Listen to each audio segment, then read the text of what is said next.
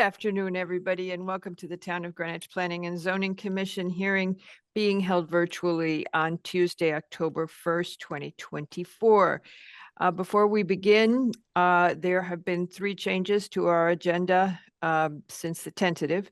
The first is the withdrawal of the first application, AGW Greenwich LLC on Greenwich Avenue for a second floor, to change a second floor use from salon to office. And then we have, and that again is a withdrawal. Then we have 2 postponements. They are items 11 and 12, 185 South Water Street LLC and 195 South Water Street LLC. Those are for final coastal site plans and special permits at those 2 addresses to create 2-family housing. A question for you, Patrick. These had a must close on the 16th with an extension to the 26th. So have we gotten an extension to the next meeting on these? Yeah, we have, and there may be withdrawing, but that's Okay. TBD. All right. And so with that, we go to the second. Oh, and I don't think we're going to need the alternates. Oh, we'll need we're going to have one alternate tonight, which is during 136 East Putnam.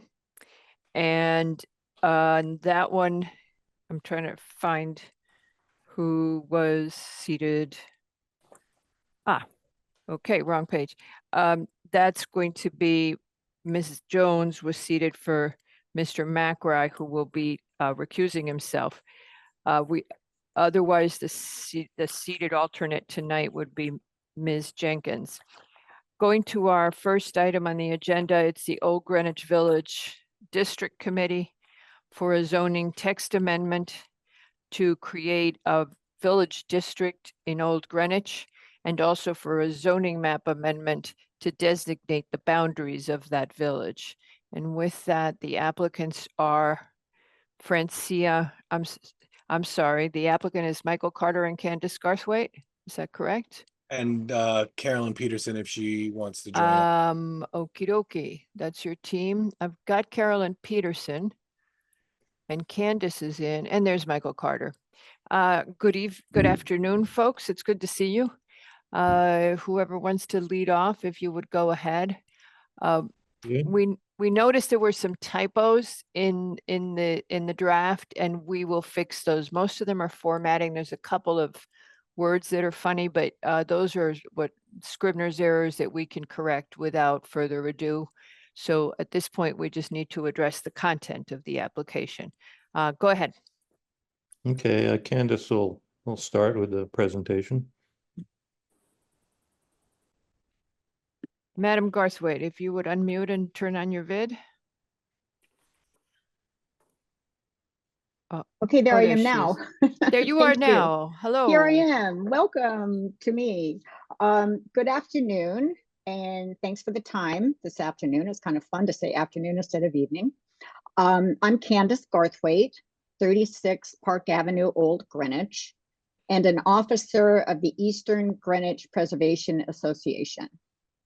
I'll give a brief overview of how we arrived here this evening. And both Michael and I are speaking on behalf of a coalition of Eastern Greenwich residents who are seeking this village district designation for the commercial district of Old Greenwich. Our group included 2 architects, a retired planner, representation from the Old Greenwich Merchants Association, the Old Greenwich Garden Club, District 6 of the RTM, and the Eastern Greenwich Preservation Association. We first met last winter to formulate our plan and how to reach out to the community.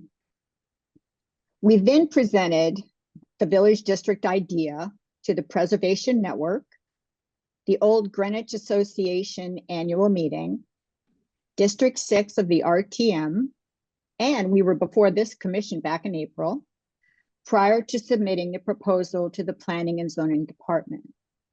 Both local newspapers, the Greenwich Time and the Greenwich Free Press, covered the progress of the Old Greenwich Village District regulation proposal. So what is a village district? A village district is a type of form-based zoning that addresses design but allows for a variety of land uses.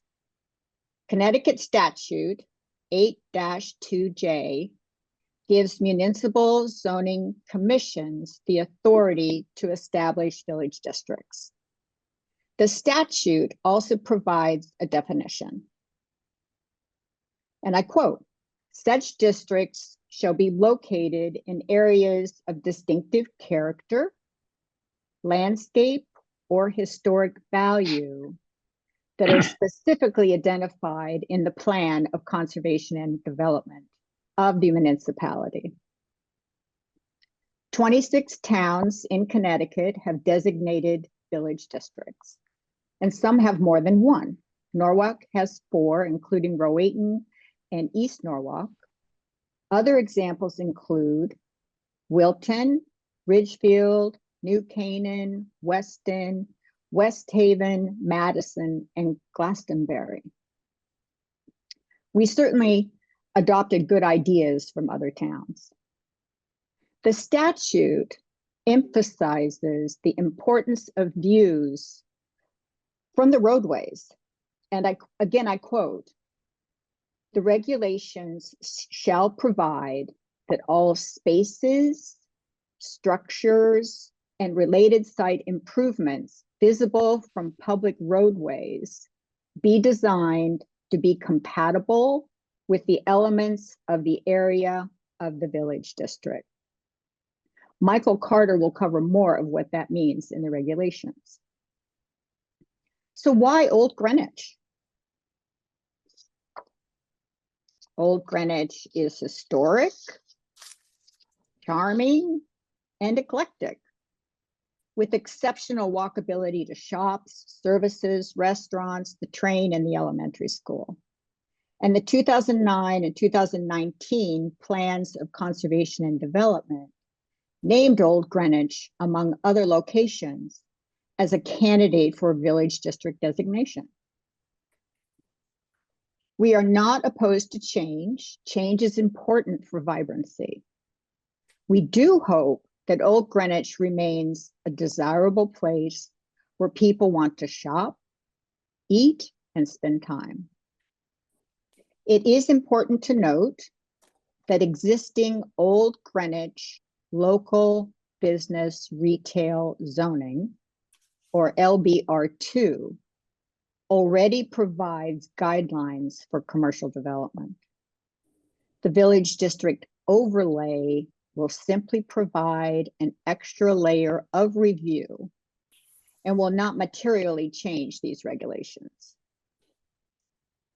According to these proposed regulations, it is the Greenwich Architectural Review Committee that will review any new and substantial construction proposals and will submit recommendations to the Planning and Zoning Commission in a timely fashion. Ultimately, it is the P&Z Commission that has the final say. So it was back in April, our committee submitted this proposal to the Planning and Zoning Department. Patrick, our town planner, and his team transformed the proposal into the required regulatory language that is now termed the Old Greenwich Village District Overlay Zone. It was reviewed by the Western Connecticut Council of Governments, WestCOG, and has been submitted to the Department of Energy and Environmental Protection, DEEP.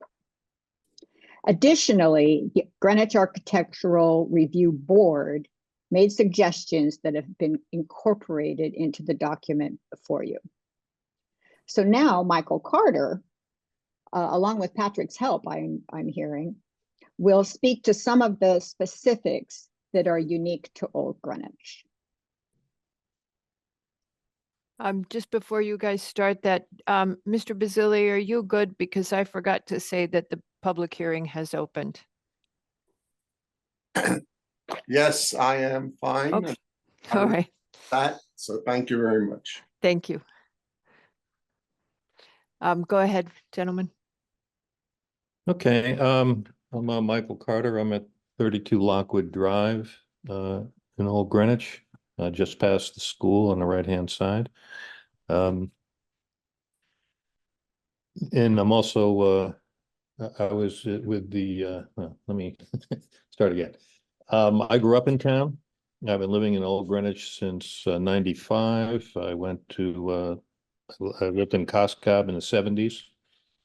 So I'm quite familiar with Old Greenwich. I've been I was on the RTM for, I think 8 years. And I recently joined the ARC. So we reviewed this and added some comments. Principally, the focus was on talking about a little more in detail about emphasizing the scale, texture, the materials, the streetscape, as well as the things that should be submitted. Photographs of adjacent buildings across the street, photographs of the building from the street, so you can get that sense of streetscape that is referred to in the regulations. What else? We talked about materials. Preferred materials are, of course, the materials that are in the village area that emphasize the texture and scale, things like, brick, stone, wood, etc. Things like moldings, trim, that sort of thing. Let's see, and again, the proposal is not there to change the zoning. We're not changing the zoning at all. We're just adding an extra layer of review to try to maintain that streetscape feel that Old Greenwich currently has. I don't know if Patrick, you're able to upload or show any of the pictures from the proposal that show some of the shops in town and other buildings. We can just kind of flip through and get a sense of the feel that we're trying to maintain. Are you able to do that, Patrick? He's Okay. just slow. Don't shake your head at me, Arn Wells.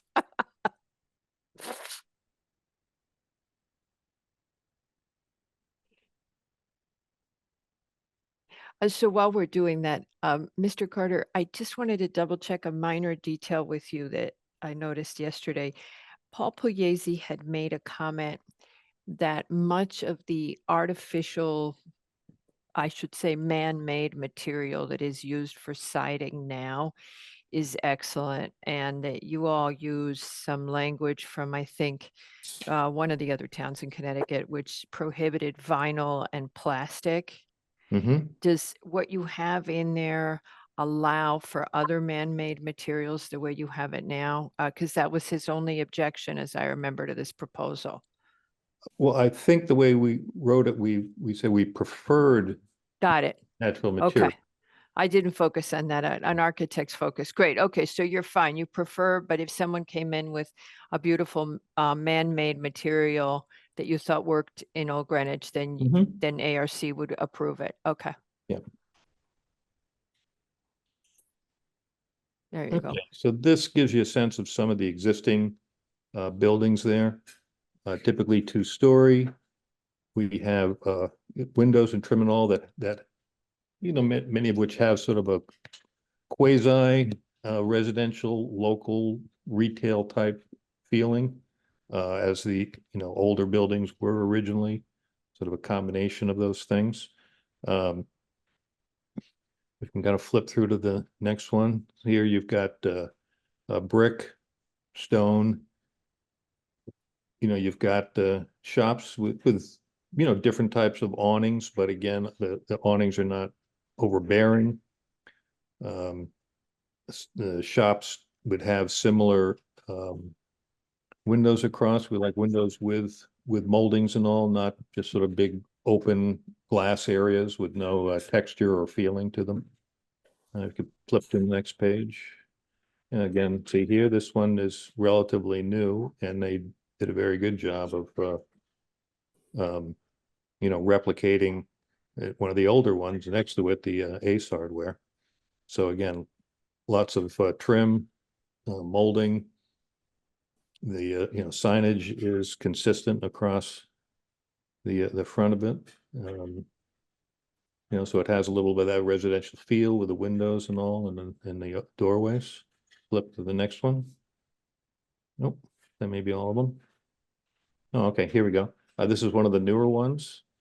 This is a, one long building, but it's subdivided into individual buildings with, apartments and offices above, retail down below.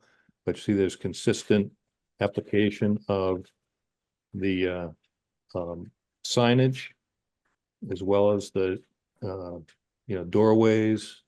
There's a similarity to the windows, not identical, but again, a similar feel to them.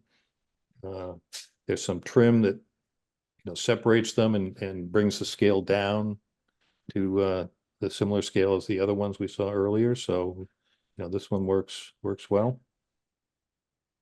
Any more? Okay, it looks like it, but again, there's several others, particularly down in the corner, the old, the rather retail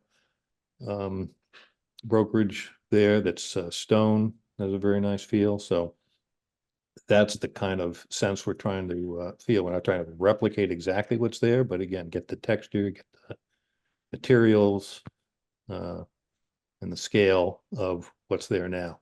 One of the other things I think that a little level of confusion we have to fix is that we refer to it as being the same as the LBR district, but actually it's not, because there's a couple parts of the designation, including Old Greenwich School, that are actually outside of the LBR district and are part of regular residential zoning. So we might have to fix that wording. And how do we do that, Patrick? Do we have to resubmit to WestCog and all that to refine the map, or can the map just be corrected in the wording? Is it a de minimis change for accuracy? Well, I think if the boundary is changing to incorporate just the LBR two, then it's fine. If we're gonna leave it as submitted, then we should be changing it and we can send it over, but I don't think it will be a I A think whole, we I- could I just think- correct it. we'll just let them know and we'll correct it. Right, but the important thing is we want to include the school. Right. Yes, That's part of what gives it the character. yep, and I As think well there's, as as well as the post office and the commercial buildings Right. on West End, right? and the train station. Right, the train, Yeah. correct, the train station is in the boundary as well, yes. Which I had a question after we discussed it at the briefing yesterday. When DOT came in and did the work on the wall, on that retaining, I think it was DOT did that retaining wall work at the train station, would then the village district have been able to have an impact on the look and feel or what was done? Because as I remember, we had very little impact, very little ability to influence the outcome as a town. Would we now have, since it is part of the village district, the station? Or would we still be just as limited? I have not asked that specific question, but by my reading, there is an ability for this commission to make design choices in the town's public road. Okay. So I don't see an exclusion unless there's other legislation or regulations in the state that precludes us from commenting on that or deciding on that. But we may have, it may have provided a point for input, sure. Okay. Okay. Anybody else? I'm sorry, I was asking a lot of questions. Mr. Wells? Or no, I guess Ms. No, Jenkins is first. Right, Madam Jenkins. Thank you. Mr. Carter, I'm sorry, can you point me to the new language on materials? Because the version that I have still has the exterior material not including man-made siding. You said it was now changed to be prefer natural surfaces or something, but I don't have that language, so if you can point me to it, I'd appreciate it. Let's see. You know, I have a feeling, I got the feeling when I was reading and that there were changes we had made that got, you know, that from the time we saw it, there was some feedback we have, and it was maybe I didn't notice at the time until over the weekend that there was a draft that some changes didn't seem to have stuck. So where is that, Mary, in the, It's on the last page under materials. It's Yep. paragraph D. And I agree. There were things that were being discussed that I did not see change language for, so I just need to be directed to it. Otherwise, Mr. Carter, I thought it was a wonderful selection of photographs to demonstrate some of the things that you're proposing. I'm looking at. I'm trying to find it myself here. Well, is the commission in agreement? Why don't we just do this? Is the commission in agreement that we should allow for man-made and that the language should give some flexibility, particularly since we got that comment from a very long-term member of ARC?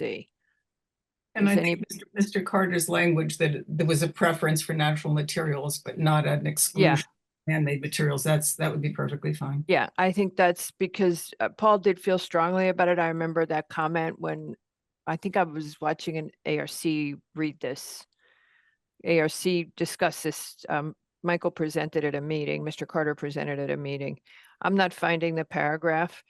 Does anybody object to just making sure that there's a little more flexibility? No, I think the idea is fine and Okay. the language reflects Right. that. I have no problem. Mr. Well, Wells? Oh, go ahead. Mr. Wells? yeah, thank you, Madam Chair. Yeah, excellent proposal, great thinking here. And thank you for coming before us on this. I did have one comment though, and that's on the review process. Mhm. The second item, I mentioned it yesterday, but the second item says, the Planning and Zoning Commission shall strive to include a professionally qualified Eastern Greenwich resident in the ARC, on the ARC. And I'm just concerned, does that constrain P&Z too much? I understand the thinking behind it, but I also think maybe we want to go for, the most qualified person as opposed to where the individual lives. Also, I'm not sure, Eastern Greenwich, I guess, is that Old Greenwich and Riverside, or is it Yes. include? That's Old Okay. Greenwich. And that's Riverside. it exclusively, right? Yeah, I think as long as it says strive, we aren't locked in. Okay. But, Um, as I mentioned before, this is probably going to be the model for other ones. So we get one from Byram, we get from Chickahominy, we get from Cos Cob. And now people kind of expect us to get an architect on ARC from each of those neighborhoods. Right. And But then what do we that's- do? That said, whenever we have an opening and someone, like mentions, for example, Arn, let's get someone from such and such a place, we look at whether we have as broad a section, whether we're duplicating the town representation. We do look at it. We try to look a little bit. Now, if someone looks terrific, we wouldn't, but we have in the past. We've tended to be Cos Cob heavy for some reason on the commission. I don't know why. Makes sense. This is where Yeah, I it makes live. sense. Yeah. But anyway, so I think we should be okay. Mary, do Okay. you feel like we have flexibility as long as it says strive? Yeah, I think strive is probably a good word. It means we'll pay attention to it, considering other alternatives.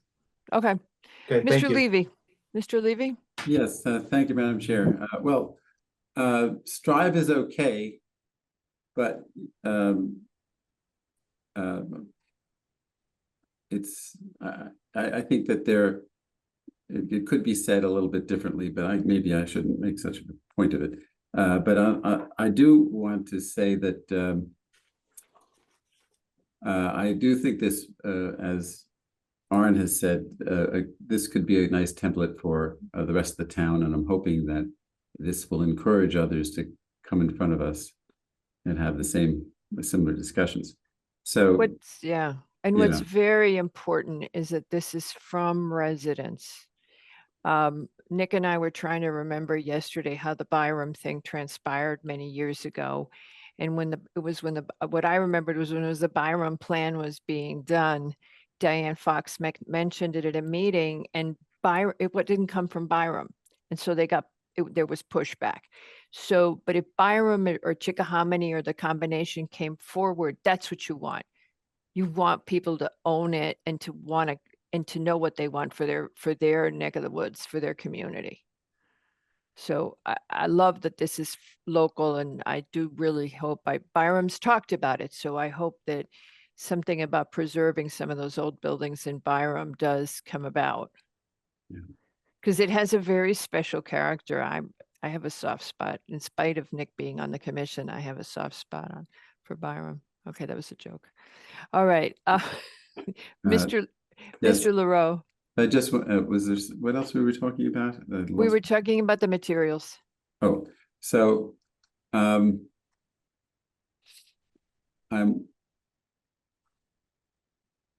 seeing, so I just want to think this through a little bit.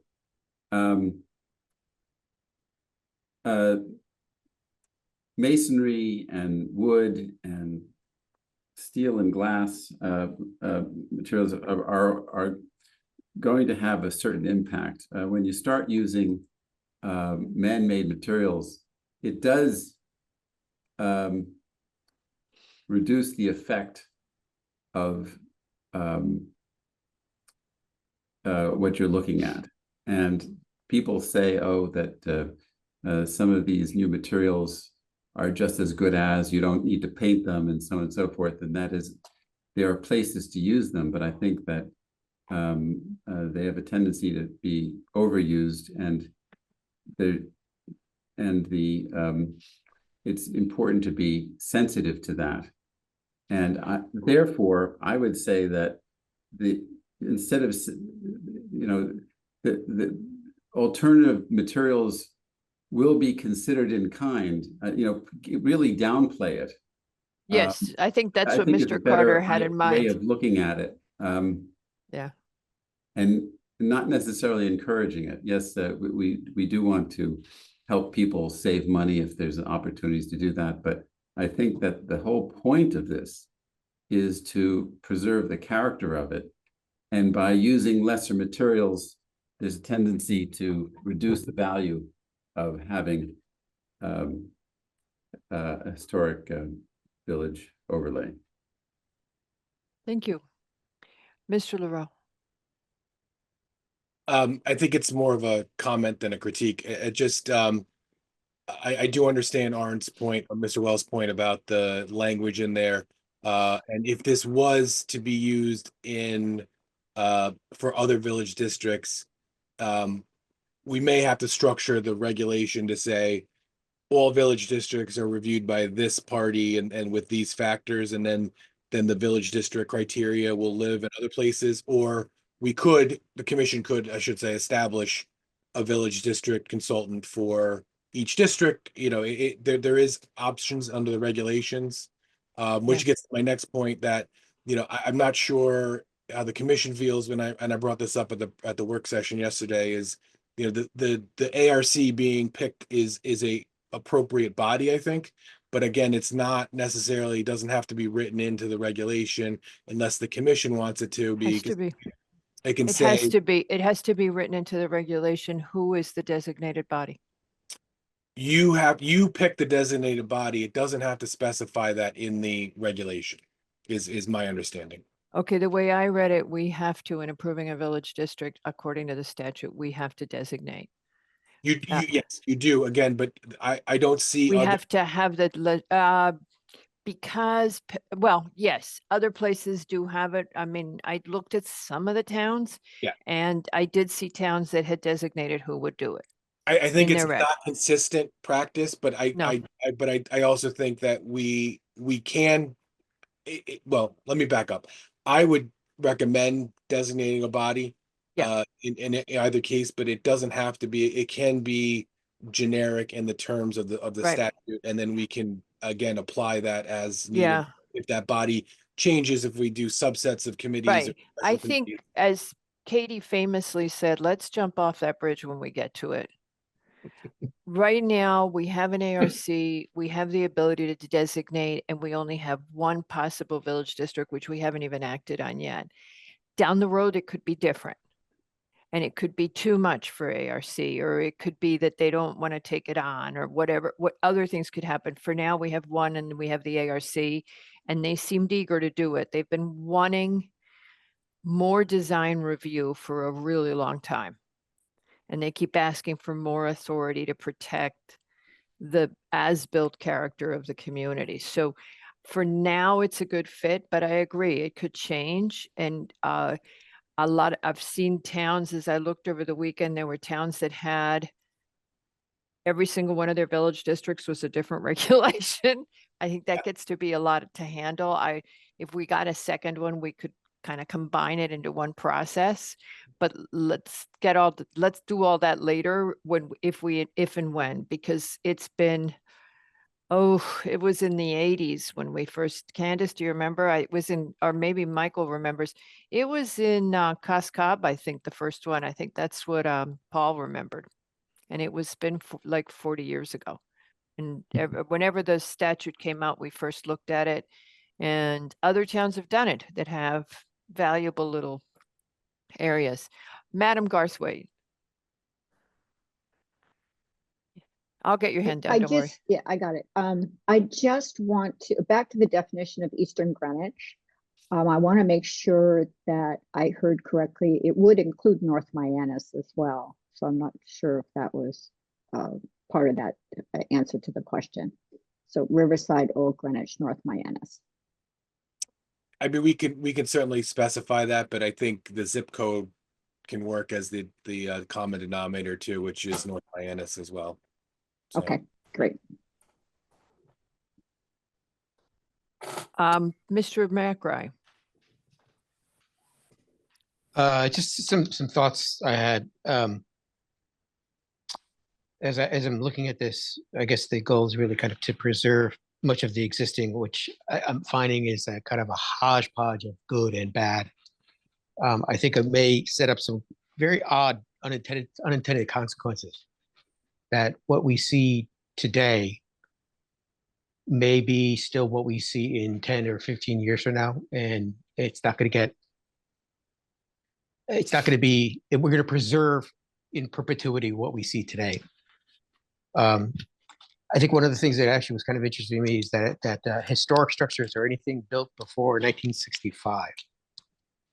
I'd like to know, it'd be kind of interesting actually, when was how many buildings were built before 1965? That's just the state law, Nick. Okay, because I'd like to, that's kind of an interesting thing, because yeah, historic okay, but to that's me just, they're just is quoting 1940. Nick, it's But- just what the state law first starts Yeah, okay, considering fine. at this point. I think actually under where was that?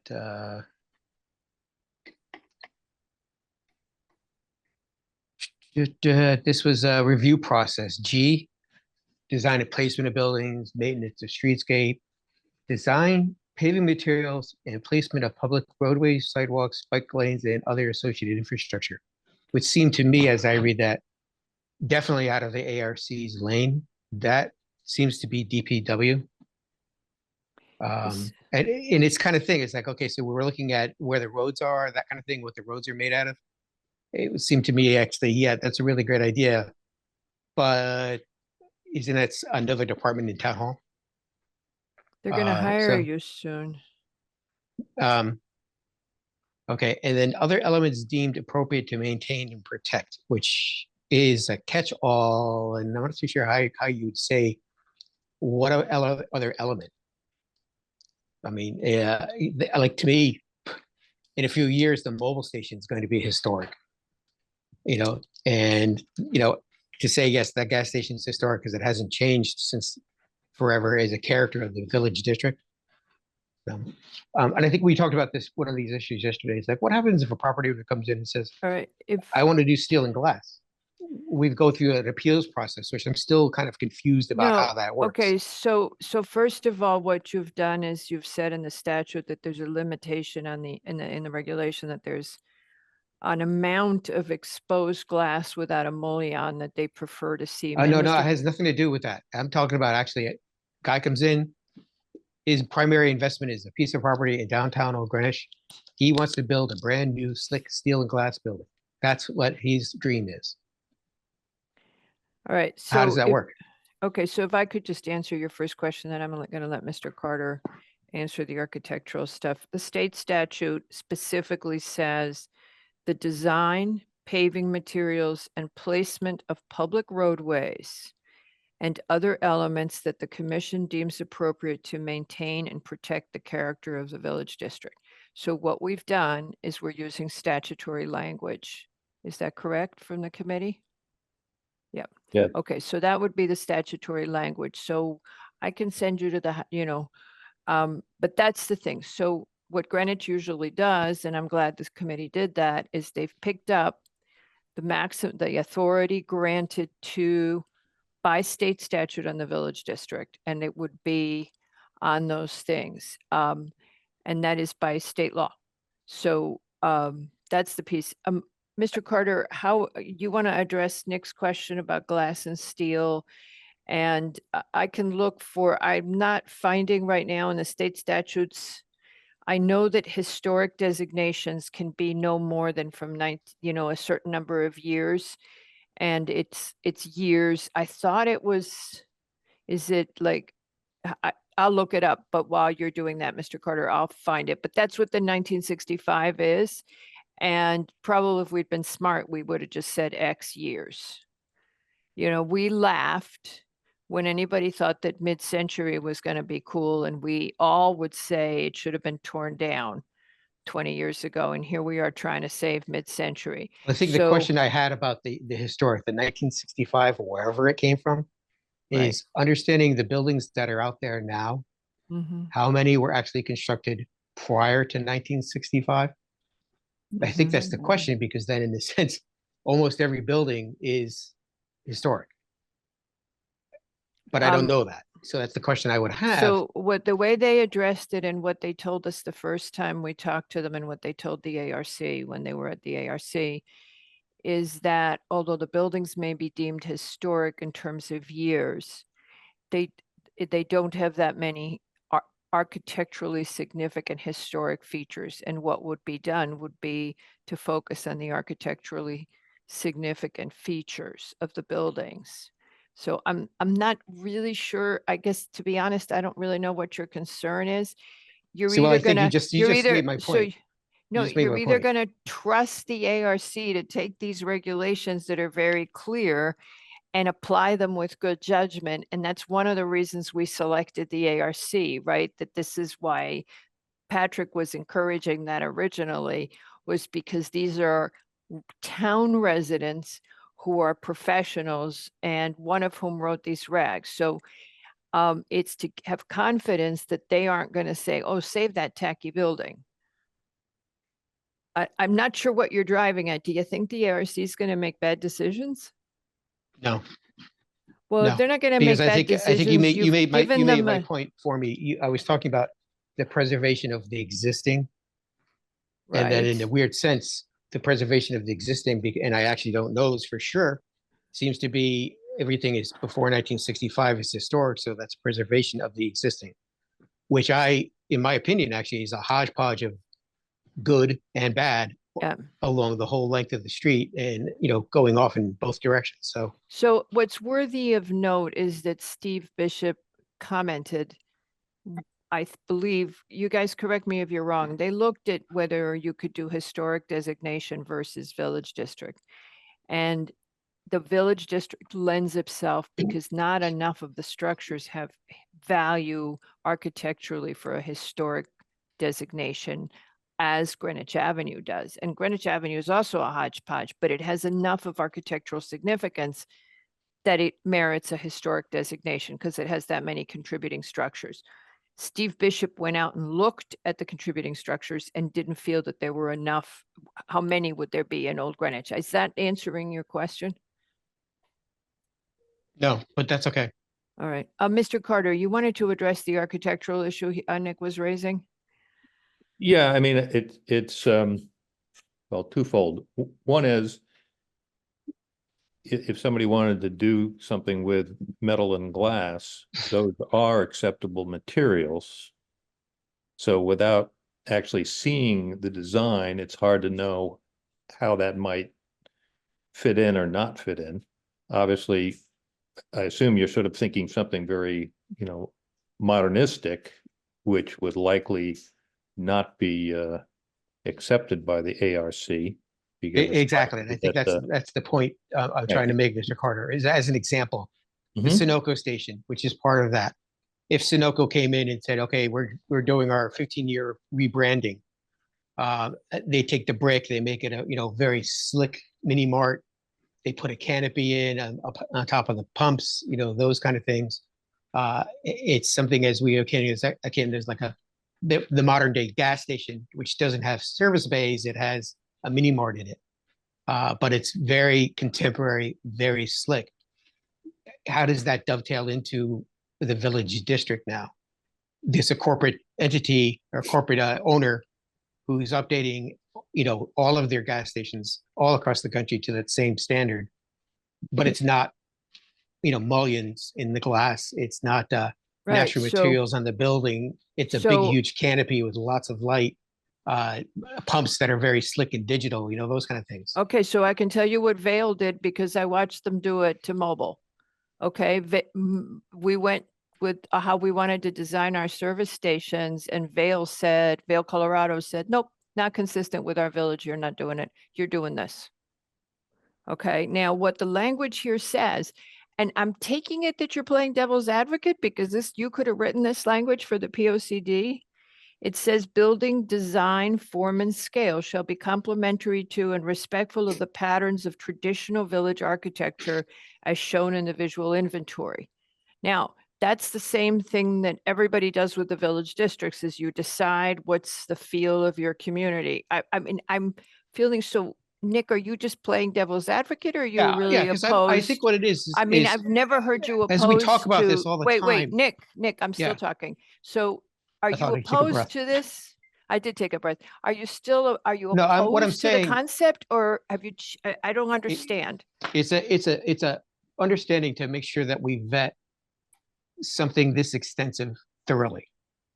Right. Okay, so and you're it's something playing that we devil's do all the advocate. time Okay, because right Got it. now we have a third-party entity who's coming in with a regulation change that affects property owners who have significant investment in this real estate. And I think playing this all out to say what's going to happen, not just today, but in 15 years or down the line. So we're not getting, as I said, those odd unintended consequences, or we get, somebody who comes in and says, I really don't want to do this. My vision is something completely different. I think that's an understanding to make sure that what we're doing today is the intent is kept going forward. okay. And I think it's interesting. What are we trying to preserve? How do we go about it? Are we preserving the good things for the next how many thousands of years? Those kind of things. I think that's what you need to vet. And I think actually even this layer on top, understanding if this is going to be the boilerplate for other village districts, having a clear understanding of what happens, not just now, but way in the future, is important to understand. Mm-hmm. Okay, Okay, because we're going to apply this, and I would actually, my concern, and I think I raised this the last time we talked about this, is to make sure that the property owners are really on board with this, to understand, yes, their significant investment in real estate is now being directly affected by this regulation, and to make sure that they thoroughly understand that.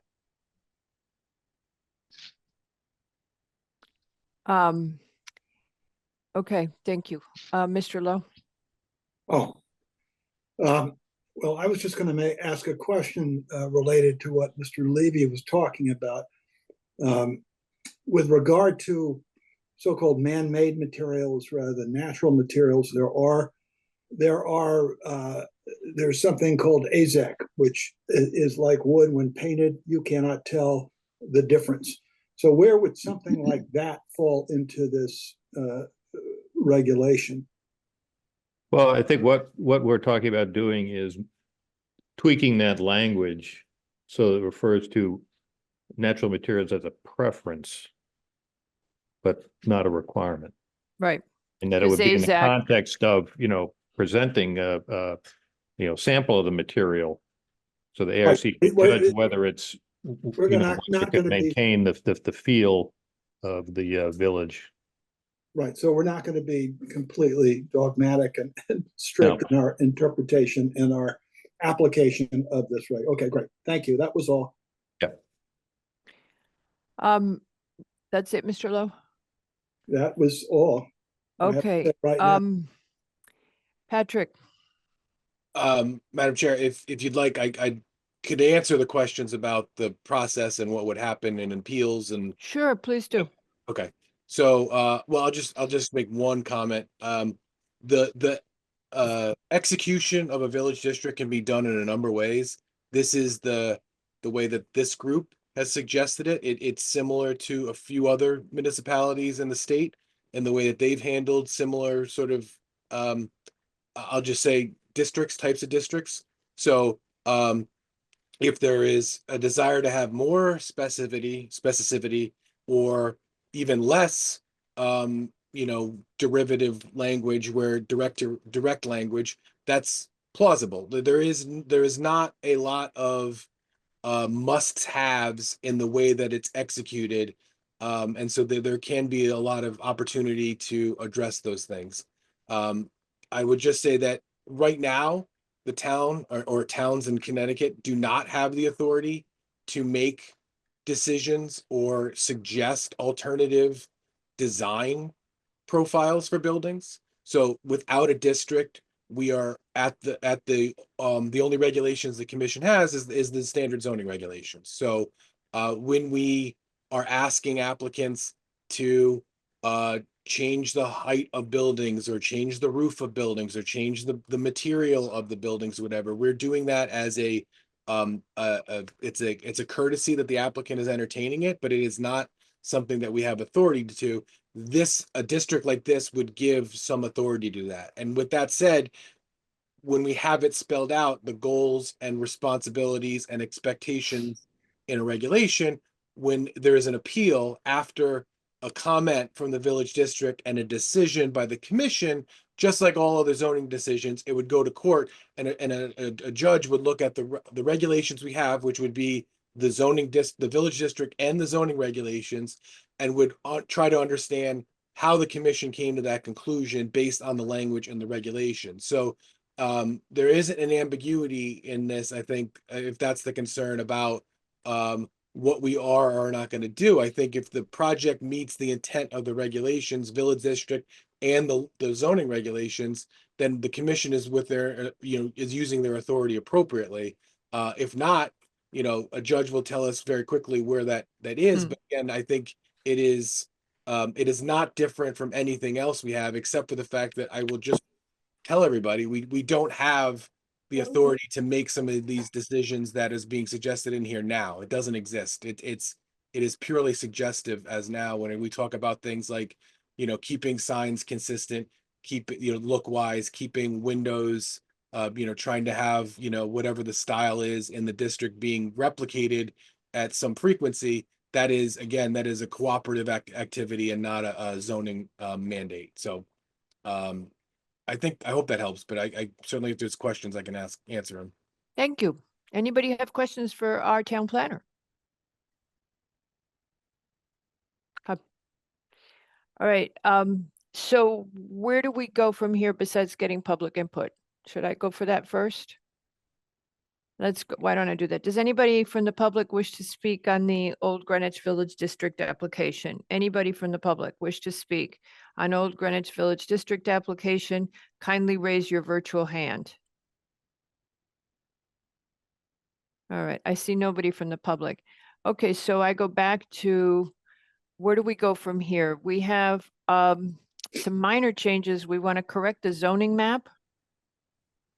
Go ahead, Patrick. Yeah, well, sorry, does the commission feel that the map is satisfactory in the boundary? I think if there is language changes, as long as if we're correcting things, I don't think we need to wait for Westcog. We just need to notice the language so that everyone has proper opportunity to comment on it. So the question I think earlier was, does this need to go back to Westcog? They've already determined it to be a local matter, so I think we're okay there. Yeah, so if there's language suggestions or we've already talked about some of the Scribner errors. I think those things are of not little consequence, but if there's, like, Mr. Carter mentioned, improving that language regarding materials, we should probably see that language first and talk about it again before we do any decision making. So so what we would do is make sure that it's not mandatory. So it's strongly, rather than, Mary, are you looking at it still? Yes, I think Because as I long just as closed it. yeah, the paragraph before that talks about a preference for high quality and durable, including but not limited to. So really all it needs to say is, in furtherance of C, the preference would be natural materials over suitable man-made. I don't think there's any ambiguity about that. I don't know that particular language.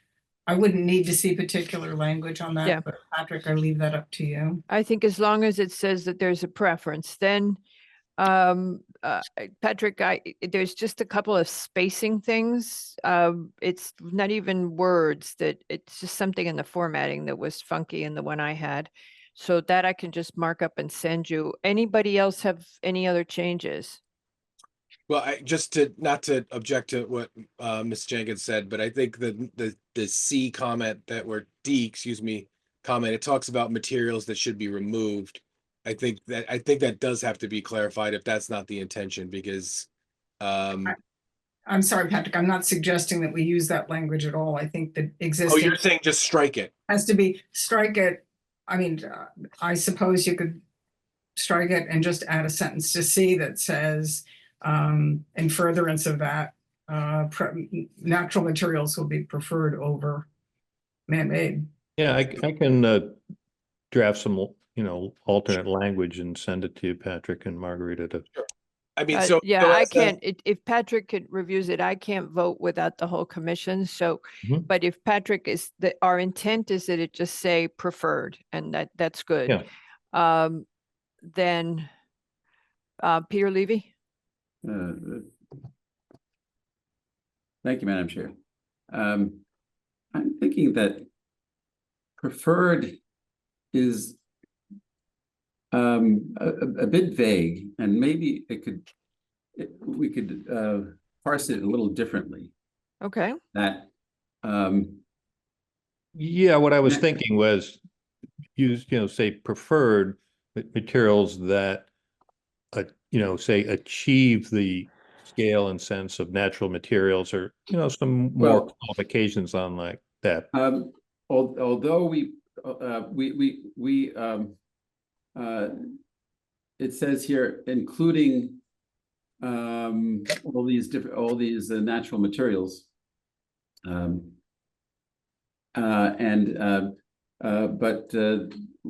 you'll any man-made materials or alike will certainly be considered if they are suitable. I think you can say it that way and put the onus on whoever's presenting to show, in fact, that it's suitable. Yep. And so I don't like the word preferred, because it leaves too much open, and somebody's going to say, well, but you said I can use it. And then it's more of an argument. Whereas, well, what we really meant to say is that we really want you to use the materials because there's some value in doing it. But if you can prove to us that there's substantial benefit in using it, and it works very well on both ends, it might save you money and whatever, and it also meets the task of sustaining the look of the streetscape, then you have something. Okay. May Patrick, I yeah, suggest go ahead. language in light of Mr. Levy's comments? Mr. Carter, what about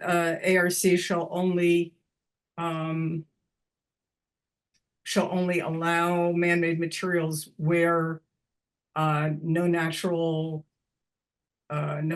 occurring substance, I don't know, I don't know how to describe this, is suitable? Or Well, available or that's, appropriate, or is that's a that little too difficult, limited? particularly given the example of, whatever it is, the Aztec stuff. or Timber deck. whatever it's called. That plastic wood that, is actually, very good. It looks just like wood. Yeah, the AZAC It works looks great. like wood until it doesn't. Okay. All right, So. okay, we got It it. has a tendency to warp and, Oh, not like wood wave, does. and it has a tendency to look like plastic and not like wood.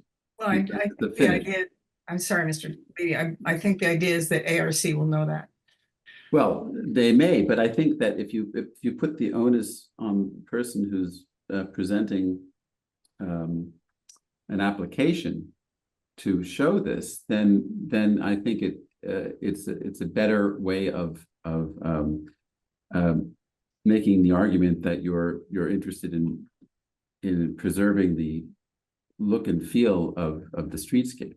Yeah, no, I agree. I'll put some wording in that makes it, that puts the onus on the applicant to demonstrate that any artificial material is suitable and meets the same criteria. That works for me. Okay, works for me. I'm happy if you guys just address the language change, you and Patrick. Okay, now, so where does that leave us? Does it has to come back to us, or could we decide it later on tonight? I think we should display the language in Okay. total and have it in. And Okay. and if I could just ask the commission if there's any typos that I missed or I'm Marguerite, gonna send you the formatting thing. They're not a big deal. and then we can have Mr. Carter and Candace integrated in and have a clean sheet going forward and Mhm. there. Okay, and we Um, should tweak that map language because I Yes. think the actual drawn map is correct, that because it includes the school, et cetera, but the Right, language yeah. referred to it as being the same as the LBR district, which is Right. And I thought when I looked at the map, oh, that's the LBR, but then Nick was saying yesterday, no, it's not. It's got this residential, it's Right. got the school piece in it as well. And I said, oh yeah, of course it has the school piece, because this is what we discussed extensively, that the school is a visual anchor in OG. Yep. When we were I'll take doing a look the, at that language. I mean, discussed extensively during the Old Greenwich School building application process, right, Mr. Lowe? Yes, Okay, Mr. McRae? Mr. LaRoe, if it's possible, can you send out the Word document of the regulation for editing? I can, yeah, I think I have it, Mr. Carter, correct? I can use that. I believe so, yes. If I don't have it, I'll let you know, but I have it. Thank Okay. you. Okay. But, Nick, if you make significant changes that aren't editorial, Patrick will have to share them all with us. All good with me. Share them away. All right. All right, thank you. Okay, folks, so, maybe you'll just need less people next time, because I think we're basically making small changes to the language. And ARC signed off on this, so, we're hoping that they can work well with this. Okay. Thank you very much for coming and for all the time you've invested in protecting your community. Certainly. Thank you all for your support. Thank you. Okay, so. All right, our next application, still in the public hearing, Mr. Basili. Our next application is Glen Plaza Associates. Would the applicant please raise his virtual hand? And it's Mr. Hagney.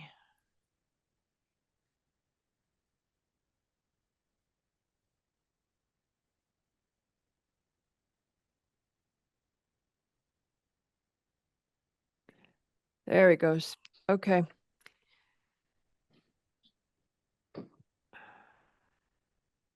Good And evening, so Madam the Chair. the application of Glen Plaza Associates for final site plan and special permit to renovate the existing supermarket building and construct a 7,777 square foot addition. This application at this point has to be closed tonight, although we would be able to get an extension from the applicant if they were willing to consent to it. The address is 21 Glenville, and it is in the LBR2 and RA1 zones. Also, at the same time, we will hear Glen Plaza Associates with the zoning map amendment to rezone 9,563 square feet of the 6.2 acres that are in the RA1 to the LBR2 so that they can go into the business use. Seated on this application are Albin, Macri, Levy, Lowe, and Yeski. And that's the same as the other one, right? Yep. All righty, and with that, please proceed, Mr. Hagney. Thank you, Madam Chair. Good afternoon or evening. Members of the commission, for the record, Tom Hegney on behalf of the applicant.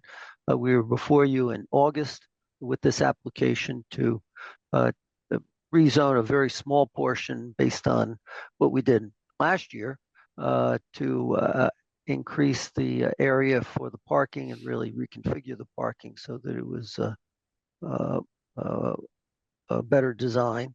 That's only 9,500 square feet. We had a few outstanding items. We needed to go in front of ARC. We've done that twice in September and have received their seal of approval.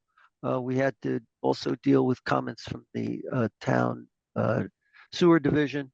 We have met that, and you have in your records their comments that they do not have an objection proceeding with this.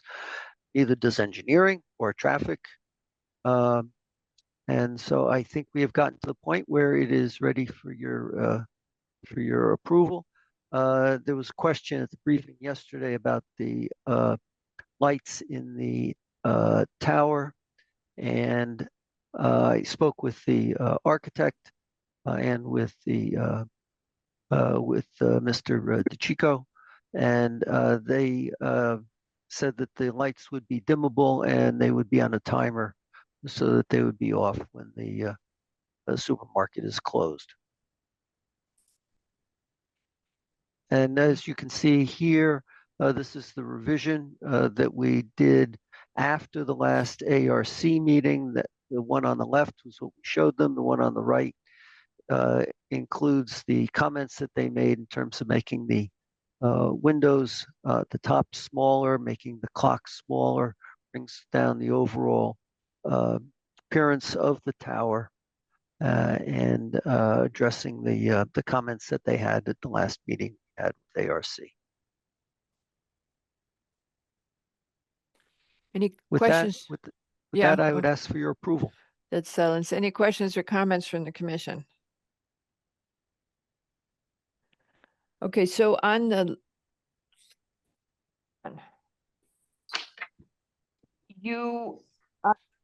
I still have let's just go back from scratch. So you submitted a new set of material on Friday afternoon after the agenda went out. That only entailed a couple of minor changes based on Full comments from disclosure the. now. Yeah, just full disclosure. Walk us through it because we don't have Tracy here at the moment. And I know Patrick is familiar. Patrick, anytime jump in. So let's just go over what you've done in total. And then we've got some more comments from you. Go ahead. Go ahead. Two minor changes to the landscape plan. One to address the tree warden's comments regarding a different species that would. This is the autumn brilliance, right? Or not? Yes. Yeah, I think that was one of his comments. And are you sure? Or do you only think? I have Mr. Pop here to give okay, you wha- a specific answer yeah. on this. Yeah, I Okay. didn't realize there was such concern about these minor well, items. no, it isn't so much, Mr. Hegney, it isn't concern about minor items. Thank you for the judgment, but more that you submitted a new set of plans on Friday after we had the agendas, and that it wasn't clear in the absence of our staff person exactly. She had some descriptions she sent out to us. I just want to understand what's been changed and what the open issues are. And the other thing that's been changed is what you see on the screen in front of you, is the redesign based on the comments from ARC that I received at the end of last week, And I gotta go and back that you received. Okay, let me just go back to does anybody have Tracy's email open and how she describes the changes? Does anybody have access? I mean, just looking for it. Or did you get a chance to read it? Okay, so I can find it definitely from. I got it. Yep. Okay, so the full set of plans we have was dated 9/11. And then the ARC wanted the revisions we discussed yesterday. Entrance towers. And you revised several of the drawings.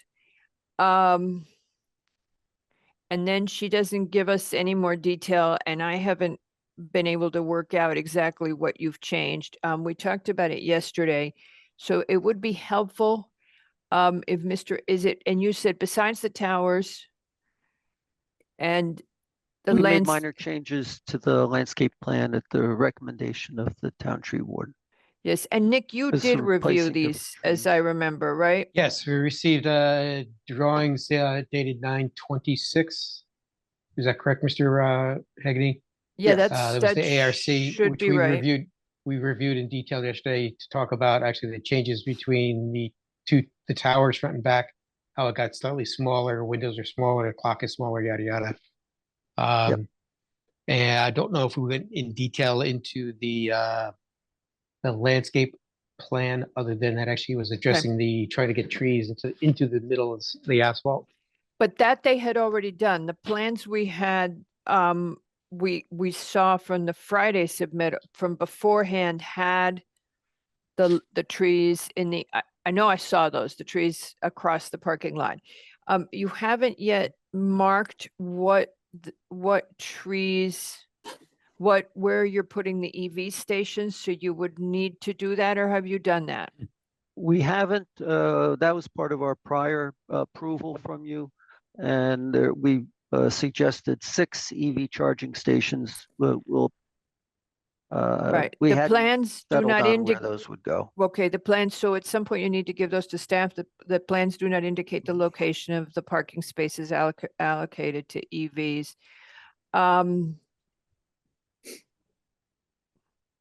Mr. Hegney, where in the site, where are the actual EVs supposed to be?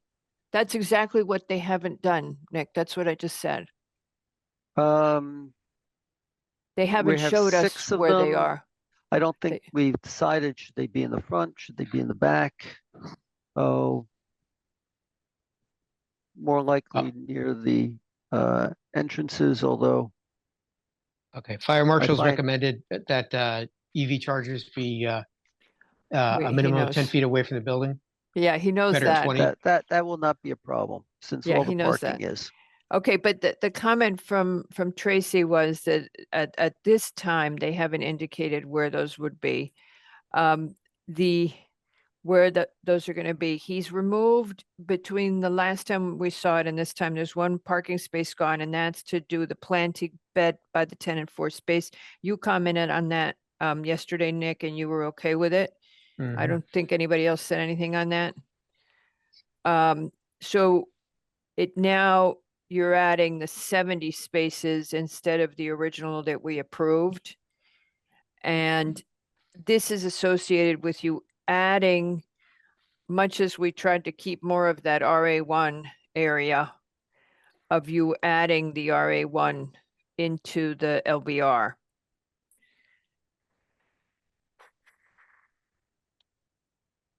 That was really Okay, to square so- off that parking so so that le- it works better in the rear. Right.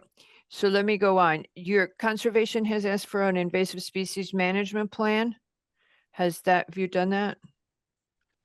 No, Okay, but I so did you talk could- to Matt Pop about it, and he Okay. said really the only invasive species he found back there was the Japanese knotweed.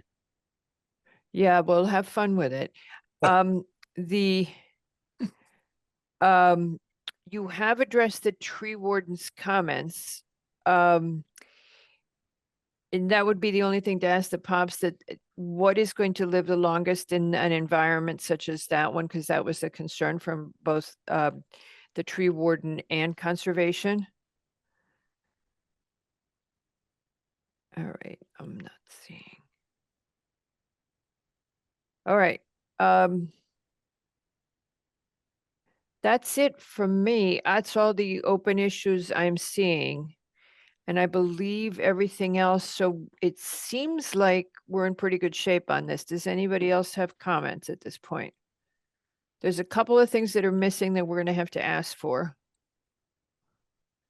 And then Matt Pop or it's Matt or Alex?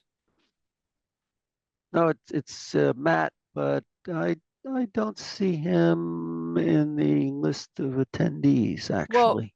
We would just ask you to reflect, to incorporate all the comments you've gotten from conservation. Well, well, one of them was to not use Boston ivy, and John Conti, when we went in front of ARC, said to use Boston ivy. That's why we're showing Boston ivy. So I don't know. Wait, we've had who do we this- listen to on this? I would go with conservation personally. And here's why. They're addressing a concern that Boston ivy ends up all over the place all the time. And that's what their concern is. John may like it, it looks pretty, but to keep a commercial property decently managed, it's better to have a reduction in the invasives. It's just easier to keep clean. And I would say in this case, try to keep it simple for the owner. The simplest thing is to keep it simple, to keep it easy maintenance. Patrick? The simplest thing is to keep it simple. Sometimes I read what I say and I'm like, oh, what happened? Patrick? I'm sure. No, the landscaping plan, Mr. Hegney, is the one thing where your presentation materials is older than the submission that we received. So just if you can confirm that the 9/23/24 plan is the updated version and or the version that addresses the comments. No, it's not. It's a 9/26 plan hold on, let me open Tracy's email again. So the 9/26 is the architecture. This is the landscaping plan I'm asking about. Yes, Yes, the last. it's 9/23/24. Okay. The landscape plan. Okay, Tracy does not contain the. Yeah, the presentation has an older version. Okay. But Okay, yes, materials- 9/23/24. Yeah, so we The have the applicant's present- materials in the staff report, and so if that is the version that addresses the landscaping comments, then we have it and we've seen it. So that's all. All right. Okay, so conservation tree warden, where are the EVs going to be? You don't have DPW outstanding. You don't have ZEO. You don't have anything else. You've addressed ARC. And we would just condition you on all those things that you need to do, that you still have open, That would which be you fine. which you consider too minor for the commission to address. Invasive management, Madam Chair, I don't know. Invasive all of the conservation comments Thank you. that are made, because basically in a place like that, after a few years, they stop maintaining it and you see it kind of crawls, it just spreads. Okay, I see that we have some comments from the public. So if we're now turning to public comment for the application for the supermarket in Glenville, and our first person is Kate Jukovic. And I'm just going to promote you. Does anybody else wish to speak on the application for Glen Plaza? Please raise your virtual hand. Anybody from the public wishing to speak on Glen Plaza, please raise your virtual hand. Hello. Hi, thank you. I'm Kate Jukovic. I'm the Executive Director of the Greenwich Tree Conservancy. I wanted to say that we're deeply concerned about the proposed plans for this project, which will cause significant disruption to the surrounding landscape and lead to the removal of numerous mature trees. Trees play a critical role in filtering harmful pollutants from the air, and there's direct evidence linking the removal of trees in residential areas to negative impacts on human health. The property at 21 Glenville Street sits directly between the busy Merritt Parkway and nearby homes, meaning the loss of trees in this area will increase local residents' exposure to pollutants from the parkway. A large portion of the tree removal is intended to make way for an expanding parking lot, and we question whether such an addition is truly necessary for the success of this project. While we commend the applicant for working with the tree warden to select appropriate species for new plantings, it's important to note that young saplings do not adequately replace the benefits provided by mature trees. We strongly encourage the applicant to explore construction alternatives that minimize harm to the landscape and develop a comprehensive plan to ensure the health and protection of the replacement trees and safeguard them from invasive species and other pests. Thank you. Thank you, ma'am. Anybody else from the public wish to speak on this application? Nope. Okay. There is indeed a lot of tree removal. Mr.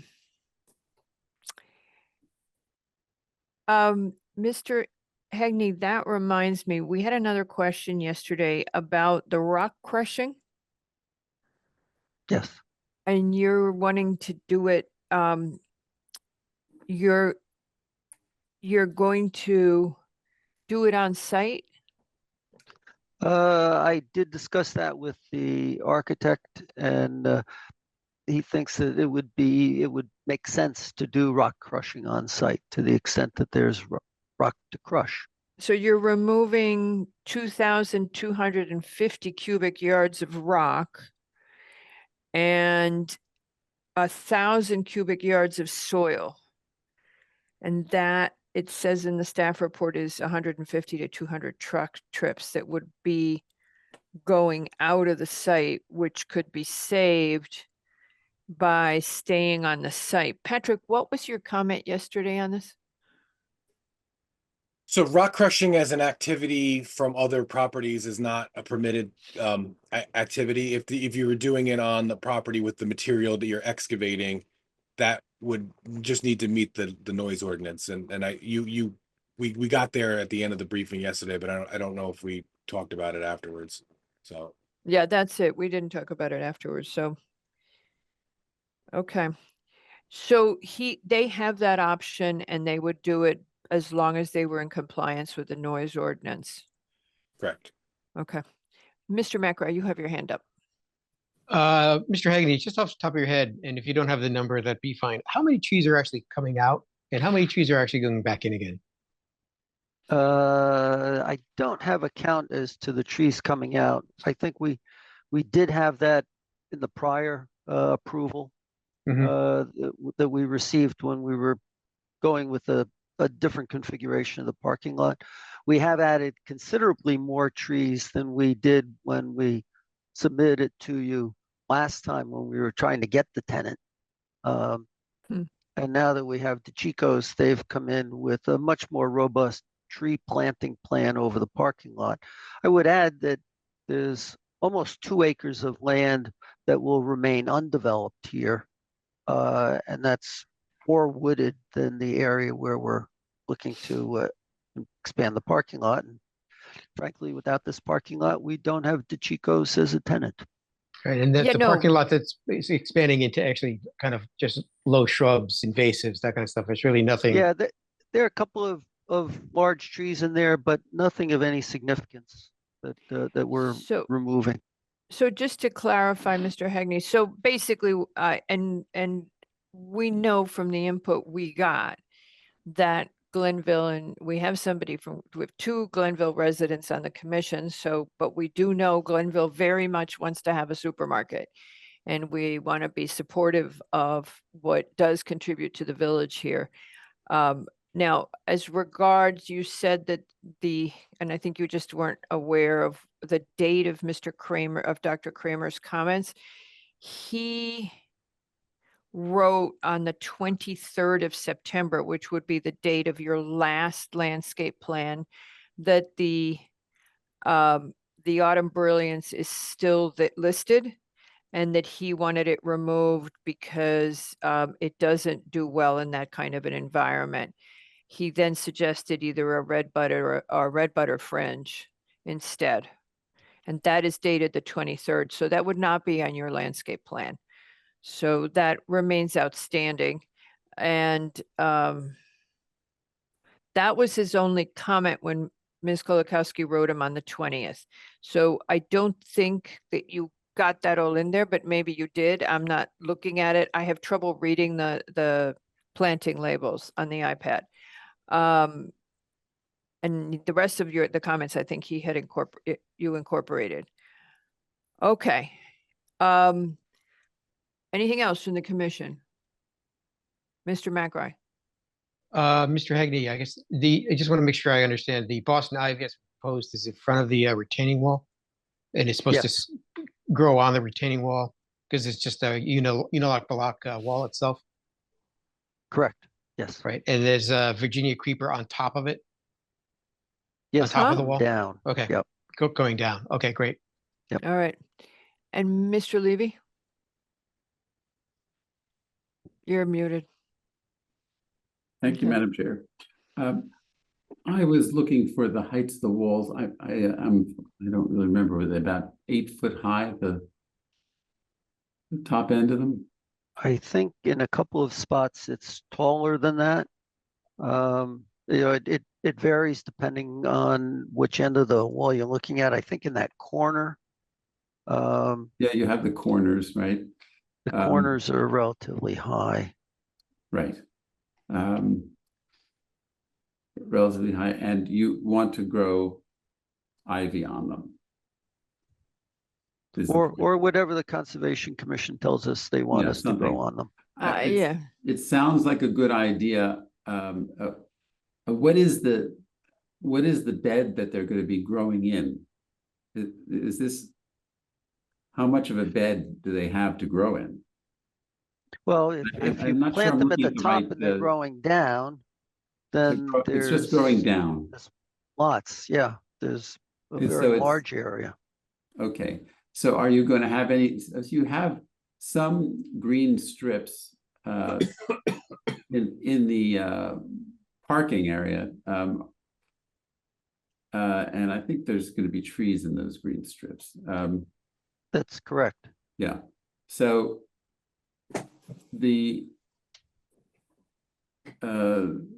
so if you have ivy growing down on the wall, well, what's going to keep the ivy from going back across the landscape above? That's why we don't want him to use invasive. I was just curious, is there, I don't, because I'm not looking at any details of this wall and how this works. So do you have any details on how it actually works? The wall is depicted on the landscape plan in a photograph with examples of how the ivy would grow on it. Mr. LaRoe, can you bring up the revised landscape plan? It's quite clear on that. You know, when I click on the revised landscape plan, I get in the OneDrive, Okay, that's not it. I get the construction plan instead. I don't know why. I know I finally found it. All right. Presentation revised. Oh, I have the revised plan if you're looking for Yeah, it. go ahead. We were looking at it. Yeah. Let me rotate, sorry. So I'm looking at something here, but I don't see the detail I'm looking for. Rotate counterclockwise, and then there's the two photographs. One is of the blank wall as proposed, and one would be blank wall with ivy. Yep. Okay, let me, I'm on that page, but I Hang would have to.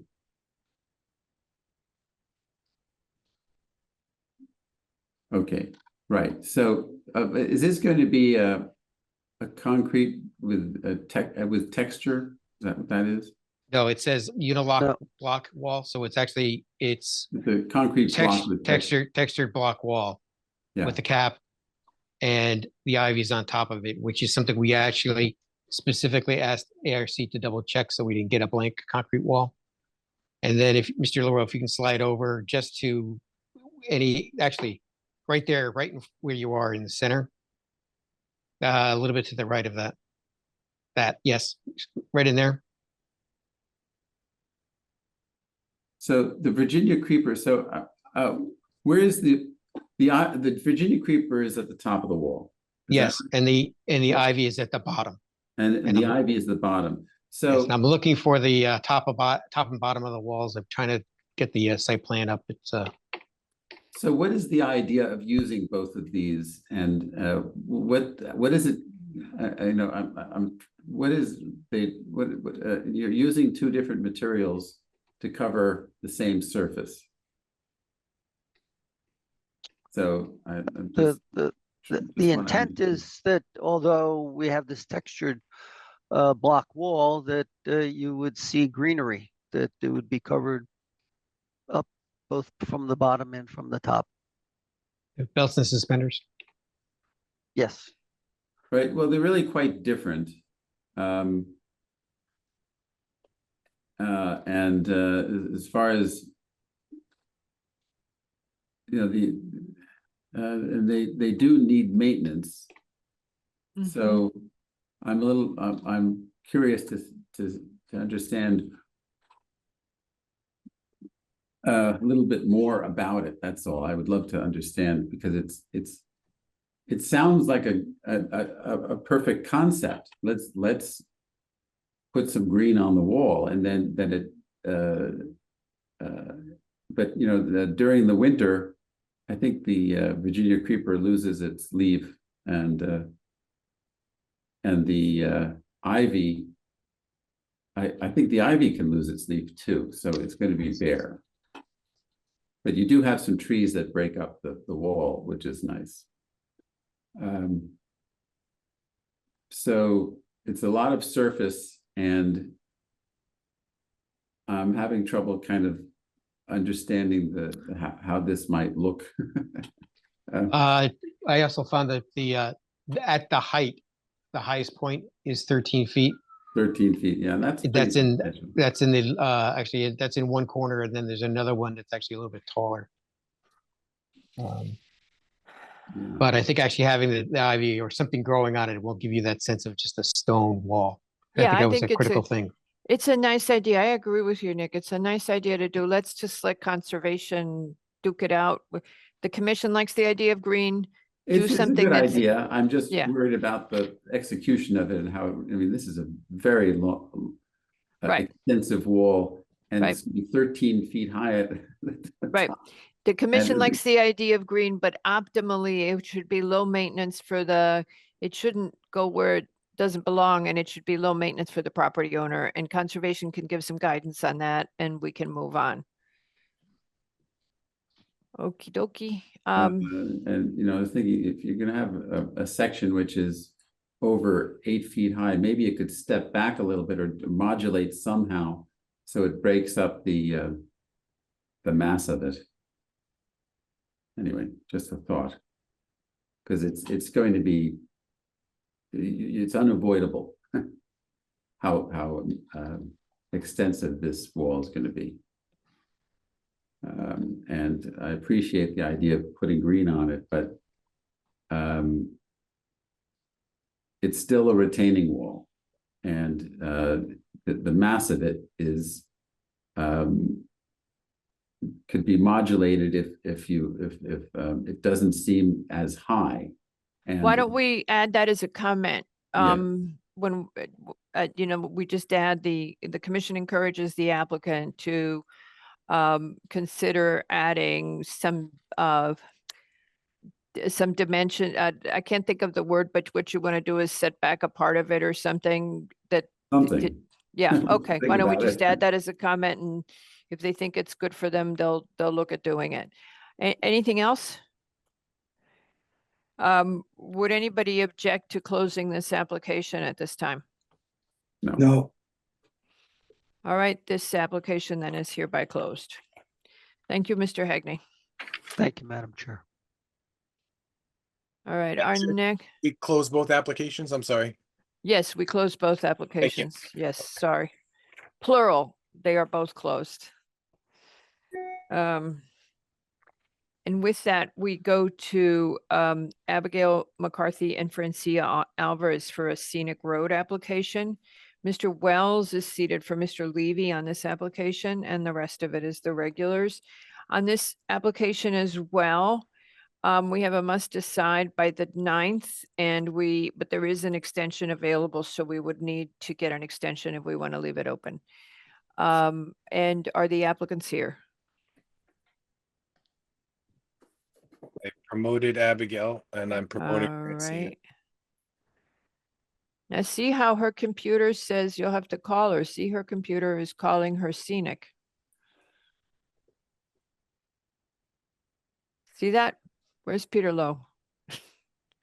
I'm right here. Oh, now it says Abigail McCarthy. All right. I think I'm seeing it. Francia should be Francia. Well, The perhaps application, there could Yep. be some internal contagion that's jumping about, so. the application of Abigail McCarthy and Francia Alvarez for a scenic road to designate the entirety of Palmer Hill from Palmer Hill Road from the Stamford Greenwich border to the Mianus River is a scenic road. As mentioned, this is a must decide on the 9th, but there is an extension available. Seated are all but Macri, Wells, and Lowe and Yeski. And if the applicant would proceed. Good evening. Thanks to the commission members for offering your time to continue the discussion of our scenic road application. I would like to talk with you about the process and questions raised about the project. In good faith, we came before the Planning and Zoning with an idea to apply for a scenic road designation for Palmer Hill Road. We have spent countless hours organizing and contacting 58 neighbors on the road. We have witnessed wonderful support of the concept from those who live on Palmer Hill Road and those who travel it every day. So we would like to ask Planning and Zoning to follow through on their concerns about equal levels of oversight for us. Letters have come in about abutting footage, and would like oversight on that. So let us go on to this hearing. Abigail and I listened closely to yesterday's briefing commentary. There are the 5 key areas that warrant the attention of the commission, and Abigail is going to start. Okay. So we thought we would start with simply the process of creating a scenic road designation. We've been completely transparent about the communications we have had with property owners. We have created and shared our cover letter. We've created a website, which includes a photo presentation of the road's history, etc., and a complete listing of or transcript of the scenic road ordinance. We created a unique email address for the project.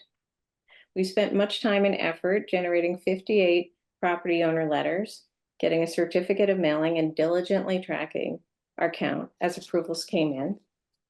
I've personally signed an affidavit with the town clerk attesting that the letters were mailed back to me. We've asked neighbors and RTM D12 members to reach out and help communicate about the project. We've confirmed at planning and zoning meetings and hearings that frontage percentages, not property owner percentages, were what the application criteria required. We discussed the application with the Preservation Network, that this is what we needed in our application materials for approval. We are not surveyors. We're not engineers. We are residents that want to steward one of the most historic roads in Greenwich. So we wanted to just give you a quick but thorough overview of how we arrived at frontages and our methodology. We checked and rechecked our numbers. We asked the Department of Public Works, GIS, and the field assessors' offices where we could get frontage amounts. Unless we hired surveyors for each property, there was no place to get this information. As we were concerned with accuracy, we were able to acquire the following map of Palmer Hill Road provided by Planning and Zoning, with a length of approximately 3,070 feet. I'm not sure if that's available. Yeah, but I don't think it is. Okay, I think we showed it at the previous hearing, but it's an aerial map showing the road linking through all of the frontages from the whole length of Palmer Hill that was provided by Planning and Zoning. We then went to GIS and had a large map printed of Palmer Hill Road. We looked at the key. Here is how we calculated our measurements.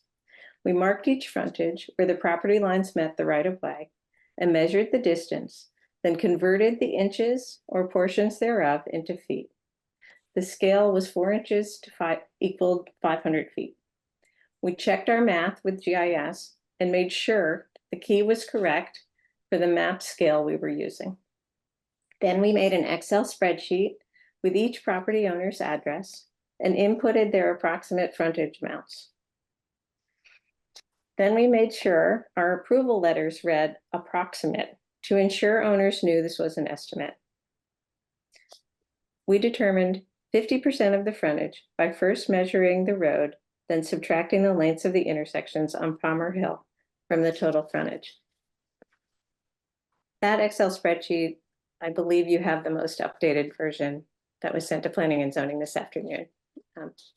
To Bianca and Patrick. Item number 3 is the Greenwich Scenic Road Ordinance and the Connecticut State Statute. The Planning and Zoning Commission may, on its own initiative, consider a highway or portion thereof for scenic road designation. Further, the Planning and Zoning Commission shall consider a highway or portion thereof for scenic road designations upon application as set forth in subsection B below by any owner or owners of a lot frontage abutting a highway or portion thereof. Applications for scenic road designation shall be on a form prescribed by the Planning and Zoning Commission. The name of the highway or portion thereof to be designated as a scenic road, and if the designation of a portion thereof is sought, a description of the portion including its approximate total length. A description and photographic documentation of these characteristics of the highway or portion thereof and that qualify it for a scenic road status. The names and addresses of all owners of lot frontage abutting the highway or portion thereof and the lengths of their respective lot frontages, and a copy of a written statement of approval signed by the owners of a majority of lot frontage abutting the highway or portion thereof, stating that they approve of the proposed scenic road designation and giving their names, addresses, and the lengths of their respective lot frontages. By law, a town cannot designate a road or portion of it as a scenic road unless the owners of the majority of the lot frontage abutting the proposed scenic road agree to the designation in writing. Their agreement must be filed with the town clerk. Abigail? Okay, so we wanted to, in response to the Commission's questions about the issue of intensive traffic, we wanted to provide a closer look at the Connecticut DOT data that's specific to Palmer Hill as we reflect on traffic volumes and the meaning of intensive traffic. We argue Palmer Hill's characterization needs to be considered by looking at road-specific data, not general categories. We understand Francia and my traffic survey did not entirely meet your expectations. So we are providing the following data, which was actually came up in yesterday's Planning and Zoning's September 30th briefing materials, which Bianca Dygert, along with other data, provided yesterday. But we want to call our attention to the following statement from the Department of Public Works. Abigail, I just sent the photos to Patrick. If Patrick might call them up, that would be very helpful. Okay, we're gonna, there should be 3 different data points in different graphs and pictures that we're gonna walk through, Patrick. If you can, we're not quite ready to pull them up yet. As noted above, the town code states that a highway or portion thereof must be free of intensive vehicular traffic to be designated as a scenic road, section 11-10A. However, intensive is not defined in the code. In the absence of current and complete traffic data from the applicant, see comment 1 above, the Department of Public Works has reviewed available data from the Connecticut Department of Transportation for Palmer Hill. CT data from 2023 indicate an average daily traffic volume of approximately 6,600 vehicles per day along Palmer Hill Road, which is an order of magnitude greater than any other scenic road in Greenwich, except for the portion of Sound Beach Avenue adjacent to Binney Park, which has 12,600 vehicles per day in 2023 per CT DOT. So this statement, we feel, confirms exactly what we've been saying all along concerning traffic intensity. The Binney Park Loop experiences a magnitude of traffic greater than almost double of Palmer Hill. And we're not suggesting that's a good thing. We're just saying it's double.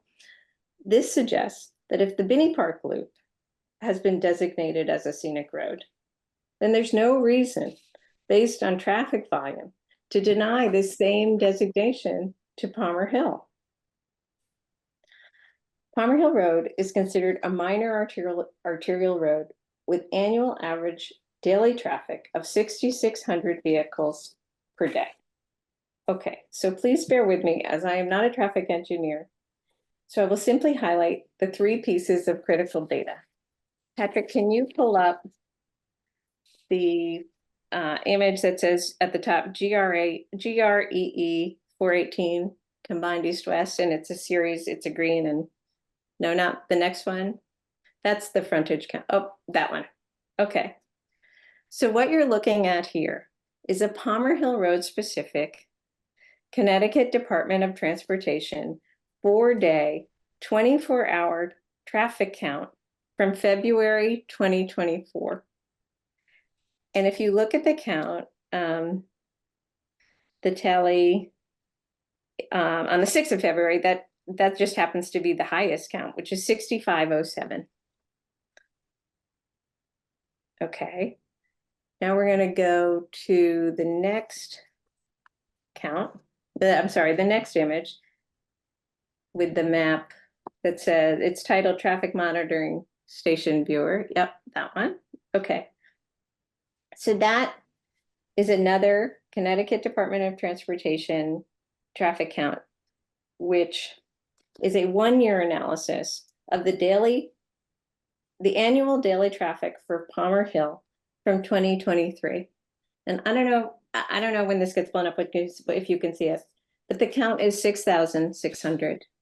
This, the map that, or the road that we're actually looking, Palmer Hill is the road that runs above the thicker, let's see, I don't know if I can point this out. Can you all tell which is Palmer Hill? It doesn't really matter, but the Palmer Hill is running along here with these down below. It's very blurry on my screen, so I'm not sure what you're looking at. But the point is, this is a Connecticut Department of Transportation 1-year analysis of the annual daily traffic for Palmer Hill from 2023. And this count is 6,600. So we now have 2 counts. We've got 6,507 and 6,600 of traffic counts for Palmer Hill provided by the Connecticut Department of Transportation. Now if we can jump to the next image, that is the overhead. Yes. Okay. Okay. So now this is our third data point, which is actually an aerial view of Binney. And what you're seeing, this red road that runs along, that's Sound Beach Avenue. And this is an aerial of Binney just by Perrott. And there are 12,600 cars per day. See the red line, and we're looking at, that's 90, that's more, it's considerably more traffic, certainly, than Palmer Hill, despite Binney's being classified a collector road, and Palmer Hill has been labeled a minor arterial. So we think this makes a pretty compelling case to understand that you can have general categories and definitions, but it's really important to look at the specifics of the place we are actually talking about, which is Palmer Hill. And finally, As described in the Binney Park Loop Scenic Road Designation Application Explication, intensive vehicular traffic appears in both the Greenwich Municipal Code, Article 3, Section 11-10A, and the Connecticut General Statutes, but it is defined in neither, nor has any definition been found in relevant Connecticut jurisprudence. In addition, Waze and other navigational apps are known for routing traffic through residential areas when traffic backs up. This really needs to be addressed. The Waze issue and the redirection of traffic really needs to be addressed on the state issue.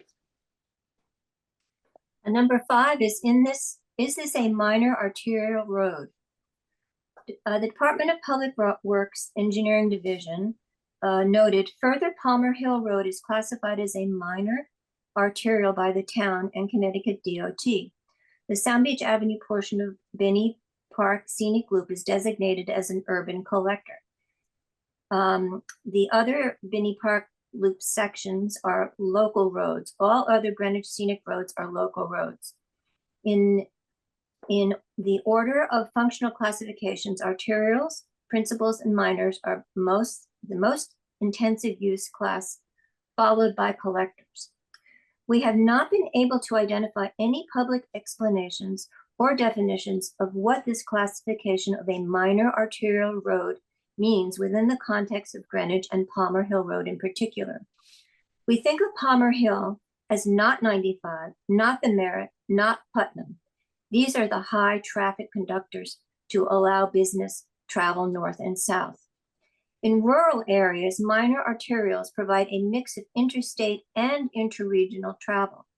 In fact, the history of the road shows us that Palmer Hill has become less of a major thoroughfare as the Boston Post Road shifted over toward the water and of course I-95 was built. Please note, Palmer Hill sees residential cars and largely commercial vehicles that serve the residents who live on the road and surrounding lanes, like landscapers, plumbers, UPS delivery trucks. There are school bus stops on the road. There is a neighborhood elementary school on this road. And the only way for Palmer Hill homeowners to exit from their own driveways is directly onto Palmer Hill. This is more the function and characteristics of a rural road. On the weekends, traffic decreases dramatically. On a Sunday afternoon during a football season, you would think you were on a quiet country road in Maine. On collector roads, speeds are typically 20 to 35 miles per hour in built-up areas. On minor arterial roads, speed limits range between 30 and 50 miles per hour. It is impossible to imagine ever raising the speed limit on Palmer Hill Road to 50 miles per hour. Therefore, it appears Palmer Road is not a minor arterial road. It's only in name only. Abigail has lived on Palmer Road for 20 years and would never have thought it would be helpful. And we can go to the next picture, which is of traffic lights. You may not be have that. There we go.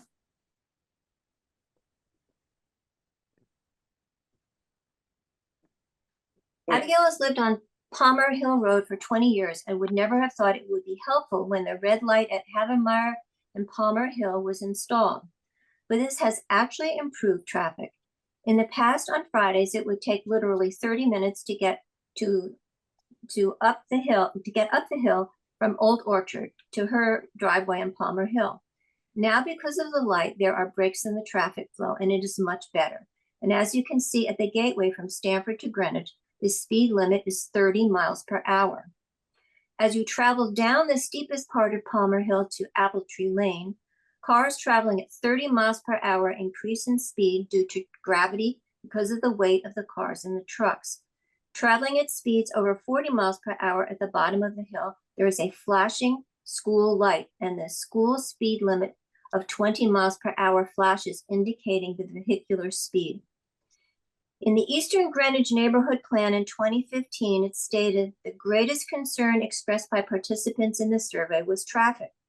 Speeding along some of the neighborhood's local roads was a significant concern for many residents. Specified areas included Palmer Hill. Traffic has dramatically increased over the years, reducing the speeding and improving safety for pedestrians and bicycles along these routes was a priority identified by many residents. However, the town is planning to install new school zone speed limit signs once speed limits are approved by DOT, and that should help the traffic flow. In almost 10 years since the Eastern Greenwich Plan has finished, though the sidewalk on Palmer Hill has been widened and leveled, this is not enough. It's not the traffic, it's the speeding. There is no enforcement of the speed limits on this road, and there's no reasonable explanation. Palmer Hill Road needs speed ticketing cameras. Quoting the Greenwich Free Press, Chief Heavney on May 10th said, according to the information vendors had provided, speed cameras potentially reduce speeding near schools 50 to 60%, increasing the safety for pedestrians. He said the first speed cameras could potentially be in place before the beginning of the school year. We are asking that Palmer Hill be included in the speed camera pilot and believe having an elementary school with kids walking up and down the hill to school should make it a priority with the police department, DPW, and all those involved in making this happen. So it's not, the issue is, and if you don't enforce the speed limits, then that's why you have traffic going, too much traffic going on this road. If the speed limits were enforced, cars would divert to other areas where they could speed and they wouldn't get a ticket. Abigail? Okay. So now, in conclusion, the number one guiding principle of the 2009 POCD is to preserve our community character and a sense of place. It is not intended to prohibit change, but rather to enable Greenwich to make improvements that protect, preserve, and enhance its character. A scenic road designation is the essence of what this principle is all about. It was mentioned in the briefing yesterday that Palmer Hill's stone walls aren't particularly scenic. That on Palmer Hill, they are inconsistent from home to home in different shapes and designs and not original. Well, the stone walls have a lot to say. So here's our take on the stone walls along Palmer Hill after a year's worth of research and discovery. It's true. They are not consistent. They are not manicured. They are not identical, idyllic, long trailing designs from the top of the hill at Stanford down and around and over the bridge at Valley Road. But that's precisely why we love them. They reflect our history, the interaction since the 1600s that the people of Greenwich have had with the land. People have shaped and reshaped the walls up and down the hill to reflect the needs and fashions of their eras. We think this makes them special. The walls provide a perfect living trail of our history, whether from farmers keeping cows in to farmers keeping cows out, or sugar barons showing off the fashionable looks of the 1890s style, or they have been reshaped in recent times to reflect changing sensibilities of suburban Greenwich. They tell us our history of this magnificent road we call Palmer Hill. Thank you very much. You have generated interest. I see you've already got 2 raised hands, 3 raised hands. No, 2. Madam Jenkins. Yep, I had you're good. trouble unmuting there. First of all, let me express my admiration to the presenters. Obviously, you love your neighborhood. I'm the same way about my neighborhood. So I really appreciate the fact that you have a fondness and a dedication to your neighborhood that's very admirable. The problem that we have is sometimes words mean what words mean. And so I'm going to go right to the idea of what intensive means. And you're right, it's not defined, so you usually give it the ordinary meaning. So in other words, if you have 20 cars rather than 10, it's more intensive. I think the problem that I have is that you've chosen a portion of an existing scenic road that has more traffic, but you are ignoring the fact that the rest of that particular scenic road does not have 12,000 cars, and the other, I couldn't count, 5 or 6 scenic roads have nothing like that. So by using 12,000 as against 6,000, I see where you're going with it. But the problem is you've chosen your comparables very carefully. And unfortunately, more of the existing scenic roads are local roads that do not carry traffic between other major roads. And I think in particular, you have to realize that we don't always agree with the characterization under state law of major arterial, minor arterial. But in fact, that's done so that roads can be compared in a meaningful way. The other local roads, with that one stretch of the Binney Park Loop, I understand it's heavily trafficked. The others all qualify as local roads, which is defined as being road that does not have intensive traffic on it. I think part of the issue is also that this is not speed-based, this is volume-based. Intense traffic is volume-based. And unfortunately, you've raised the issue of a traffic light. Traffic lights aren't put up randomly. The state law says you have to have a warrant. Sounds criminal, but you have to have a warrant to install a traffic light. And that is based upon traffic volume. So unfortunately, the very fact that there is a light on the road indicates that the state has made a determination that there's enough traffic at that point to warrant a traffic light. And again, I totally appreciate the fact that particularly people who have lived in a particular neighborhood for decades, it's like you see it as you want to see it, but we have to look at numbers of cars. And the traffic light unfortunately works against you because it's a state determination of the necessity to control traffic. And as we've seen in other areas of Greenwich, we'd love to have lights in some places, and we cannot have them installed because we don't meet that volume requirement set by the state. So I think the idea of intensive traffic is volume, not speed.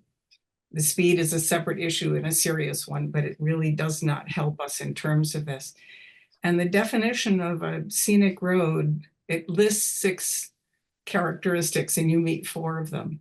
But the lack of intensive traffic is a mandatory requirement for the designation of a scenic road. So we can't push it aside and say, well, we've got 4 out of 6, because this is in addition and before, in a sense, superior to the other 6 characteristics.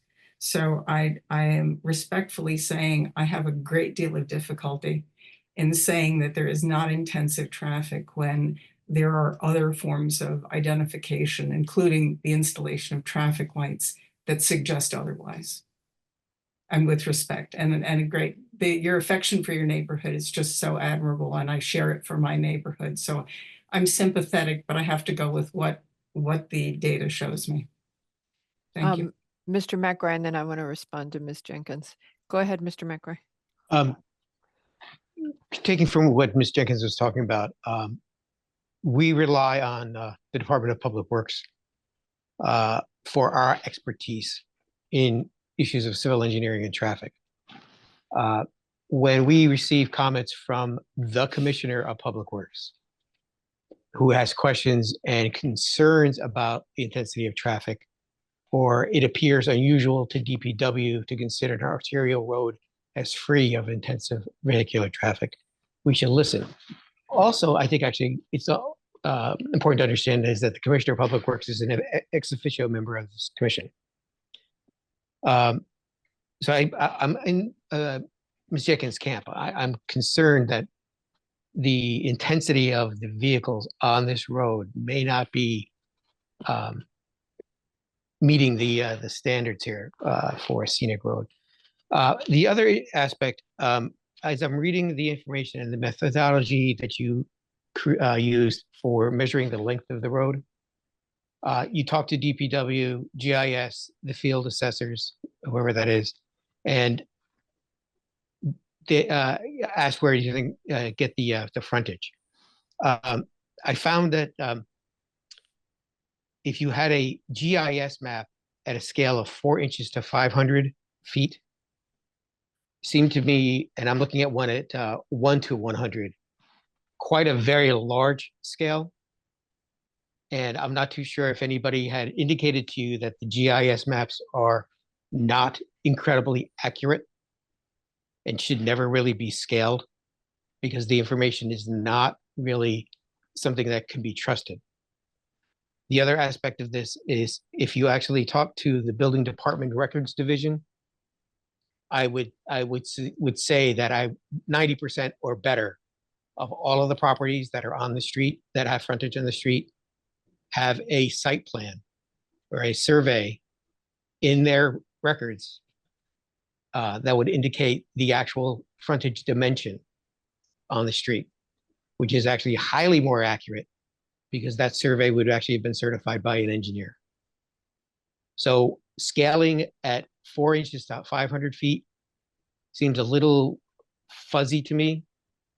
Using the GIS is even kind of a worse situation because it's notoriously inaccurate. It may not even represent exactly what the property line, which is the frontage, is along the right of way. Thank you. So on this question of the intensity of the traffic, it's a very good point that we seem unable to really define it. And I was wondering, Patrick, could we get a deeper view from our traffic consultant on the count, the volume count, and just to say to us, yes, this is not normally, especially because they see local roads all the time, this is or is not what would be seen. And to help us with that, yes, DPW raises it, and their point being, of course, and they had the concern about it being done as well. Beta also made the comment, as I remember, that when school was out. So if we can do an approximation, talk to Beta and get them to give us some guidance that we could even use for the future when we consider scenic roads as to what would fit within the concept, because the two that we've done recently have hit snags. Binney was approved, but there've been questions about it because it was a loop and not a straight road, et cetera. So Nick, you wanted to add something to that before Patrick? Right, you're looking for additional information above and beyond what they provided, but Beta provided on September 25th? Yes, I am. And what specifically is a definition of? What they don't comment on, and I don't have it open, but what they don't comment on is how other communities are approaching it. They're a consultant for other communities, how other communities handle this, what standards are being used. This is our traffic consultant. They can give us a 50,000 foot view that will help us approach the question. And I didn't get that from their comments. No, because I think as I'm reading it in front of me right now, they were actually opining on the application in front of them. So we'd have to go back and actually, what is their, you're asking them, what is their opinion based on other how are people that they addressing? Exactly. How are people addressing this? What's intensive? Let me go back to open it again, but I felt like they raised the concern about the count and about the intensity, but I didn't feel like we got to how should municipalities be considering this issue? Before I turn it over to Mary and Ann Knoll, just one comment. North Miami School it should have the camera up. It is part of the test for this the Is it- zones. Mm. Yes, Chief Heavey thinks that the camera may be already up. They are testing for the zones. It is only the school zone, folks. Okay. Okay? Yep. And so it is only the school zone that the state allows.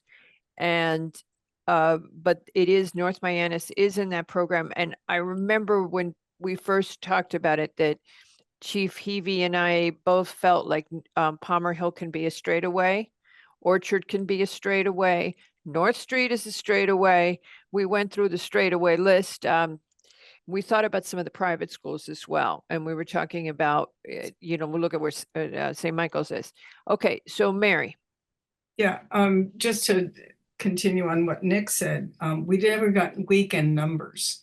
And in Mhm. fact, I think that would round out the picture, and to the extent that the applicants are saying, look how quiet it is on weekends. If we have a weekday when schools are in session and a weekend, that Yep. gives us much more information. It might be beneficial to the applicants as well. And the Yep. only other thing is I'm wondering whether we took traffic volumes when I'm assuming we did with the Binney Park Loop, but did we take traffic volumes at all with some of the other roads? I mean, Burying Hill probably gets 4 cars a day. So yeah. yeah. You talking about the prior roads, Mary? Yeah. Yes, Patrick. Yeah, okay. I couldn't find the material on the prior roads over the weekend. I tried. I know it's Cliffdale, Burying Hill, Selden, Buckfield, and Sawmill Lane. And then Binney was the first one, and this is interesting. It was the first one to be done south of the Merritt. Oh, boy. So it just tells you something.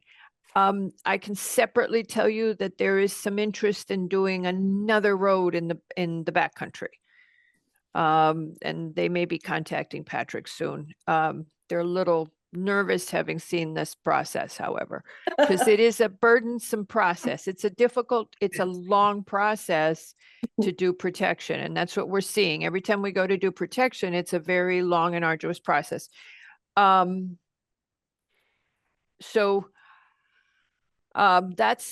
only found the material on Binney over the weekend, and they were talking, they were talking about how it was the only one that was south of the post road. But to your point, Mary, they talked about the loop itself. Sound Beach is busy, but then you go into the park, and that's what's very scenic. And so you could like drive in a circle, and it's all very pretty, and it's so you have a part that is not intensively trafficked. Go ahead, and Noel. Thank you. I also want to say I appreciate Abigail and Francia's hard work on this and efforts to get this, to bring this to our attention. One of the things I seem to recall from Binney Park was that, this goes to Nick's comment on DPW, and it sort of struck me when I was looking, is that DPW was also opposed to the Binney Park one, or they had some reservations about that. I think because of how it complicates, it adds a layer to when they need to do work on some of these roads. Yeah, I remember the reason exactly why, and if it came up before P&Z or if it was only when it was before the RTM. I feel like somebody spoke out against it at the time. So here's the thing. I've been reading over and over the language in the ordinance, in our town ordinance, regarding how this affects DPW. And DPW can override anything P&Z says regarding the scenic road. What I believe as I read Amy's input is that they have to have a public hearing if they're going to do that. And they have to say why they're overriding P&Z. And Amy's point is that's an extra level of work. And that's how she writes her comment. It doesn't add uncertainty. I disagree with her that it adds uncertainty because she can override. And she has authority in the charter, in the ordinance, to override us. I can go back. I was just looking at that. But she has to have a public hearing and she has to declare the reasons for doing it. And they felt like that adds time and work to them. And that's when I raised the philosophical question for all of you guys, which is anytime we're going to protect the town's heritage, we're going to be making more work for somebody. The HOs make more work. The historic districts make more work. Everything that does protection adds a layer of regulation. And there are a lot of people who object to that and don't want to do that. And we have to find a balance, and it's a difficult one. So I take it, and knowing you also reread the ordinance, right? So We read some um, of it, yeah. yeah, so then going back to Nick and Mary's comments, yeah, I mean, the only thing Beta says is the review primarily focused on the information provided in the following document to determine whether the vehicular traffic along Palmer Hill was intensive. They then describe what's missing in the review that the applicant did, but they don't say what they think is intensive and what other communities are doing. And this is the comment that the discussion we had about Beta yesterday ourselves was this was another example where I would have liked to have seen more depth and a 50,000 foot view with their knowledge. Hey, Greenwich, this is what other communities do with that kind of count. This is how you could look at it. This is how you incorporate it. They're not doing that, and they're our traffic consultant. Okay, go ahead, Peter Lowe, and then I'm going to quickly go back to the charter. Yeah, I'm a little bit confused whether or not in the past there have been designations that are south of some arbitrary highway or road or anything, or north or south of it, or what we've done in the past. We as a commission, or this commission, wouldn't include any of us maybe in some cases, nor how much work it takes to do it. I don't understand why that's suddenly part of the discussion, or let alone the criteria by which we judge a candidate for such a designation. Did anybody say that? I didn't hear any of us say, oh gosh, we should be nice to you because you worked really hard. I didn't hear. We're never that nice. No. I thought you were talking about how you were just talking about the amount of work it takes to get to affect change. Or maybe is that accurate or not? There's two things. The process to get a seat in any of these designations is quite arduous. Right. And it is something that holds back the potential for them. That's what I was saying. Is that and that comment is intended to say what? What's the message there? Nothing, just that somebody came and said, hey, I'm thinking we'd like a scenic road. And I said, let me walk you through the process before you go any farther. So you know what you're getting into, what you'll have to do. Okay, well, all right, fine. But I'd rather see us stick to what I would call the real issues associated with this specific application. And we've spoken about it, and everybody's mentioned the intensity of the traffic, and also I would include something along the lines that the spirit of the understanding of the designation, and that may not be explicitly written. What do you mean by that? I don't know what you mean. The spirit of the understanding of the designation. Do you want me to read you the sentence in the, hold on. Here's what the charter says. It says scenic roads are irreplaceable resources, the destruction of which has had and will have an adverse impact on the town's historic and scenic heritage. The purpose of this article is to establish standards and procedures for designating town highways or portions thereof as scenic roads, etc. So there's your rationale, if that's what you were looking for. Yeah, I still think it's subject to interpretation. You and I can have very different views on what that means and what that's what they pay us the big bucks for. Because if 5 of us can make that decision low, we're in good shape. Because if 5 of us make a decision, yay or nay, we've incorporated, the commission basically looks at a lot of those subjective factors in many cases, as with a special permit, and we make the call that the 5 of us can make. And when we land on it, we're hoping that 5 of us. Good. Let's stick to that. That's Yeah. all. Yeah, and we do. But the question in my mind, given Beta's comments, is I would like to see them deeper because I'd like to know what the standard for intensity of traffic is and how we should consider it. That's what I was saying. Does that resonate for you? Yes, no, I'm all in favor of understanding the language of people who are weighing in on this or who are responsible for defining some of these things. And more data. Great. Let's get it. Yeah, more data, because if we've done a database decision and an informed decision, then we have a template for moving forward that it makes it less subjective. Exactly. We should not be put in the position of saying, you know, I really don't like this, or I really like this, without providing some sort of underlying data and evidence to bolster whatever that opinion is. And I think we don't quite have it here, right? I feel like we need more information to make a good decision. Thank you. Hands up, yours is coming down. McRae and Jenkins are back up. Oh, well, Go ahead, you can still talk. We won't take. No, it no, away I from thought I took my hand down and it was All right, under okay. Mr. Basili, but go ahead. Okay, so actually, Patrick, you had your hand up first, I guess.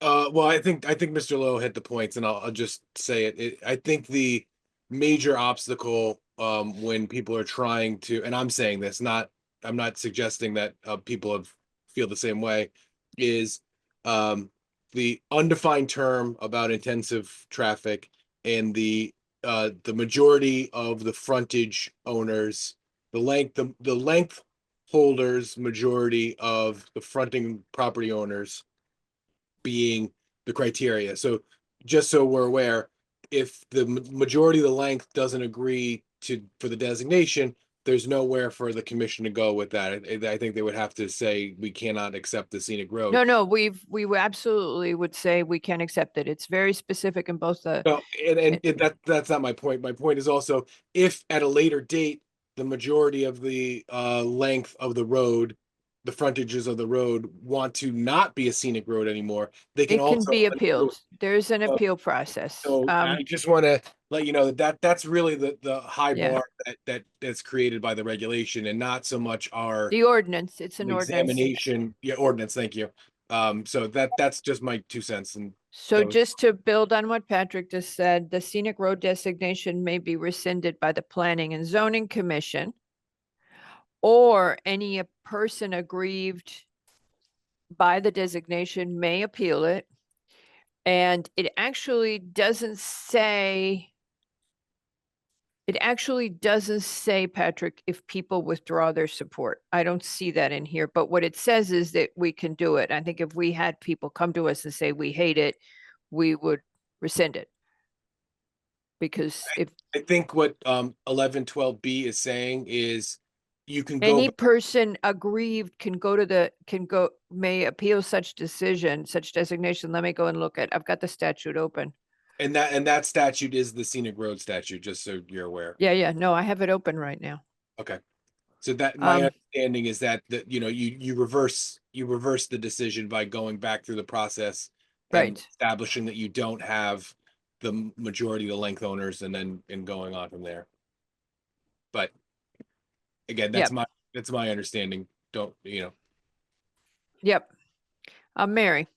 Yeah, I want to split one last hair. I love the idea of more data from Beta, but I'm a little troubled because I'm not sure that raw numbers from other locations are really going to be all that helpful. I'm sorry, I had to interrupt you. I'm not looking for raw numbers. I want an approach. I want our consultant to act like a consultant and say, given our knowledge, this is how we recommend you consider intensity.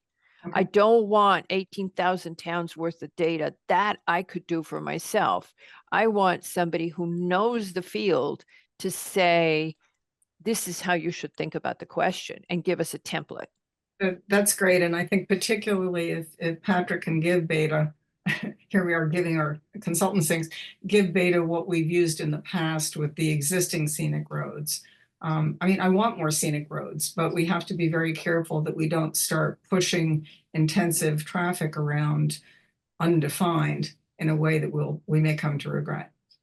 So as long as it's relevant to Greenwich, I'm fine with that. So Don't coming, sit there. Don't sit there. okay, coming back to the statute, the scenic road designation, this is what's in the statute, may be rescinded by the same designating authority, that's us, using the same procedures and having the written concurrence of the owners of a majority of lot frontage abutting the highway or portion of the highway. So what Patrick's point is, we can unwrap it. We would be the authority here. Arn. Very briefly, I just want to underscore Nick's comment on concerns about the methodology, because the vote was pretty close to 50%. So I think we as a commission, in order to move, need to be very comfortable with the methodology. Now, Nick has suggested maybe we got to go back to survey maps, because the scaling on GIS, he doesn't feel comfortable with. If he knows a lot more about it than I do, if he's not comfortable, I'm not going to be comfortable with it. So it's not only the definition of intensive, it's also the methodology to calculate the majority of the frontage lots. Thank you. Yeah, I think that's an excellent point. We need to have comfort that it was measured correctly, that the frontage was measured in a way that is as close to accurate as possible.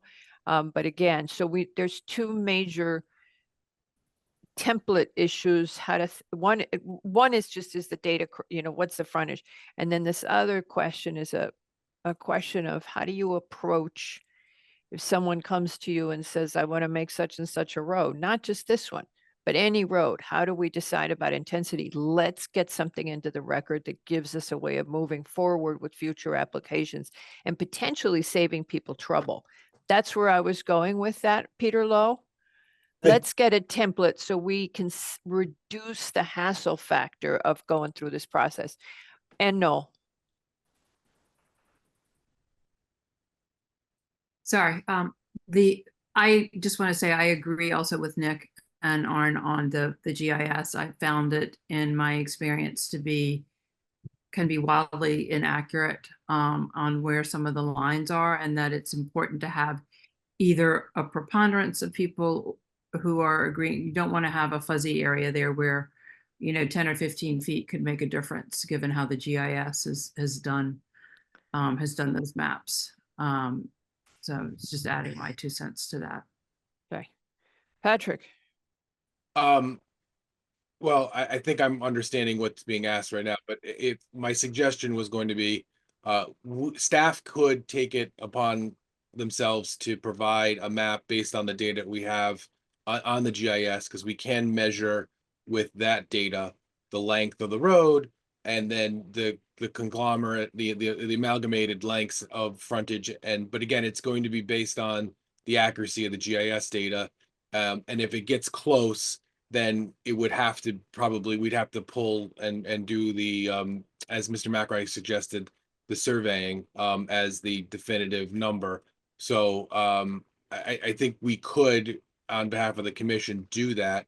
But I just want to make sure, if the concern is the accuracy now with the GIS and the desire to have the surveys taken as the data points, then we will just need time to do that. But if that's not what's being asked, I don't have to suggest that. But I think that's the two concerns that have been raised. We raised the concern about the accuracy of the data. Do we have as accurate as data as possible? And do we have a way of thinking about traffic? Mr. McRae, but I need the rest of the commission to weigh in when you guys have a chance. I know Nick's about to, but I know, Nick, go ahead. Nick was the first one to make the point, so. I think two things. To get an accurate measurement, the GIS should not be used, no matter what. And that, yes, it's some legwork, but you need to pull the actual surveys, because that's the record of frontage. As we've been reading here, it's frontage of the property owners. That's the record. Second question is, why is our staff doing this? It would seem to me, I don't remember our staff helping other applicants do work.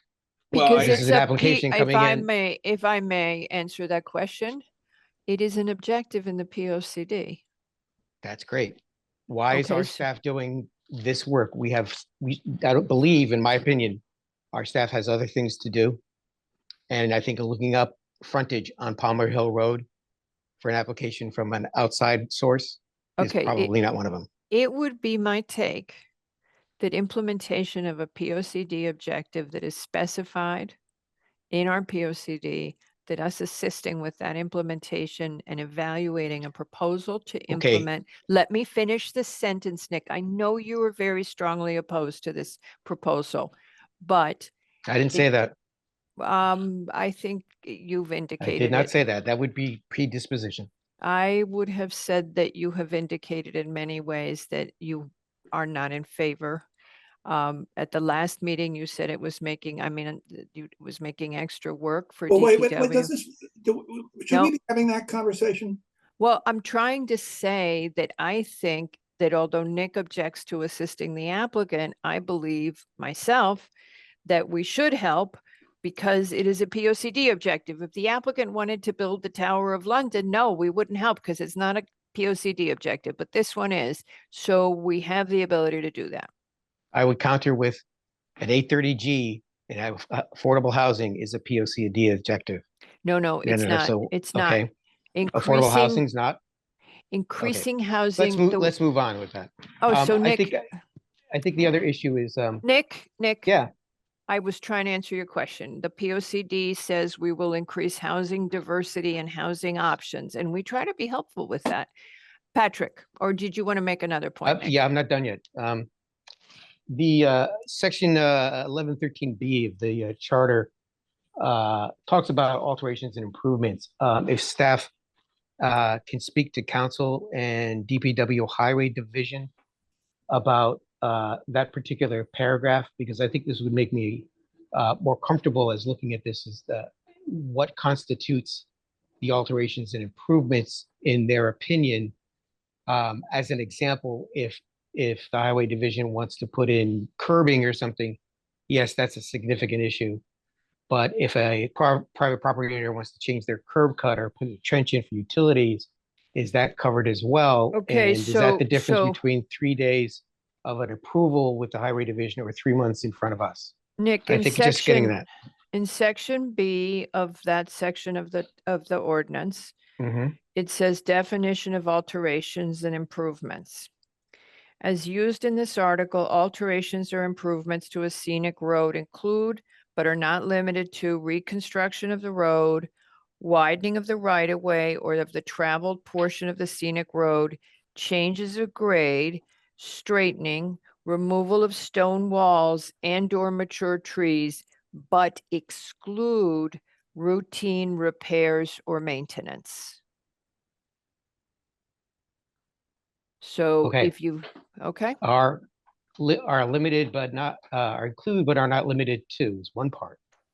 Exclude routine repairs or maintenance. So if I've got to fix a broken curve, fix a broken catch basin, yes. But putting in a new sewer line is not a routine repair. it could And be. changing your curb cut is not a routine repair or maintenance. That's something new as the Oh, homeowner's doing. I'm So I think glad, they're really trying to figure that out and find out, is that covered under this as a situation that, in it, to me, it's the difference between, as I said, 3 days trying to get a highway permit or 3 months getting approval from P and Z to go get a highway permit. That's the big question. I think understanding that and being more comfortable with that would go a long way. so I'm glad you mentioned that. I believe that repairing the sewer line would be considered. There is another section in this which talks about that the roads have to be kept in sufficient repair and passable condition. And that DPW is the call on that. The town still has to keep it in sufficient repair and passable. Routine repairs or maintenance and the regulation of future alterations. The whole point is all you're supposed to be doing is, to a degree that you are preserving the character of the scenic road. If you need to work on your sewer and it doesn't touch the scenic road, we can ask council, but I think the read of this is pretty clear. It's alterations to the right of way, the travel portion. Now, on this thing about the curb cuts and adding a driveway, I've wondered if we could not, in approving a scenic road, if we did ever again, if in approving a scenic road at some point, whether the commission could say that when an applicant wants to reconstruct a driveway, when a resident needs to reconstruct a driveway, add a driveway because of a subdivision, et cetera, work by a resident that would normally go to the P&Z department prior to sign off, that would not need to go to the commission, that is considered a routine piece of work. And that I'm curious, that opinion I would like from council, because I think the key here where residents would be opposed is that they can't work on their driveways. And there's really no reason that a resident couldn't be given the ability to work on their driveway without going to us. And it would be a good change going forward to give residents that latitude in some way. Patrick, go ahead. I'm sorry, Madam Chair. There is language in here that was added post the initial adoption about not precluding driveways and et cetera, and I'm just struggling right now to find it, so I apologize. Yeah, but I'm just saying. I can't find it either, and it's very weird and tricky. It's not in the ordinance. But I'm just saying we could do it, and we could say if people want to add a driveway, we could just put in the language when we do these and designate these, because that's the main objection is. Oh, I'm Amy, sorry, Chair, it is in 11.9. That's where it is. It's at the in the authority section. Sorry, that's why. Just so since I'm there right now, it does say that nothing in this article should be deemed to alter the property rights of persons owning and occupying real property outside of the public right of way, paved or unpaved, including the rights of persons owning real property adjacent to such. I know. To alter, develop, subdivide, or re-subdivide their property. No, but we're talking about something different, Patrick. We're talking about where the driveway intersects the town right of way. Well, I would say that subdivision and the activities related thereto implies driveways and connections to the road. So that's the only reason why I'm bringing it up. I don't think, and there is no, I think it's understood that without environmental reasons, there's really nothing that the commission has or would do to preclude somebody from having their own driveway if all the necessary dimensions and everything were met. So that's still the same practice, and it is not a right that is untested or just automatic in the way that driveways are administered now, regardless of a scenic road. So I just, again, there is a process to come to the commission and receive comments, but it is not one that is preclusionary on its nature alone. The negative connotation, I think, is not a accurate representation of what happens when you have these. But what I'd like to do is, if we were to make a scenic road, I want to make sure that we would set that out very clearly, and that I would like a view from council on. Mr. McRae, you still have your hand up. Did you want to? Yeah, just a real quick question for Ms. Alvarez. I see the notification information to the property owners, that kind of thing. As part of the charter there, it says actually same should be given to Board of Selectmen, Department of Public Works, and Highway Division. Were the notifications given to those particular departments or sent in? How were they notified? I can really answer that. We did that, Nick. Yeah, we provided them when we initially got the application. We provided each of those. Yeah, it was routed. Okay. Yeah. Yes. Yep. All right. Mr. Wells. Sorry. Oh, sorry, Madam Chair. Oh, thank you.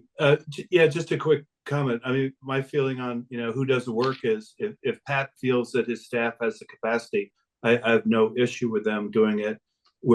We're helping volunteers who are trying to improve the town. We may disagree or not with the scenic road designation, but the difference between them and a regular developer, the regular developer is going to has resources and is going to be making money on the development. No one's going to be making any money here. These individuals are trying to improve the town. So if Pat feels staff has the capacity, I'm fully supportive of them, you know, pulling the surveys and helping out. Thank you. Yeah, thank you, Mr. Wells. I don't want to anyone to misinterpret my offer to be as a help or a sort of a assist to the applicant. Our role in this is to give the commission professional, unbiased analysis of projects as they relate to the ordinances and regulations of which the commission has authority over. So I don't see it as being extra work if the quality or the information being provided is being questioned. I think the only independent arbiter is the town department. And again, that's our role to the commission as staff. So I can appreciate the sentiment, but I just want to make sure that I'm not extending any courtesy to the applicant greater than I would to the, it's really to the commission that I'm offering to be the independent analysis. So. Mr. Lowe. I agree, and I think that I think it's perfectly appropriate to access our departments as a resource. They are there to support our work, and I think it's totally appropriate in this instance for us to rely upon them again as an information, data, analysis resource. Thank you, Mr. Lowe. Any other comments before we turn to the public? All right, our first speaker is Kate Jakivsky from the Conservancy again, and followed by Peter Finkbeiner. Anybody else from the public who wish to speak on the application of Palmer Hill Road, please raise your virtual hand. Hi, Kate. Hi, I'm Kate Jakevich, the Executive Director of the Greenwich Tree Conservancy. The Greenwich Tree Conservancy is pleased to officially endorse the Palmer Hill Scenic Road application submitted by Abigail McCarthy and Francia Alvarez. This road is one of Greenwich's most visually captivating, thanks in large part to the historic stone walls and mature trees that line it. Some of the sycamore trees along Palmer Hill Road are estimated to be over 200 years old, which is a rare age for any tree so close to human habitation to reach. A scenic road designation would provide important protection for these remarkable trees, ensuring that they could be appreciated by future generations, including the many children attending North Mianus School. The Greenwich Tree Conservancy has long recognized the local importance and value of Palmer Hill Road, and in recent years, we have planted 37 trees in the town right-of-way along Palmer Hill and nearby streets. Our hope is that a scenic road designation would allow these young trees to reach full maturity and contribute to the already remarkable character of this street. Additionally, several trees on or near Palmer Hill Road are part of the town-wide Arboretum, a living museum of labeled trees throughout the Greenwich region that has received ArbNet accreditation. As the only town-wide arboretum in the state of Connecticut, this distinction demonstrates how important trees are to the Greenwich community and thus how important it is to protect our historic and cherished trees whenever possible. Thank you. Thank you, ma'am. Mr. Finkbeiner, I've enabled you to talk because you weren't accepting the promotion. If you would go ahead and unmute yourself, otherwise the next speaker is Joanne Messina. Mr. Finkbeiner?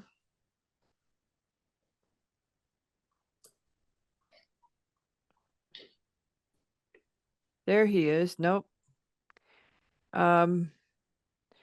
Ms. Messina, why don't you go ahead? We'll give Mr. Finkbeiner some more time.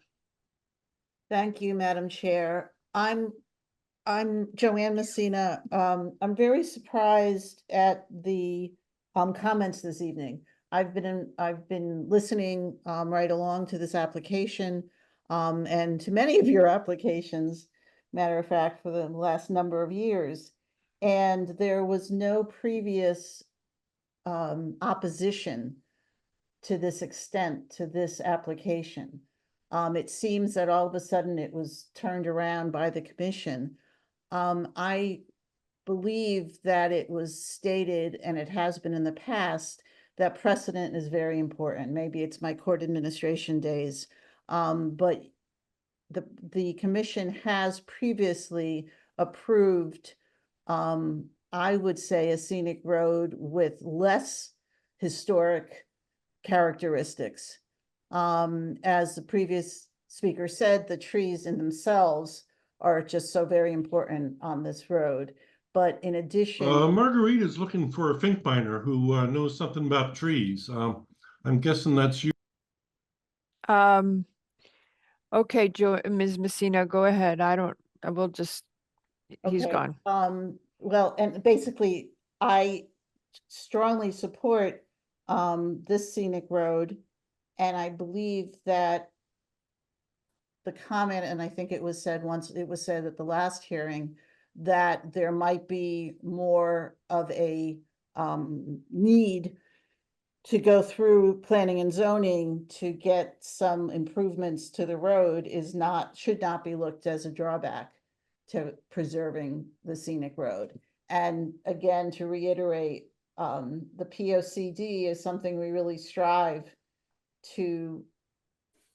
as a goal for many of us.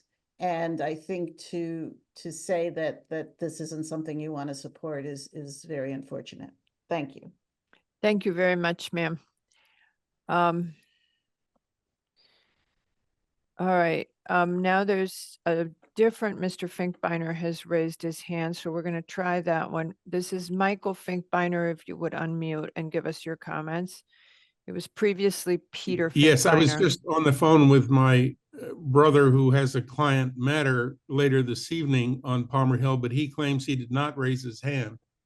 And I Well, didn't raise mine, except fine. Okay. I don't wish to speak either for or against this, but obviously in looking at the problems of east-west travel, when the turnpike has a problem, and you've discussed this already, the post road gets we have, sir. jammed, and when the post road is jammed, the major thoroughfare to Stamford is Palmer Hill Road. Mm-hmm. And therefore it should be obvious on its face that this road should figure into a master plan for resolving the horrendous traffic problems that you have in Greenwich. So thank you very much, my 2 Mr. cents. Thank you. Thank you.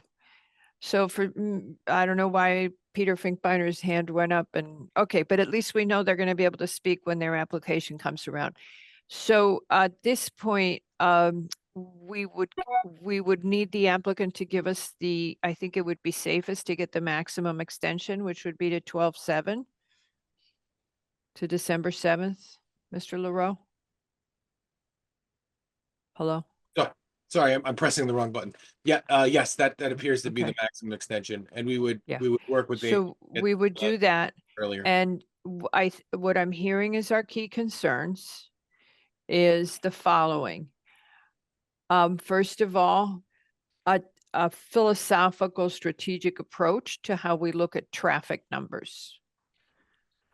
But also to get the traffic numbers to beta that better reflect what happens on a 24-hour basis. The second thing would be that a couple of people have raised the concern about the accuracy of the frontage, and we would need to address that. The third thing is, I believe we have satisfactorily addressed what would be work by DPW. The ordinance does say that the road has to be kept safe, and if there's a disaster, they get to fix it, all that. However, I would like to know if where a resident's work intrudes into the right-of-way, which would be a driveway, whether we could set it up so it is not before the commission, but only before staff. So it would be the same process that would be followed for any zoning permit. Those are the questions that I think we have. You mean driveway permit, right, Madam Chair? Yes. Yeah, okay. Thank you. Okay. And with that, thank you, ladies. Thank you for all the hard work. We'll hopefully work with Patrick and you'll get these issues addressed. Thank you very much. We Thank you. appreciate it. Thank you. Okay, thank you.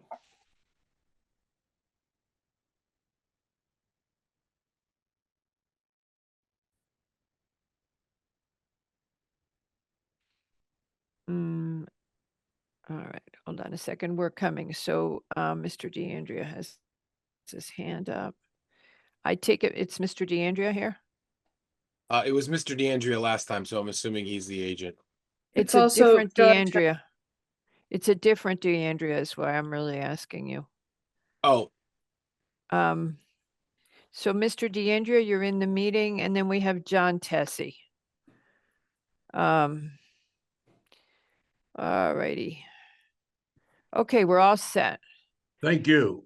No, before you start, our next application is number 7. It's 280 ORD LLC for a final coastal site plan and special permit to demolish existing structures and construct a new single-family dwelling with attached garage on 278 and 280 Otter Rock in the RA1 coastal overlay and flood hazard overlay zone. Just to remind the commission, this is a must-close item tonight. However, we have heard from Conservation that they will be able to give us their comments next week. And so, because their comments are outstanding, so just keep in mind, it's a must close. We have a set of staff comments that has not come into us. Mr. LaRoe? yeah, I would just add that talking with the environmental affairs director, she did say that there are concerns about the project, and she did want me to express that to the commission, but she will provide a complete comment as soon as she can once and we'll also go out and there is an issue about the Eagles nest and confirm that location as well. So And those things will be if done. you, as we talk, Mr. LaRoe, if you would relay to the applicant what the broad brush concerns are from Conservation, that would be helpful. And so with that, I guess, Mr. Tessie, we turn it over to you. Thank you, Madam Chairman. Actually, Mr. DeAndrea is going to take the lead. Oh, okay. You sure about that? I must feel pretty Look. good about myself tonight. All right. Without further ado, my name is Tony DeAndrea, and I am representing the property owner, 280 ORD LLC, in this application for approval of a coastal site plan special permit. For the record, is PLPZ 2024-199. Listening in are Mo Sakurai, one of the owners, and her husband, Harry Taylor. They are obviously the members of 280 ORD LLC. Properties in the RA1 zone, and it's now known as 280 Otter Rock Drive. The 278 has disappeared. With me also are Tanner White. He's the architect for the new dwelling, and Robin Kramer from Robin Kramer Garden Design, and she is the landscape architect. They'll be available to respond to any questions you may have relative to their designs. And you've already introduced the Venerable Mr. John Tessie, zoning attorney that everyone knows. Now, I did listen to the briefing yesterday, and I reviewed the staff reports dated September 27th. Therefore, I hope that I will be able to completely address the issues that were raised in each. But I would like to provide just a little bit of background on the application to refresh your memories and to also give you the image of what's really happening on the property. The area is 2.34 acres. It is in the RA1 zone. You will recall that the commission approved the consolidation of 278 and 280 under the application 2023-214. As a result of that consolidation, there were some restrictions placed on a portion of the property in the northwest corner of the property. The dimensions of that piece of the property are about 125 feet east and west and about 112 feet north and south. I mentioned that only as something to keep an eye on. The elevations in that area have not changed and are not being proposed to change in our development plan. Before the recent demolition of the house that existed, the property contained that dwelling, basically in the center of the lot. There was a pool along the westerly border, and in between the pool and the home, there was a large patio. At that time, there was also a large parking court on the north side of the house, which was accessed by an existing driveway from Otter Rock Drive, which is on the east side of the property. And then the property along the driveway rose very steeply from an elevation of about 19 at Otter Rock Drive to an elevation of 35.3 in the courtyard, the parking courtyard in front of the dwelling. Obviously, an elevation differential of about 19 feet. At that time, the dwelling was set at an elevation of 42.7.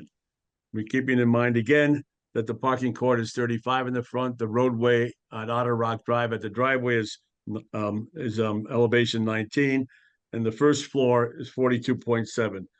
That's about 24 feet above Otter Rock Drive.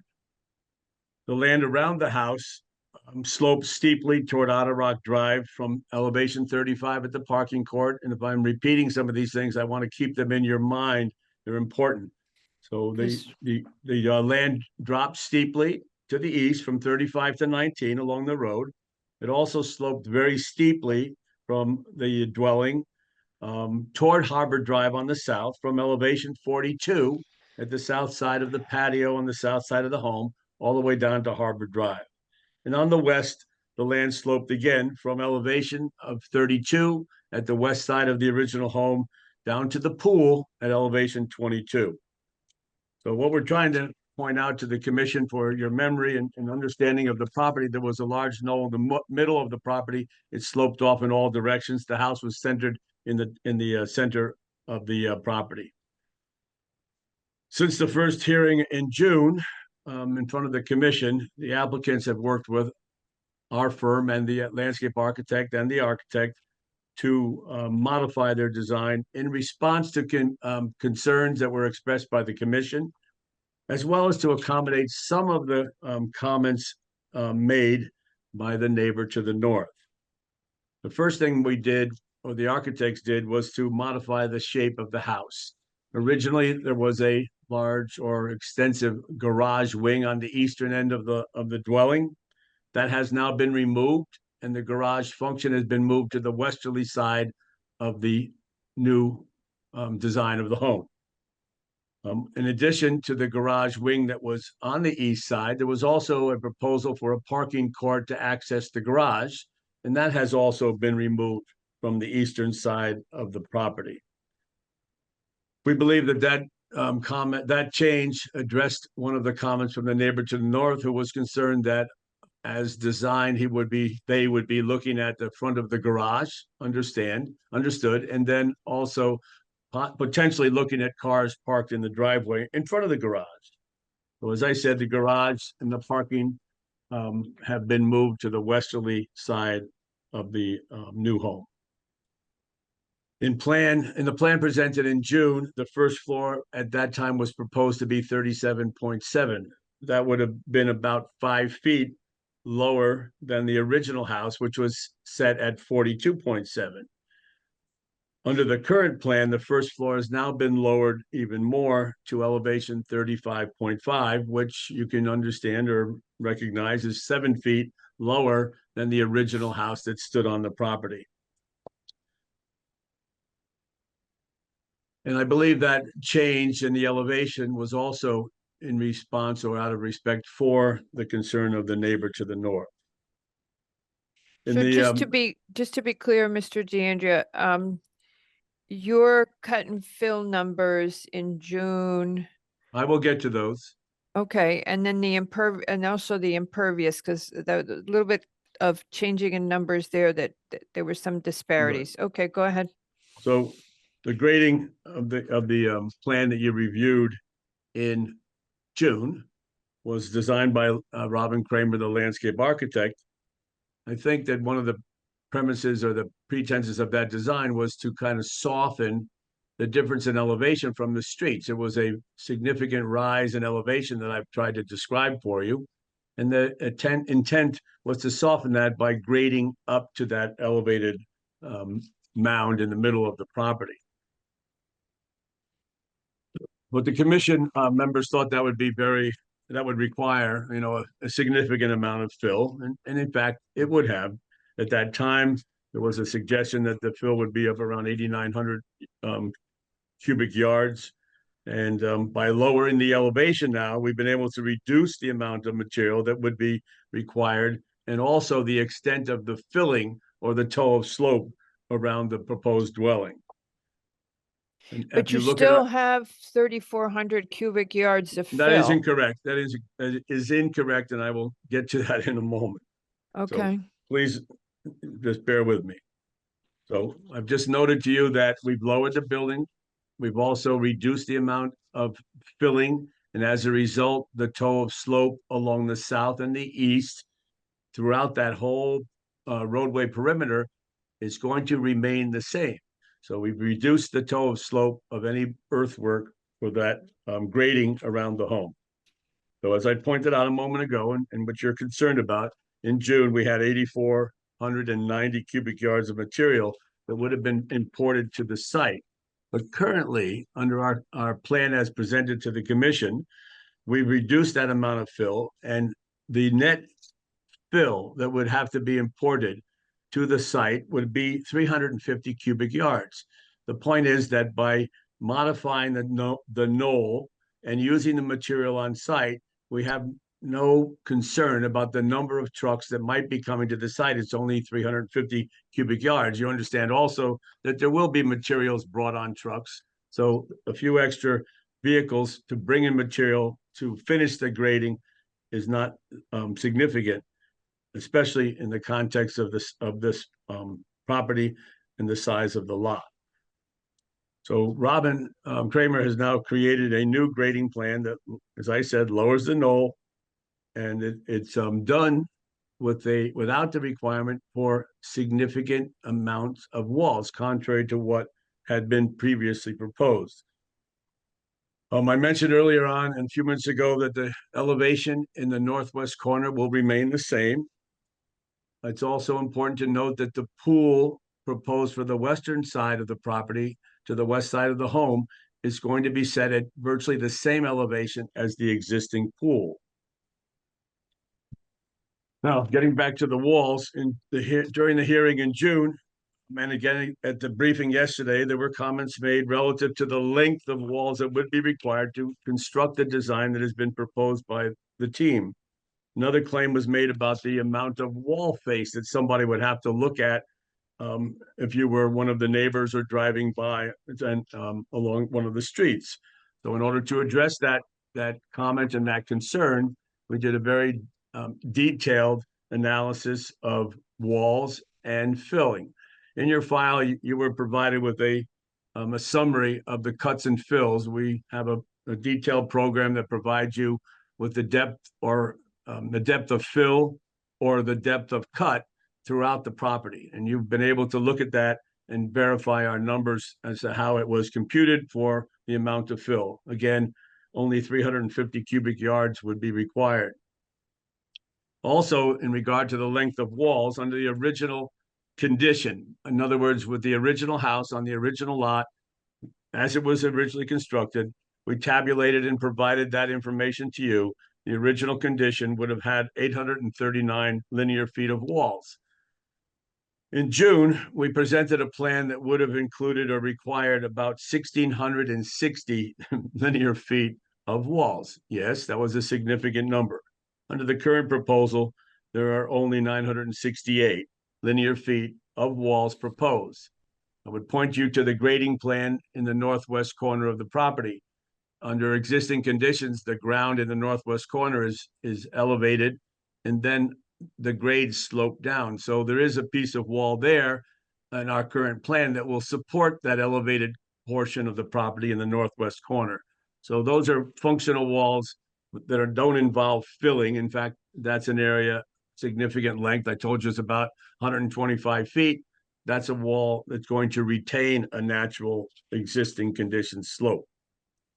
So if you compare the numbers, the original house compared to what we're proposing now, we're proposing an additional 128 feet of wall, which is really insignificant compared to the size of the property and the development potential. And if you compared the June 24th plan to the current plan. It's a reduction of about 825. So I think that we have developed a plan that's very responsive to your initial concerns that for some reason we were modifying the site to the extent that we needed a tremendous amount of walls. And in fact, during the June presentation, we did. If, in fact, you were concerned about the amount of wall face that somebody would have to look at, we also did a very detailed analysis, and that was included in the packet that we presented to you, which included, again, a graphic and then computation for all the wall. We did whatever it was, over 25 sections of walls to show you existing to show you the existing ground and proposed height of walls. And so when you look at that, in the original plan, the exposed walls were going to be about 35, let me call it 3,600 square feet. And then under the current plan, we reduced that by about 300 square feet to 3,300 square feet. Now, if somebody's concerned about looking at the grading or the walls that are supporting the minimal grading that's being done around the home, I think you'd have to either walk up very closely onto the site, which might be considered trespass, or after Robin finishes the planting and the landscaping that she's proposed, you probably need a machete to fight your way through. So the point is, you can't see it. It's insignificant considering the size of the property and the existing topography, which in fact does need support. I also point out that some of the walls that are being proposed are part of the landscaping plan to be able to provide the screening and the shielding of things like around the pool and around the back patio.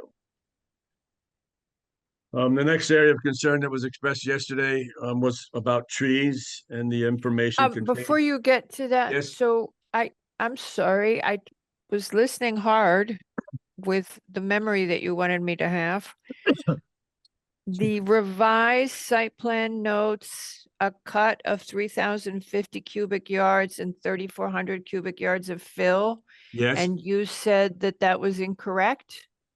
Those numbers are correct. The net result is that we only need 350 yards to affect Okay. the plan. All right. So that's the Okay. way we do it. So that additional plan that we gave you color coded that shows the cuts and the fills throughout the property, that's how you come up to those numbers. So by reducing the height of the knoll to create a recreation area, for lack of a better word, to the south of the home to enjoy, whatever vistas are in that direction and have family recreation space, we've cut some and used that material, folded it over to the west, and that becomes the fill area, among other areas on the property. But yes, that's how it works. Okay. You cut here and fill Okay, there, y- and you that way know, it becomes we've- close to yeah. zero. Yes, okay, we But got thank you that. for Now for let me noting just that. ask you again, since you were going to go to trees. In the comments from staff, the drainage summary says that the proposed project will decrease in section 1.1, says the proposed project will decrease the impervious coverage by 4,000 plus square feet. Yes. But in the conclusion, wait, Mr. DeAndrea. But in the conclusion, I don't know if it's the moon or something tonight, but in the conclusion, it says that the proposed improvements will increase the impervious coverage. So which is it? What's in Okay, your so- conclusion or what's in your introduction? Right. So give us a little bit of slack here. We may have left You a may have couple of made a sentences. mistake. No, Okay. it's not a mistake. It's an oversight perhaps. But the truth of the matter is this. When you analyze the site, we, as engineers, were actually, I won't use the word entitled because I'm never supposed to use that word. No, you're We not. could have presented this as an exemption because in fact, we have a reduction in impervious surfaces now under this plan. Okay, so this would have been eligible, not entitled, but eligible for an exemption under the tear down rebuild exemption in our drainage manual. However, let me tell you about it. I'll skip ahead to drainage. So the number in your introduction is incorrect. Thank you for reading it, and I will make sure that it's corrected in final if it needs to be. Okay, Thank you. just asking you that Yes. question. So at Yes, the but- end of the day, you were saying that the decrease, you do have a minor increase in impervious, but Yeah. not the decrease of 4,000 feet that you had referenced in the introduction to your drainage summary. I'll have to check that, Madam Okay, Chair. so- But the all fact right. of the matter is, in our final analysis, this design as Is it- developed is eligible for an exemption. We chose not to So do that. you're okay? saying it's under the square footage for the Yes. increase and, okay, all right, Okay, got it. So so- the 4,000 feet we think is wrong. Okay, got it. Okay, thank Now you for you want to catching that. move, now you want to move on for trees. Well, you wouldn't let me talk before. Now, you want to move on to trees, you I want to said? move on to landscaping. Yesterday Now, was, before you do that, you've got Okay. 2 hands up.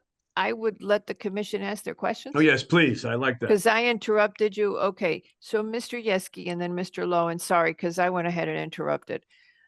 Go ahead. I have a bunch of questions of Mr. DeAndrea, but I wanted to question us. The fact that we didn't get the conservation report, but we have to close, do we have to close tonight? We have to close. And the way it works is we have to close, but we are still able to receive a staff comment. So we can still read what conservation says before we render a decision. So what I had suggested yesterday is that we close but not decide pending conservation's comments, and then we could just render our decision once we have received all the staff comments, because by law, we can still receive internal. The problem with us having to close is that the applicant can no longer give us input and we can no longer hear from the public. So our goal tonight is to hear everything we can from the applicant and everything we can from the public, because those venues are going to be closed to us afterwards. Or the applicant can give us an extension? No extension available. That's the problem. How did we get here in 3 months? We went from all these, and now we're, This happens. We heard them in June. right? And now it's the end of September and they're here. And this is not, there were questions that were pending and this, they're not alone in this right now. And we've complained about this a lot, but there you are, and it's a must close. And all we can do is try to get as much as we can on the record from the applicant and from the public so that we have all the information. Last question on this topic. Did we ever send this to ARC for landscaping? No, ARC doesn't see private residences Well, why? I mean, because it's the rules. They only see commercial. didn't know there was a rule for that. Yeah, that's just what we did. I think at some level, because you don't want to make it hard for residents and where you cut it, I guess you could do it on the special permits, but what we're thinking of doing, and we talked about it at the briefing, is have the special permits apply to total site disturbance as opposed to how many cubic feet a house is. Because that's really the bigger issue in town right now. Anything else, Mr. Yeski? I've got some other questions, but I'd rather them finish their presentation. I've got some questions on specifics. Mr. Lowe. You need to unmute. Thank you. Very similar to Mr. Yeski, I have a couple of specific questions. But I think if I can keep my hand up, I'll wait until Mr. DeAndrea finishes to address that, so it's not the short circuiting. But a quick question also administratively. We have to close tonight. Does the applicant have any other options? No. Can the applicant? He could withdraw. Withdraw He- and resubmit? And he could resubmit, but they then have to pay to reapply. And what they're going to try to do right now for us, and I'll let you talk in a sec, Mr. Tessie, but what I think they're going to try to do is, this is the applicant's opportunity to relay as much of the record as possible so we can refer to that record once we have all the staff comments. Mr. Tessie, do you want to add to that? I was just going to note, Madam Chairman, that there have been instances similar to this, not exactly the same, but similar to this, in that all the staff comments, for whatever reason, hadn't come in, or department comments haven't come in, and we've run out of time. Obviously, we would always like the opportunity to review what's reported in comment. And I'm sure you'd like to hear from us, whereby the commission, the staff has, with the permission of the commission, waived the fee. I know a number of times that that's happened, and there's a quick resubmission. Prior application documents are basically incorporated into that application. So the resubmission happens in a matter of days, and it's in effect just the continuity of the public hearing. I just wanted to note that. Not unusual. Thank you, Mr. Tessie.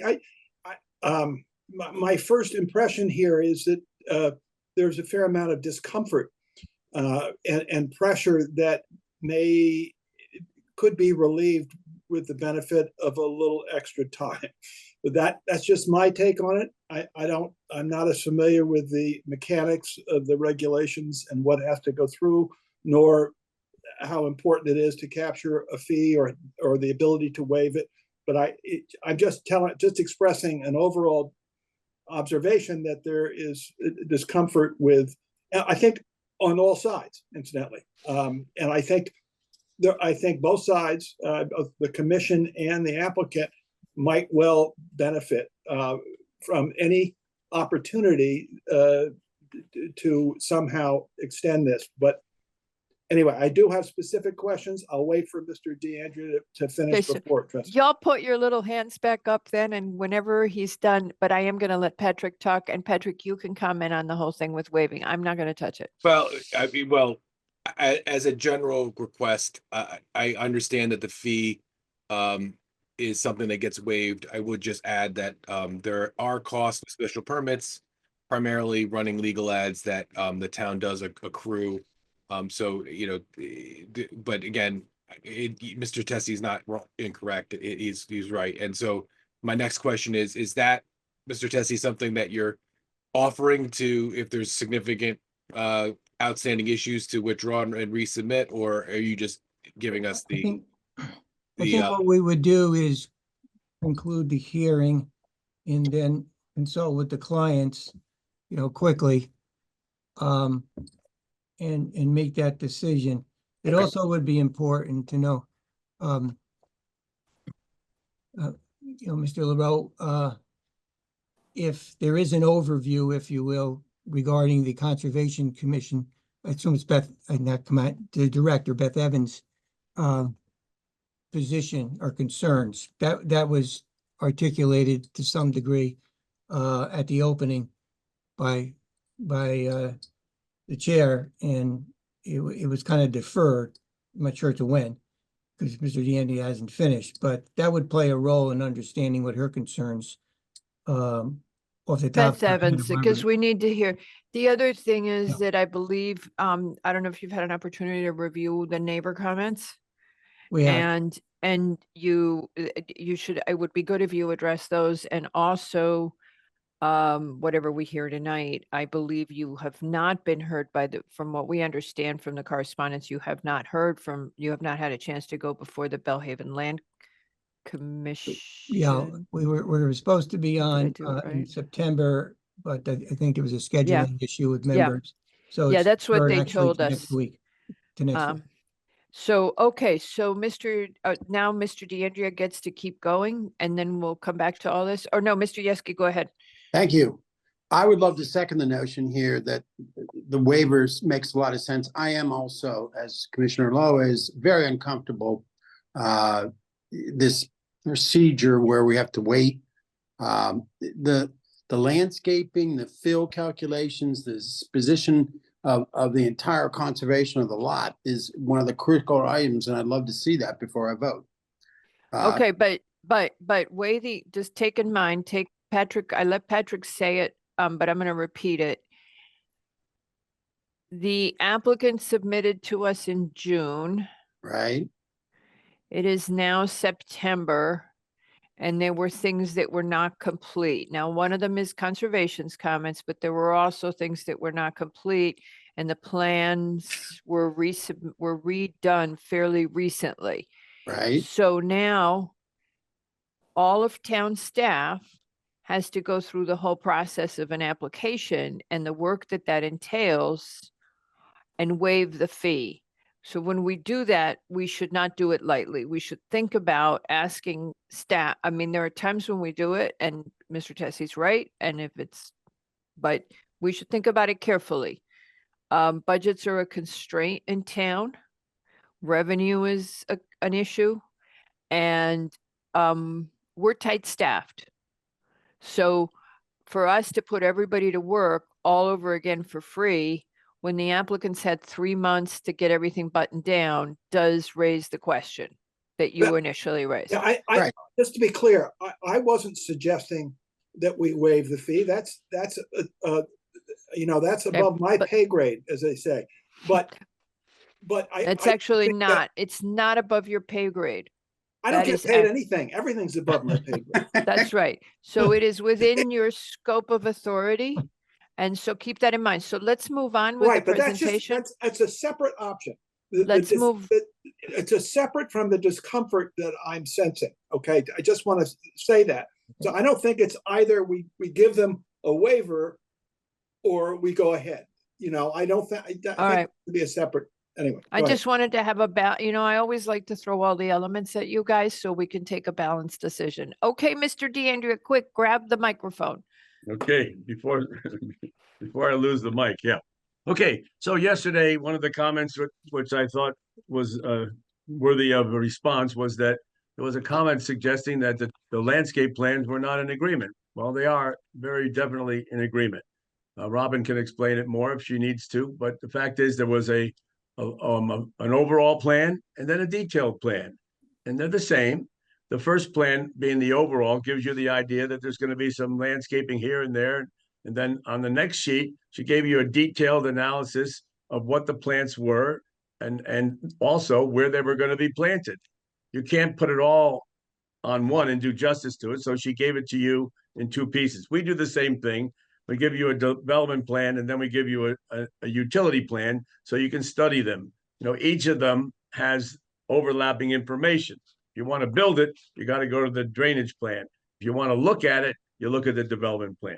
So the fact is they are together, they are the same, they have different bits of information, but each of them is complete. And it's designed to help you. Robin also prepared a tree removal plan so that there's no question about what's being proposed. So they are on there, and the master plan, again, provides you an overview and the treatment of various areas. The planting plan shows you where the plants will go and then leads you to the chart to see how many of each plant will be there. Now, in summary, there'll be 22 trees removed for construction of the house and parking area. In the demonstration that Robin prepared to show you where those trees are, they certainly make sense. And when you look at that plan later on in context with the suggestions by the neighbor of what happens on the property under existing conditions, that plan is very helpful and very informative when you relate what comments are made by others. We're not denying what we're doing. We're not hiding it.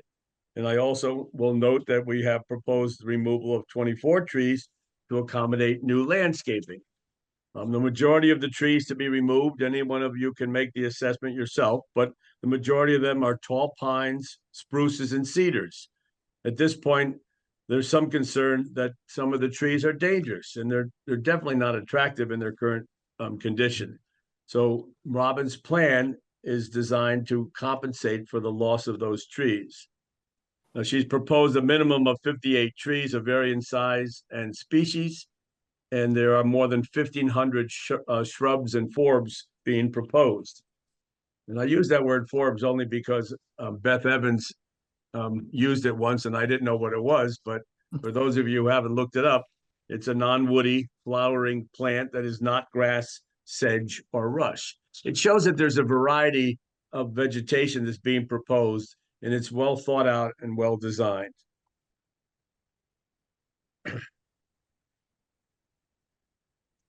Okay. I'm not Are you finished. breathing? No, real Okay. quick. No, I just want to make sure, because as you pointed out, Madam Chair, we need and want to have everything covered. And I believe that we have.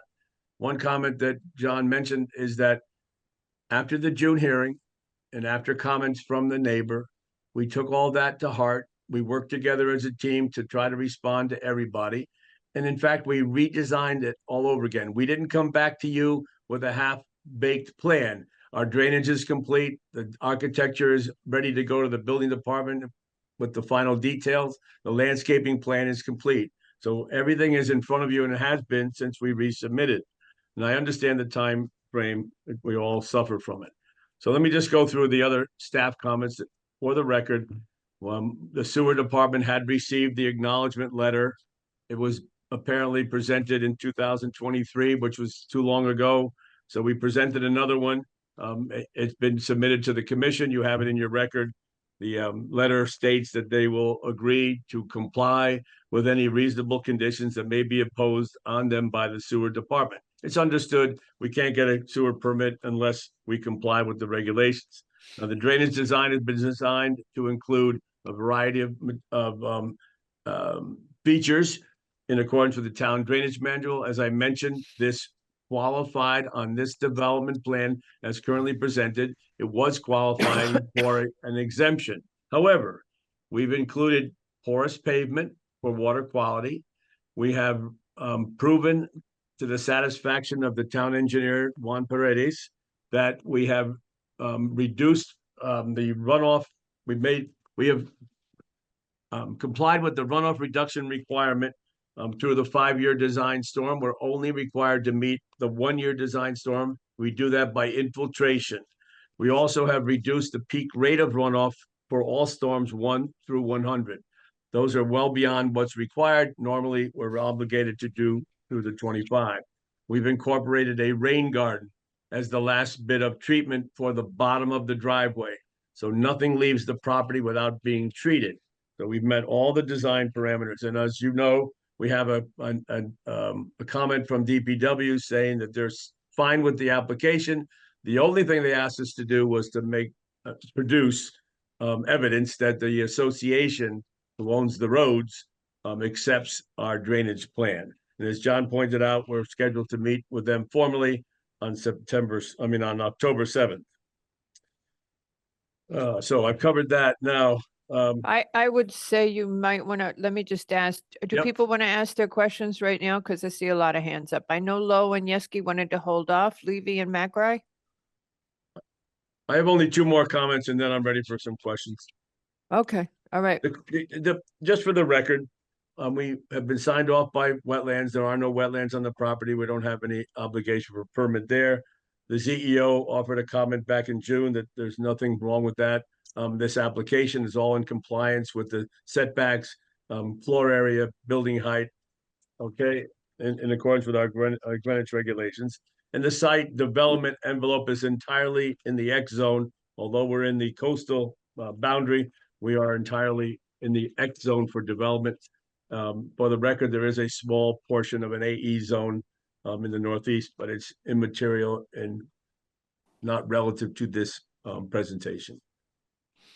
With that, I think I've hit all the high points, and I hope you understand how the new design evolved. All right. We will go to Mr. Lowe, then Mr. Levy, then McRae, then Yeski, then Wells. Okay. Where to begin? So I may have missed it, but as you know, we take seriously the concerns and comments from the neighboring community. And I believe this is a final coastal plan and special permit. It is a special permit, is it not? Yes, indeed. Yes. Yeah. And as part of the special permit standards, one concern and one thing that I'm aware of, and I know others are, is that we're concerned about whether or not an application will materially adversely affect residential uses and not be detrimental to the neighborhood or the residents, nor alter the neighborhood's essential characteristics. And I may have missed it, but I did read some comments from at least one neighbor suggesting that there may be detrimental elements to the neighborhood or to the neighbors themselves. So I'd like to have you all address that. Also, although there may be a net increase of only 350, what is it, cubic yards of fill, whatever, but that really doesn't address the overall the excessiveness of what I understand to be the excessiveness of the grading and the disturbance to the land. And that disturbance is of concern. We haven't gotten all the conservation comments in, I realize, but that's something that occurs to me. And lastly, I believe, Mr. DeAndrea, you said there are 22 trees to be removed. And I tried to track this. And then a moment later, you said there'll be 24 removed for landscape. So, and then you're going to add 58 species or whatever. Again, the neighbor brings up the point that some of the trees are on the boundaries.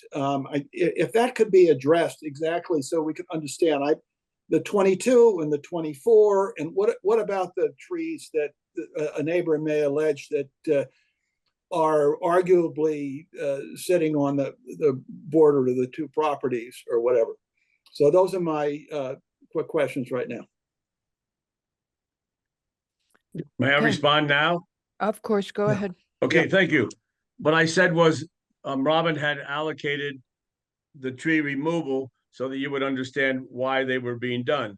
She said that there were, I believe the number was 22 to remove for construction of the house and the driveway and the parking. And then I gave you another number, which was honestly telling you that other trees were being removed because they don't belong, and that they were being removed specifically to implement the new landscaping plan. So that's how I gave you the two numbers. There wasn't any fudge factor at all. It was, No, I wasn't suggesting it. I just wanted to understand. Yes, So what understood. we're talking about is 46? And let me just check my numbers for the record so that we don't mess up here. I had 50. It's 50 Right. removed and 58 added. That's what I Right, yeah. Yeah, that sounds correct. And Yeah. that's what I think I said. Yeah. Okay, here we go. So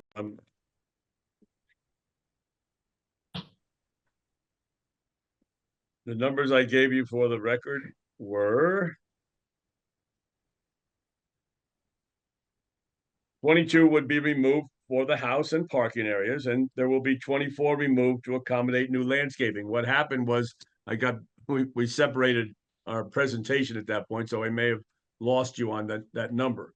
And then she's also shown you 4 blue ones that are in the area of the pool. And that's what, it's well coated, and the dark, the light green, no, whatever you want to that's call them, are fine. those trees that are going to stay along the border. So I question where the comment comes from a neighbor suggesting that somehow removal of those trees affects his view line. But we'll continue that, because at this point, perhaps it's important for me to direct you to some of the documents that were presented by the neighbor. And that starts with Exhibit E in your packet of the letter from the neighbor. And what they seem to have done for you is misdirect you. In fact, they decided that the view line that you should be considering goes through the line of trees that is very predominantly shown in his Exhibit E. So I ask you, when you look at that exhibit, to take a close look at where the gap is in the landscaping and how they chose to show their view line through a line of trees. That's not really the right way to do this. So please look at those carefully. And when you read that letter, look at the exhibits that they presented and question whether or not it was presented accurately.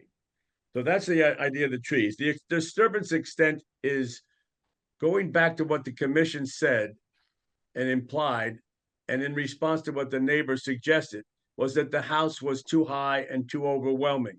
So we lowered it from existing conditions by 7 feet.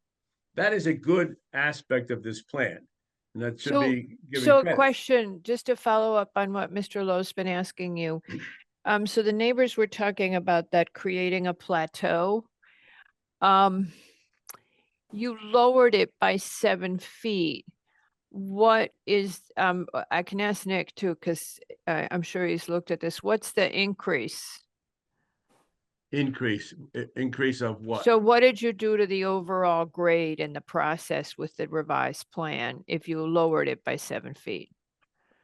Remember, we lowered the first floor of the dwelling by 7 feet. Okay. So that, and keep in mind, we kept the same elevation for the pool. We didn't change the driveway coming up from Otter Rock Drive. So you see how we've maintained so much of the original. And that's to our credit because the house sat so high above the surrounding ground. The manipulation of the site is all within the building envelope. I pointed out to you that all along the south side and the east side of the roadway frontage, we're not changing the grade. There's no material being placed, and we're just going to re-landscape it. That's to our credit. That's a good design. So the thing we did by lowering the first floor obviously drops the ridge line. It increases the potential for view if anybody has rights to that view. So we've done everything to accommodate that aspect. And therefore, I think that if you look at our analysis of, let me just get it for you, on the zoning location survey.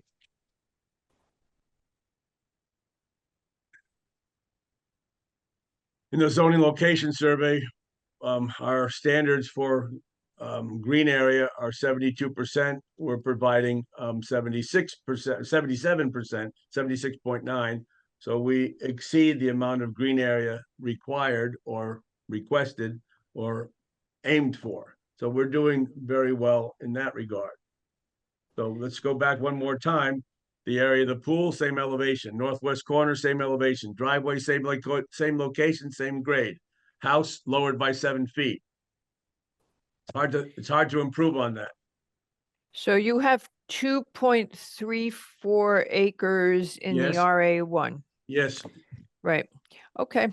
And you are building, the house is, would be at a floor rate, an FAR of 0.114, where Right. 0.135 would be required. So In you other words, have, in context, over 2,000 square feet less than would be permitted. yes, you're about 2,000 square foot less than That's a what would be significant. permitted on a lot that's almost 2.5 times the normal lot size in the neighborhood. So just for scale, Mr. Levy. Thank you, Madam Chair. So Mr. DeAndrea has Yes, sir. been asked, and he answered much of my questions just for clarification very well. And I guess we have not heard from the neighbors and their response to what has been done, but it sounds At least one of them is here, Mr. Levy. Okay. I think, and also I believe I saw the name of the head of the Bellhaven Association is Oh, here good. as well. So we'll get their input, which is good. And I don't know if this is a good idea to beat this on the head anymore, but if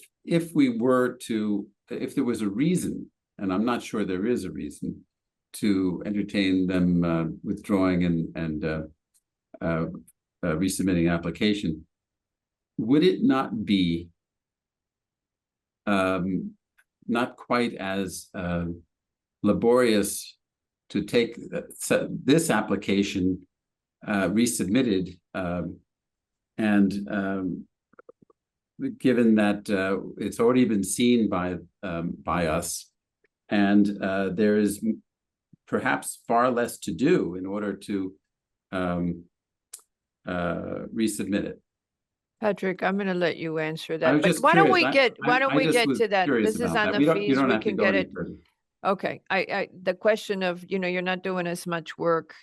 I'm going to let Patrick answer that when the time comes, but let's skip Yeah, it for now because we got Thank other you. questions. Anything else? Thank you very much. Okay, thank you. Anything else? Mr. McRae next. Mr. DeAndrea. Good evening, Area sir. A, 14,000 square feet restricted. Restricted to what? Thank you for asking that. During the It's just like- consolidation, and John, being the attorney, can speak to every point of that, but during the consolidation, which involved the Bellhaven Land Association, the consolidation of the property involved a deed restriction, which set restrictions on elevations within that restricted area Right. and or manipulation of grade in that area. So part of the conveyance, or excuse me, part of the consolidation of the two lots came with deed restrictions, basically controlled by the Bellhaven Land Company, to make certain that everybody was happy. So the fact that you can look at this another way, we have one lot. We're not maxing out on any aspect of it, whether floor area, well, floor area for the main thing, we're not maxing out on it. And when we're over on our green area, so in that case, we're maxing out on green area. The option would have been two lots. They agreed to consolidate, put some restrictions on certain areas of the property, and we have met those restrictions, obviously, in the layout and design and siting of the home. So that's what that's all about. The restriction, I would just add, Tony, that the restriction area in the northwest corner did permit improvements because we have an improvement there, the garage is there, but there's a limitation on height based upon an established grade. Thank you. Great. Pre-existing grade. Perfect. Thank you very much. Thank you. That was really helpful because I've been trying to, we've all been trying to figure that out. Yeah. Bianca, I'm sorry, Bianca was wondering too. Anything else, Mr. McRae? Nope. All good All here. right. All right. I don't know if we can get I'd love to see the restrictions that are on that, Bianca, that you could give us, not from them. Be glad but to give you could- the deed. No, you can't unless you're planning on resubmitting. So we'll get to that. We'll hunt that dog later, or whatever, but right now it's only Bianca who could give it to us. Mr. Yeski.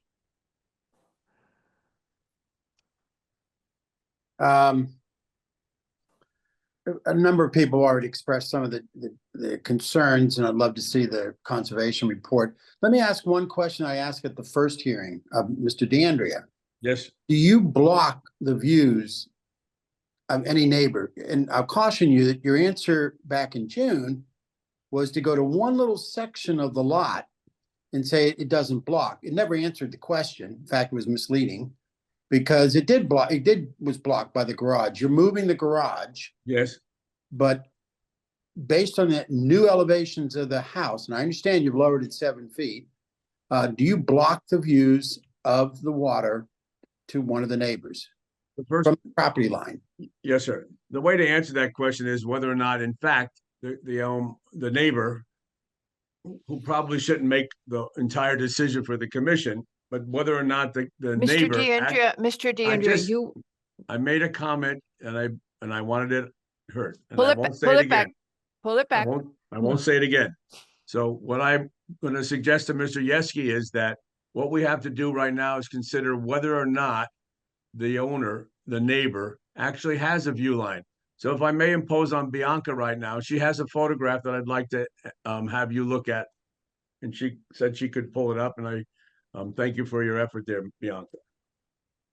I also would like you to, when you have a chance, to pay attention closely to the documents that they presented in their comments against the application.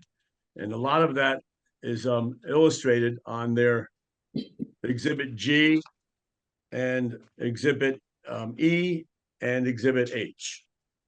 So when you look at those exhibits in context with the tree removal plan, I think you will see that by what we're doing on this property, removing the tall pines can do nothing but enhance it, the view line for any neighbor. And in this case, we have one neighbor that has potential view lines. And what Bianca is trying to pull up is it came to us late. It comes from apparently from a brochure that was offered to a potential or prospective buyer prior to the purchase of the current owner of the adjacent property. That's our understanding. I haven't done enough research to prove it one way or the other, but it's a factual thing. This is a photograph that's worth at least 1,000 words. I look forward to it. Well, if you can go down a little bit, Bianca, and show from where this is taken, which is on a patio of the house. So Pat's actually showing it. I'm unable to share right now. So Okay. Pat is controlling. Is he? There we go. Thank you. So you can see the perspective now. And if Bianca can pull back a little more, you'll see a much greater view. There's a view on the top. We're losing the horizon now. But individually, as she scrolls up, we're standing, or somebody's standing on the deck, which can be seen in their exhibits. And they're apparently focused on the way out. And it would be across the southeast corner of our property, southeast sector of our property. And it's a very, I think, informative view. So what you see here, and whether or not these trees have come down, at the time of the photo, there was no view to the water. So from an elevated portion, you may be able to see now the tennis courts from Bellhaven Club.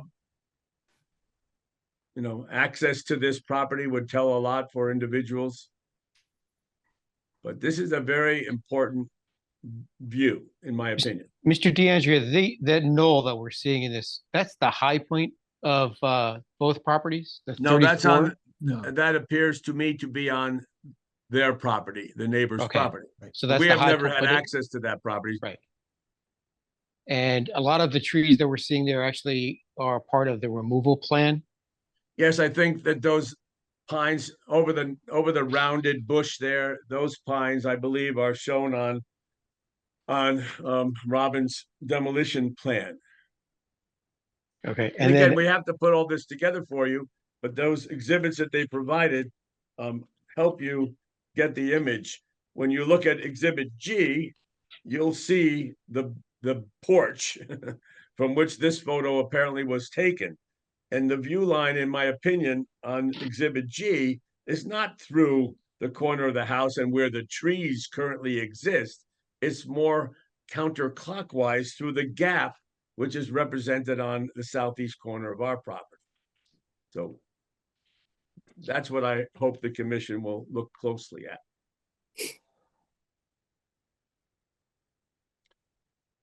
There it is.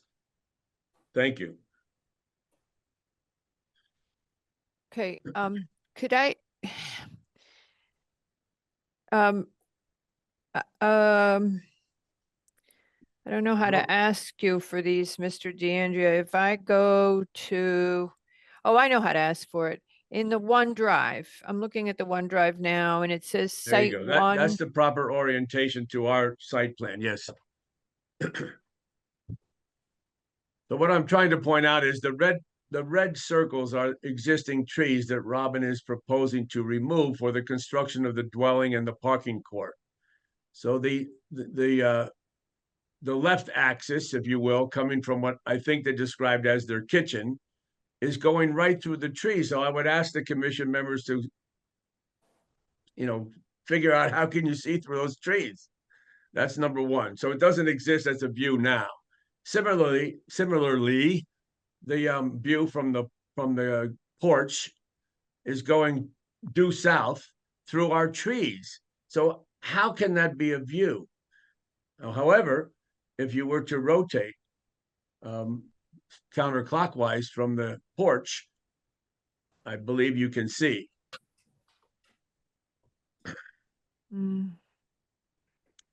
Just a thought. Not really. Yeah, plus Chair, right now, Madam Chair, just if I may one more time, the view line that they've drawn on their Exhibit G is going right through trees that we're proposing to remove. So I'm just questioning how in good faith they could offer you that they have a view through those trees. I'm just asking. Well, except that I'm looking at an elevation that you did of the site, and what I'm seeing is that where you place the building, you have the garages, the 4 garages, and there is an open porch on one side and the 4 garages on the other. And it does seem like it blocks the view. I don't know, B, if you can find that. It says site 4 and it's sideways. It's not sideways in the OneDrive, but I have trouble sharing the OneDrive. Mr. Wells. So I'm Yeah. confused about the fact. Now, that said, the Bellhaven Land Company makes the decision as to the private view. It is not within. So here's here's where the state law is clear. We can protect public views, but we can't protect the private view. And we've spent time researching the case law on this in the past. So the Bellhaven Land Company, on the other hand, sets out to preserve the rights of their individual owners. They can protect it, and this application doesn't have their sign off yet. So we don't know where Bellhaven is going with this, but we aren't able, we don't have the authority.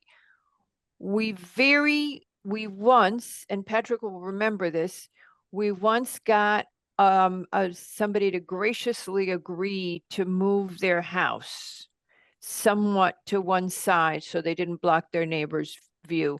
But they did that out of just wanting to get it approved and being willing to make a concession. Mr. Wells, go ahead. And then B, this thing is labeled site 4. Yeah, so it's page 3 on the architectural plans as revised 9.3. So let me yeah, I'll work with Pat to try to get it up. yeah, see if I'll work on it too. If I could. Okay, Mr. Wells, if you would go ahead. Thank you, Madam Chair. So one comment and one question, Mr. DeAndrea. The northern neighbor in his public comment at the last meeting indicated that he was aware of a eagle's nest on the applicant's property. And I just want to comment that the tall pine trees that you find unsightly are the perfect habitat for nesting eagles. So my question is, are you or anyone on your team aware of an eagle's nest on this property? I'll also add, I've seen an eagle last summer flying over, just once, flying over Field Point Circle. So they are in the area. Yeah, I've seen them flying around the Siegler property up in Darien. But that's a different area. I'm not saying that there is an eagle. I'm not saying that there isn't. The question was raised yesterday at the briefing. I went right back to our team. Nobody had ever seen or heard. So we will make an effort to bring in a bird expert and we'll see if there's any evidence of it. But to date, there has not been anything qualitative about that. Okay, so the question is not whether there's an eagle flying around. You understand the question is there an eagle's nest there? Yes, sir. Yes, sir. Definitely going to investigate now that it's been raised. Thank you. Okay. So Madam Chair, now is this the site 4 you're talking about? that's what I was looking at. So tell me again, and then right after that is the whole go down one. I don't know how you got it turned. No, that's before, I think. Go down. Yeah. So those were the ones I was looking at. And I was like, I'm not really sure I understand how the pine trees even play into this, because it looks to me like the pine trees are way below on the bottom of that hill. And if you're looking at the street, you're looking at the garage. So somebody explain that. Madam Chair, if I may, I can explain that. And I wish you would be able to take the time when you have the time to look at the plan. And I'm looking at it right now, Mr. No, you don't. DeAndrea. You're not right now. If I may, Mr. you're not looking. DeAndrea, if I may, I looked at it over the weekend. Please don't tell us A, how to make our decisions, and B, what we should do with our weekends. I'm hungry and I'm grumpy right now. So don't tell me how to do stuff. Okay. When I look at the plan you have on the screen, there are no trees shown. Right. Therefore, if they were there, they would be downhill, because I then looked at your grading and there's significant, as someone mentioned early in his presentation, if I go to the grading, the topography, I see there's a significant change in grade.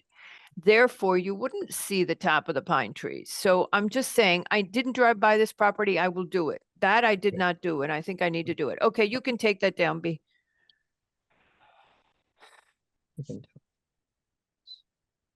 Ms. Jenkins. Mr. DeAndrea, I need kind of a more general statement about the site disturbance here. You're excavating 7 feet to lower this height of the structure, but you have 3,500 cubic yards of Yes. material that's moving around. It's three. What percentage roughly of the entire property is not having a change in elevation, either being reduced in elevation or being filled to increase elevation? Because I'm having difficulty kind of visualizing how much is undisturbed versus how much is disturbed. I would estimate roughly about 30 to 35%, roughly. That's including northwest corner and the entire southern and eastern perimeter on both sides of the existing driveway. So How I'd many estimate square somewhere feet? Wait. 5% is undisturbed or disturbed? 30 to 35% undisturbed. But that's what part of that is your set aside area, not set aside the restricted area? That's it. I don't think that's applicable, but I'll tell you what it is. It's 125 by 112. Yeah, but are you including, where does It's, that?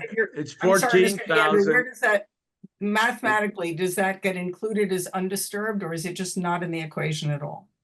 It's an undisturbed. It's a 14,000 square foot area that's basically remaining in its existing condition, elevation wise. Let me If you just don't be want us clear. to plant anything, we won't plant anything. Let me just be clear. You're saying approximately 35% of the site is undisturbed. That 35% includes the restricted area?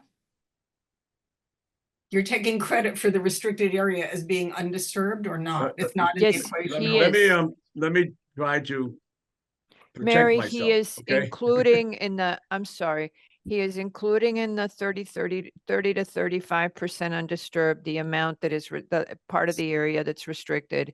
And that's 100 by 112. So It's 14,000 square feet. 14,000 square feet Yes. on a total lot area of, what's that, about 100,000 square, no, 40 and 40, 80, yeah, and another third. Yeah, about 100,000 square foot lot. So there's 10% of the lot that he can't disturb anyway, in very rough numbers. But in actuality, just to clarify, you can disturb it. There's a limitation, there's a limit, it can be just quote disturbed. And it could be, the grade could be theoretically raised or lowered. But there's a maximum height based upon the pre-existing grade of any structure. Well, we'll take a look at that. We're going to That's try fine. to I'm get, just- I we're just going to wanted get to that clarify that. document. Okay. Thank you. Mary, did that clear anything up for you? It cleared up a lot for me. Thank you, But Madam Chair. in actuality, I'm struggling with the same thing you are, because I missed this over the weekend trying to figure out where the house sits relative to, and I kept looking at all the different plans and not getting it. Mr. Lowe, go ahead, and then Mr. Yeah, quick- McBride, I think you have your hand up as well. Hold on, I can't tell. No, you don't. Oh, you don't. You're just up there. Okay, quick question. If back to the trees, if the proposed trees come down, will the new house itself obscure the neighbor's view?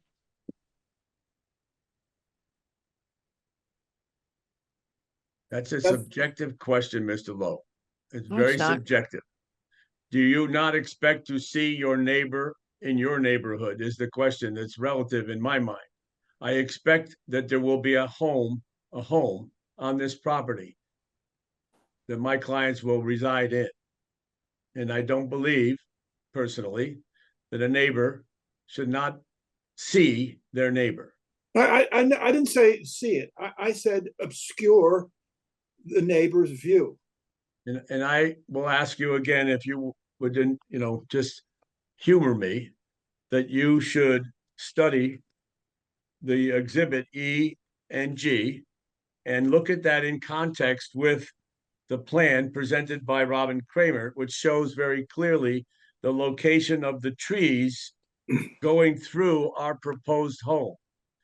And when you compare that to Exhibit G, you will see that these people who presented Exhibit G are suggesting that their view line is through a line of trees. No, I understand. Look, I understand all that. I'm just looking for an answer. You Yes, give sir. me an answer, whether I like it or not, doesn't really matter. Okay, But, so the answer is the view line that may be available to the neighbor now will not be any further impeded than it is today. Yeah, I just want, Because we're removing the trees that currently obstruct his view. right. But they may be replaced, at least in part, by an obstructing structure. Yeah, perhaps. Yeah, we hope to build a home, yes. Okay. And the last thing is, so just to be clear, what we're saying here is 65 to 70%. There's going to be 65 to 70% disturbance of the land. Is that, I'm hearing that correct? You've asked me to answer a question without the ability to actually make a computation for you. So I made a visual based on my experience No, by an looking at it. estimate is fine. I'm not trying Yeah. to hold you to, I'm just saying, I just want to understand what was said. Yes. Clarify it. So 65, in your estimate, about 65 to 70% of the land on this site will be disturbed. Is that correct? Yes, sir, I would agree with that. I think but look, I think to varying degrees. I mean, but Yes, sir. right, I was gonna, to varying degrees. I Some want to highly raise that. minimal, right? Some more so. Got it. Okay, that's fair. I got it. Thank you. Mr. Lowe, I would respond just one more thing. If I take an aerator across the existing lawn, is that disturbance? Oh, please. But that's an extreme, you see, so there's going to be lawn. We're going to make it look better than it does today. And if I have to reseed it, is that disturbance? No. Because I think there's going to be something done around the Mr. periphery of this property. Mr. DeAndrea, those examples are just so unhelpful and so, I can't think of a good adjective. Maybe Mary can come up with one since she's going to speak now. We're talking about something different. We're talking about a different scope, talking about an aerator, just really not helpful. Mary, go ahead. And my original question, let me restate it again. I'm trying to determine how much of the overall property will experience a change in elevation, whether it's 6 inches or 10 feet, or you have to put up a retaining wall. I'm just trying to get a sense of the overall size of the site disturbance on the whole property. Okay, I appreciate that. And I can probably answer that for you because the graphic that we provided for you to study, and I'll take that and use it and give you the answer. We've Good. shown you on that plan, and I know it's hard for some of us to read it, but we showed you down to the 1/2 foot or 2/10 or 3 inches, how much is being manipulated in certain areas of the property. And let me grab it.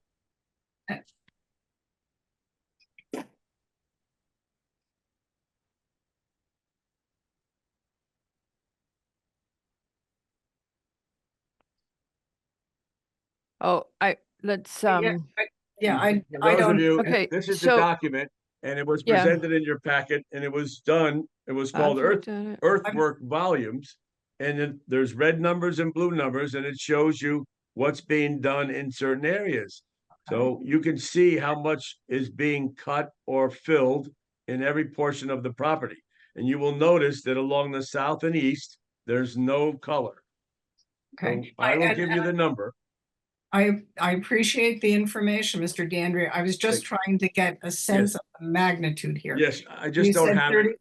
35% is, and I won't hold you to 35, but we're talking basically 35 undisturbed, which I define as meaning you're not changing it.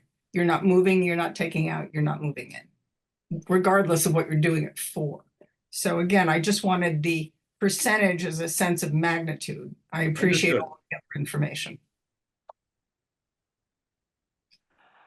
Okie dokie. Are we ready for public? No, Ann, no. Go Sorry, ahead. I'm No, sorry, no, thank you. you're more than I have- welcome. I have one question that I'd like some clarification on in the plans. It's on page 85 of the staff report. And it was a slide that we showed before, and then there's two images here, but I don't know that what I think they are is one showing the old position of the garage and one showing what that looks like now with the garage being shifted to its new location. And I just want to clarify that. And I think this is also in that area where we're looking at these views to the water from the neighbor's property. And maybe Patrick has the answer. But it was confusing me as I looked at it. Patrick, go ahead. Mr. DeAndrea, no matter how much you talk, there's stuff that isn't coming through well to the commission. Patrick, go ahead. You'll need to unmute and everything, though. Don't you love how every now and then? I believe that's the same drawing that Madam Chair you were looking at, number 4. So let me. It's site -4. Yeah. It has view 1 and view 4. Yes, that one. Yep. Well, so the lower one. Yeah, These and are so the same view, but different sets of, but from different plans. Is that correct? Or am I different May I sides? answer that question? Yeah. Yes. Tony. The architect has on the upper section shown you what the new home will look like. And then you can see, I believe I'm pointing out that the ridge line of the upper portion, you see the two windows are the same in the farthest left side. No, of the that's upper- not what she's asking you. Okay. No. Go Ms. ahead. Jones- Go ahead. Ms. Jones, Yes. so I'm trying to orient you. The two windows below the gable on the far left side of the both. I see both those. I've images. got that. Okay, so you can see to the left of the two windows on the lower panel, that's all been chopped off. And the architect has skillfully opened up through the veranda, if you will, of the porch. So you can see the water, you can smell the water, you can see it. So he's chopped off the ugly part, 4-car garage and parking area in favor of an enhanced view that's currently blocked by trees. Right. So Right, I the was just trying to clarify that. four-car. Correct. Patrick, go to the very first page The of this. 4-car garage has shifted to There this we other go. location. See, there it 4-car. is. Yeah, Right, there but it I'm is. just That's the northwest confused corner. by that image. Because I didn't see explanation of it. I don't know if there's a question on the table right now. Well, I think the I was point, just trying to what you're clarify showing, that image, what was going on. right, the before and after, I thought it was Right. good that was brought up. It shows the softening of that area, if you will, doing away with the garage faces, shortening the area by, I think it's 20 feet or so, building and just creating a more aesthetically, at least in my opinion, aesthetically pleasing view from the north, to the extent that there is, Thank you. it ultimately is. Thank you for your clarification. I appreciate it. Okay. Patrick, can you find the topo? Sure. Oh yeah, good luck, because I just went back to look for it and I know I've seen it a few times and now I You know can't find it. that master plan, Mr. LaRoe, that we were talking about yesterday? That's a really good one. It has the topography on it and the I landscape. just want, I don't want the one with the landscape because I can't read the numbers on it. I couldn't read the numbers on it on my computer. I want the one that has the grade numbers. Oh, well, I thought I was going to be able to serve two purposes because I wanted to talk about No, conservation wait, comments. I think I got it. I will. All right, so, Hello. Hello. okay, so Hello, I've, Margarita yes, Bazilli. Yes, it's me. It's me. hi. I know this sounds like it's gonna go till 12 o'clock. It would be nice if I could just get a bit of a rest because my arms are getting very tired. Well, we're dying to have dinner, but what could we do? We don't normally break in the middle of an application. No, we don't, but we've been going. So we're gonna stop as soon as we finish this application. Can you hang on for 15 more minutes and I'll mute Mr. DeAndrea and Mr. Tessie both? Just kidding. So that you could mute everyone. I mean, that's all right. Yeah, I know you could mute us all. Is there a hard and fast rule on this? No, but we should be nice because we like Mr. Bazilli. No, I'm suggesting we support Mr. Bazilli and take the break now. The problem is that the neighbors are all have their hands up and are waiting to speak. Well, that's not going to be 15 minutes. No.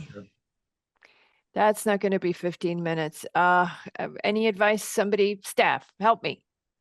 I think if we wanted to pause right now, it'd be fine. There's nothing that says we Okay. have to keep. I'm sorry, neighbors, but we really do have to take good care of Mr. Basili because he's our court reporter. And if Mr. Basili wants a break, I think we really should try to give it to him. Before, I'll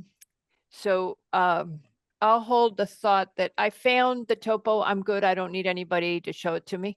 So, okay, you guys, the time is currently 8:06. What do you want to do? 8:30? Sound Convene okay? after the debates, is that what we should do? No, you can't recuse yourself from this. You're going to have to stay. I Just thought get this was Nan- the great debate. This is the great debate. Okay, so we're going to reconvene at 8:30. Thank you. Thank you, Mr. Basili. Okay, I'm eating my chocolate. Arn and Levy are MIA. There's Low. I'm here. I knew you were really there. The moment you said that, I had to speak.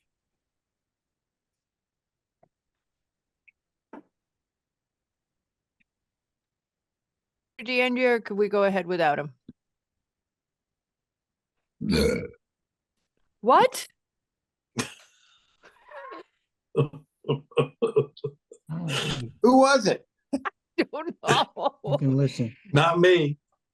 I'm guessing it's got to be some of the people who have their screens off because I didn't see anybody look like they did that. What did So- he tell you? Can we just He's start? en route. He's listening. He'll be a few minutes, but I believe you were moving right to the public. We were anyway, moving right so to the public comment. What why I don't was going to why say don't to you him do can that? wait. Why don't you do that? He'll join. Okay, we are I'll now take notes. recording. Mr. Basili's ready. And our first speaker is Jill Oberlander, as I recall. And then followed by Melinda Carroll. You will be next. I'll promote you in a sec. Ms. Oberlander, if you would accept. Yep, there she goes. And then Ms. Carroll, you will follow. And then there was Kathleen, somebody, if you would raise your hand again. Ms. Oberlander, you're unmuted. If you would go ahead. Thank you, Madam Chair and members of the commission. I want to start off by thanking you for your public service evident tonight and at all of your meetings. And as a viewer and panelist today, I'm really struck by not only the depth of your review, but the time that you spend on behalf of all of the residents of the town of Greenwich. So thank you, and thanks to your staff. I'm here commenting first. I hadn't planned to talk, but I did want to address two things that were raised tonight. I'm here as the president of the Bellhaven Land Company, which is the association of landowners in the Bellhaven area of the Bellhaven Peninsula. We had scheduled to hear this latest project proposal by the owners of 280 Otter Rock at our meeting in September, but because we had not yet received all of the reports from our own experts retained to take a look at this, we postponed it to a special meeting, and as was referenced by the applicant's representatives, we'll be hearing it next Monday, October 7th. So while we did see the earlier plan that was presented back to you all, I think in June, the neighbors have not yet had an opportunity to comment. So some of the comments that I have received so far, certainly not complete. And I would expect that neighbors that come on to the presentation next Monday, they may have different comments as well.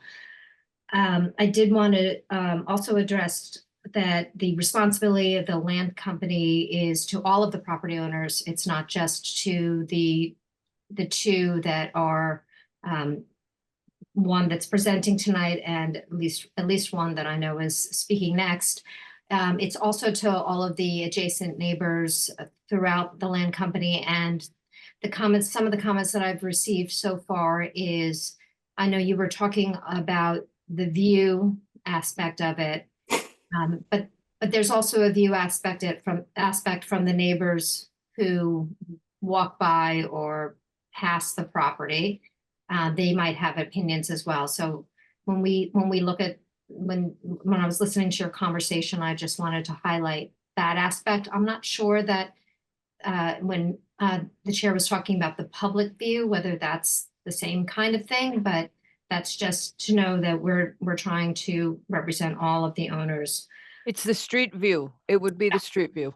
Right. So, and that is one of the concerns of the neighboring property owners that I've heard so far, in addition to the questions about the fill and the grading that came up at the last meeting and that were raised tonight. The second point that I wanted to raise as Bellhaven Land Company president was with regard to the connection for drainage. And this is directed to the representatives of the applicant, and just to let the commission know that the land company has not yet received a request from the applicant for approval of their drainage connection. And we would need a formal request from them to consider it, and then we would take our process for evaluating their drainage plans and decide whether or not to permit it. I'm just sort of putting them on notice that we would need a formal request for that as well. I know that's one of your. And by the way, it's on our engineering department comments include that permission from you is required, and they've made it a condition of getting the permit, the building permit. So they don't have any objection to us making a decision at this time, but prior to issuing permits, they would want that. Okay, go ahead. Yeah, I was just raising it because I saw it and I know it had been discussed, and I just wanted to let the applicant's representatives know that we haven't received anything to date, and we will need something formal. And now I'm just going to make a side comment as a resident, just listening to the proceedings, which I hadn't intended, but I will ask the question, and I will hope for a greater walkthrough next Monday as well. The question that I was struck by in the presentation and that I can't quite wrap my head around is the fill, and I understand that there's an exhibit that shows the differences that was referenced by the applicant's representatives, but that has been a significant question of the neighbors, and they haven't talked about lowering the grade. I haven't heard anyone comment yet on lowering the grade. So, but I have heard people's questions about use of fill to artificially change the grade. And I guess my question to that's just a general question. I didn't think it was clear in the explanation tonight, and I'll get more of an explanation next Monday. But my question to the commission would be, if the land company acts and doesn't approve all of the plan, what is that? I don't know how that works with your. It just comes right back to us. So if the whole plan doesn't get approved, then they just have to refile with us and say, here's our revised plan based on what the land company did.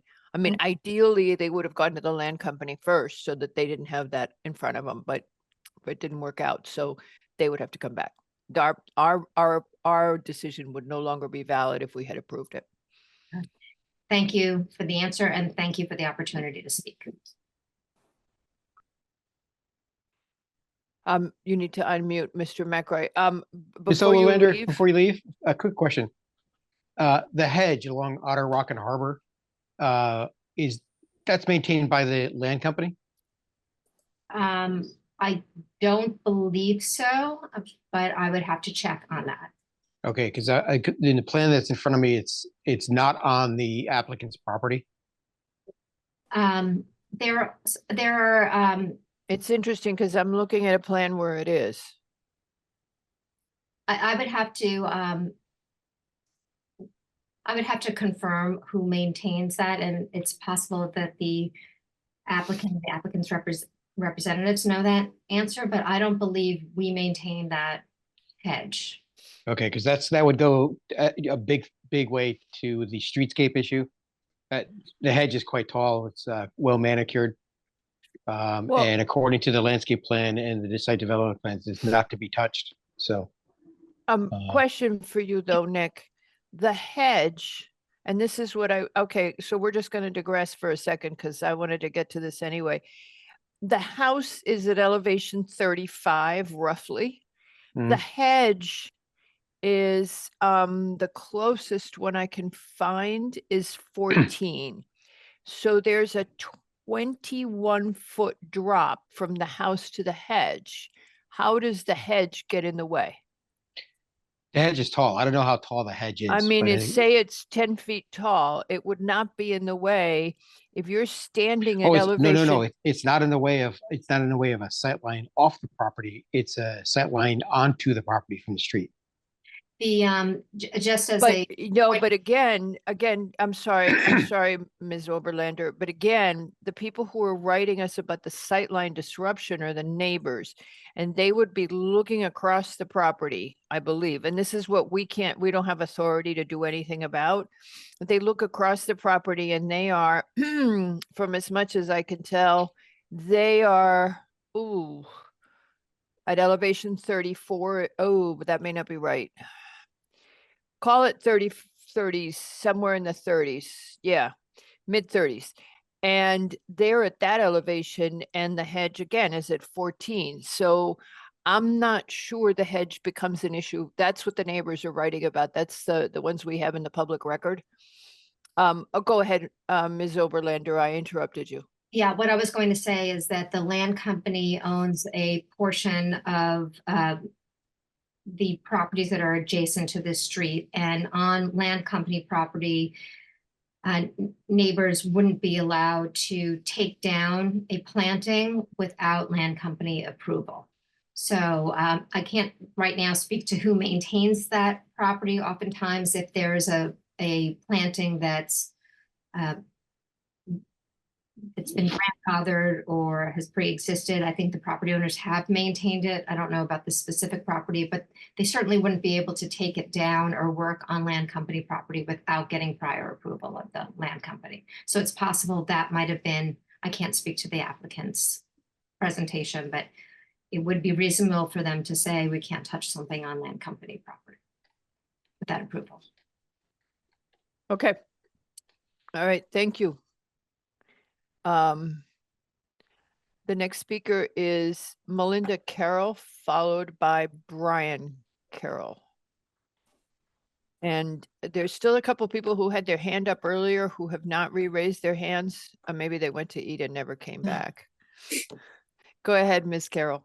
Hi, everyone. I just want to thank you as well. I can really appreciate how much work the P&Z puts into to these decisions, and to echo all of Jill's sentiments. And the little break helped me because I was able to cut back from a back to school night. So my name is Melinda Carroll. My husband and I have the abutting property at 276 Otter Rock Drive. We've owned it for almost 20 years. It is one of the original Belhaven cottages. And we can safely say that we didn't have really the imagination to conceive of a development like this rising up beside us. Ignores the land, it ignores our views, and the beautiful 100-year-old trees and rock outcroppings that define this prominent section of Belhaven. There has been a lot of talk of gentle and sloping and feathering with the landscape that implies that this proposal has a light touch and fits in with the neighborhood. It does not. The project completely ignores the topography, the setting, historical characteristics, neighboring homes, and trees that the landscape regulations seek to protect. They are eradicating almost every natural feature of this property, denuding the site of trees and creating a giant plateau upon which to place an extremely large cookie cutter house. Belhaven is considered beautiful not for its smattering of new builds, which loom over the remaining antiques. Belhaven is considered special because of its history, its prominent park-like setting, by the foremost landscape architect of the time, Frederick Law Olmsted. The stately old homes, individual and characterful, a graceful reminder of days past when Belhaven was a well-to-do seaside respite from the city. which is why when you are at the Bellhaven Club and you're sitting on its front and original veranda, you look over the tennis courts and you can see our 1890s Victorian. They have said that this lot is challenging. Well, it wasn't challenging for the last 130 years. It's a beautiful, special lot. It has many large, significant 100-year-old trees, an elevated position with rock outcroppings, and a graceful, sloping lawn to the lower elevation of road towards the club. Let us not forget this site offers plenty of opportunities for development of a very large house. There existed not one, but 2 houses on this site, both significant. The topography offers the opportunity to create a home that is sizable with beautiful views. It always has. What you have before you today is a project that could take place anywhere in Greenwich. Perhaps a 10-foot elevation or a reduction in topography would go unnoticed on a sizable lot in another location in mid-country or backcountry even, I'm not sure. But what the redevelopment of 280 Otter Rock is attempting to do is to radically manipulate the property to accommodate the house. They have this backwards. You're supposed to look at the land as something to honor, design, and work around, which is why you have a tree protection plan regulation. But this project doesn't really need one. It's quite easy to flatten something and to drop a large house with an equally massive basement on top of it. But as you see before you, it destroys the land, the trees, and the setting in its wake. It is clear that the property was developed with one guiding principle to take advantage of the Long Island Sound views. And we ask you to consider at what expense. Certainly none of us will live long enough to see any of the newly planted trees reach the majesty of those that still stand on this site. And what is the alternative? Shall we also raise up our house on a plateau of 10 feet so that we may gain a better sea view? Is the future of development in our neighborhood to be seen in this light? We respectfully submit to you that Greenwich can do better and has the regulations to do so. Thank you very much for your consideration. Thank you very much. Should I let that next guy speak? Ms. Carroll? Thank you. We're not together. He's Oh, in you're just- California. Oh, okay, so I should let him speak. All right, thank you. Thank you very Hello, much. Mr. Carroll, if you would go ahead. Thank you. As my wife mentioned, we are the abutting neighbors to the north of 280 Otter Rock. And I wanted to just give a little more clarity. We had submitted a letter to the commission last week, and obviously our letter objected to the proposed plans for 280 Otter Rock on several fronts, primarily that it violates the municipal codes of Greenwich, including Division 17, the landscape regulations, which I believe was enacted in around January of 2023. If I go to those codes specifically, I believe Section 6-176 states, quote, "The purpose of these landscape regulations is to preserve and protect all significant existing natural resources within the framework of feasible and prudent design parameters to respect the natural characteristics of the site." More specifically, Section 6-179B3 adds, including but not limited to stone walls, steep slopes, large boulders, or ledge outcroppings, specimen trees, or stands of trees. And Section 6-182B4, 3i states, to minimize change in pre-existing topography. This proposal unnaturally changes and manipulates the landscape of the property to create a large plateau across the property to facilitate the construction of a very large structure, so large that it requires a special permit given its excess over 150,000 cubic feet. The proposed plan disturbs the grade on 71% of the property. We've actually hired an independent engineering firm, Rizzoli, to measure this, as well as other aspects of the proposal. The proposed plan eliminates the historical undeveloped eastern slope of the property and raises the grade there by over 10 feet. The proposal also plans to flatten an existing hill in the middle of the property and reduces the grade by over 11 feet in that location. These man-made grade changes are shown. So I'm going to interrupt you for a sec because they've heard me say the numbers. So what becomes, and Mr. DeAndrea can jump in later, I'm seeing that what becomes an elevation of 35 in the developed version is currently 25.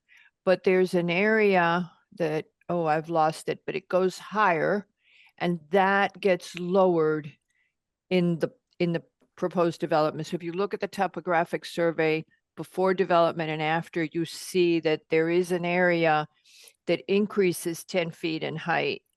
And it looks like 10 feet anyway. Mr. DeAndrea can step in. Then this was the question Mary Jenkins was asking. And then there's a place in at the on the existing plan that it's an elevation of around 40. So go ahead now. I'm sorry, Mr. Carroll. I just wanted to do the numbers so that because of what you were saying was what we were asking. Thank you for clarifying. You know, if the commission would look at Exhibit B to the letter we submitted, our engineer performed 2 cross sections. You'll see one which Can you shows pull that? Because I'm not sure that your letter, did his letter get into the public record? Yes, okay. I couldn't find it just now. Can one of you guys pull the exhibit? Go ahead, Mr. Carroll, keep talking and we'll look for it. It always takes a while. Sure. You'll see 2 cross sections. The first cross section BB, if you go to Exhibit B.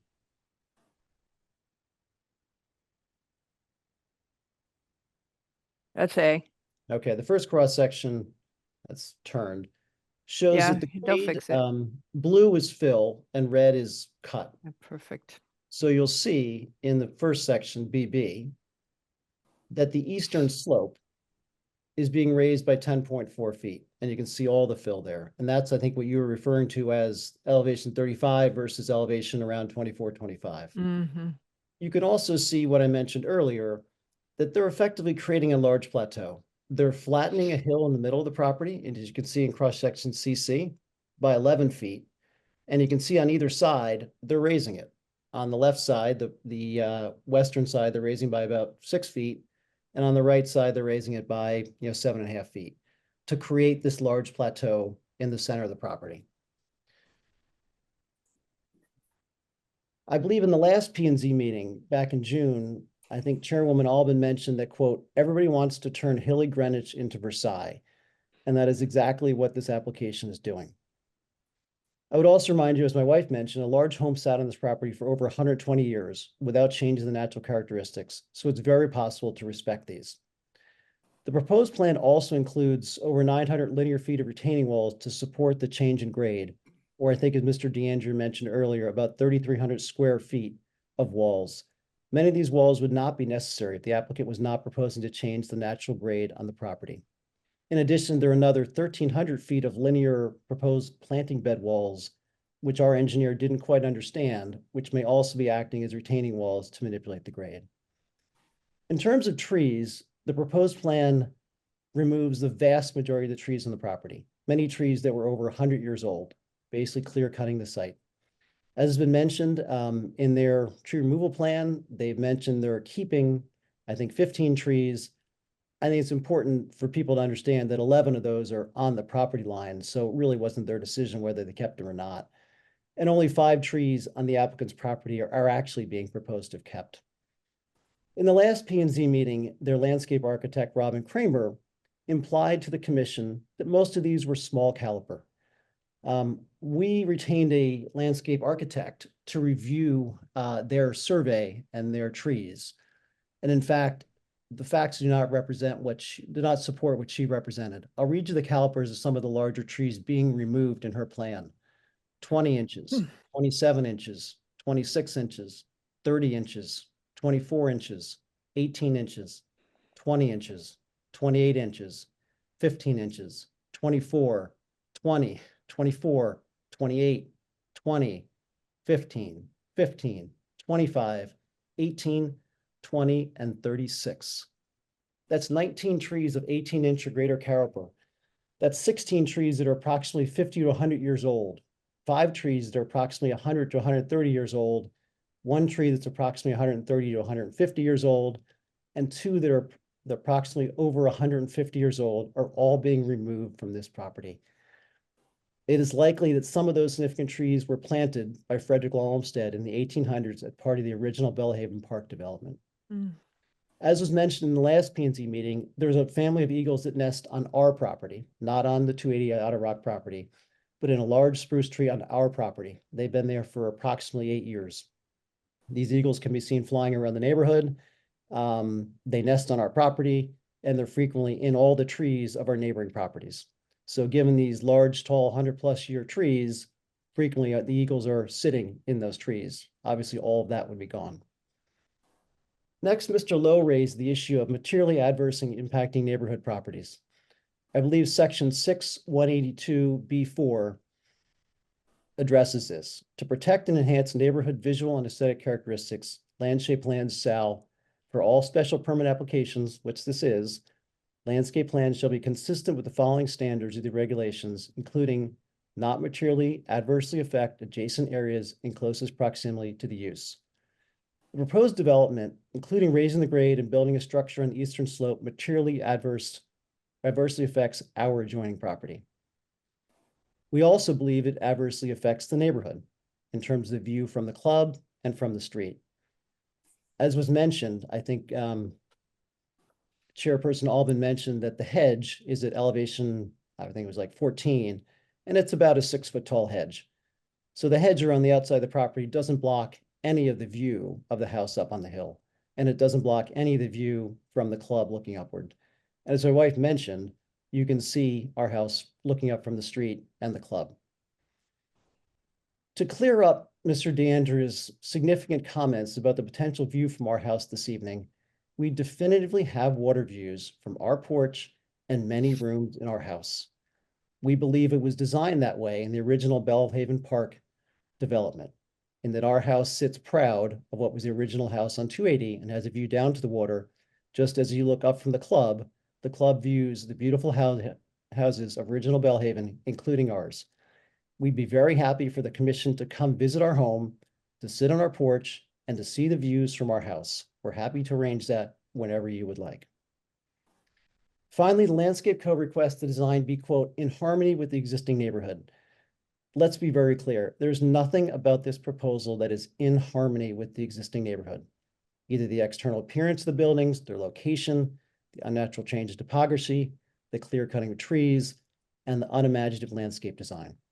So in summary, the proposed plan clearly does not minimize changes to the pre-existing topography and does not preserve and protect all significant existing natural resources per the Greenwich Municipal Landscape Regulations. Therefore, we ask that P&Z Commission reject this proposal. Thank you very much for your time this evening. Thank you very much, sir. That was a lot of research went into that. Well done.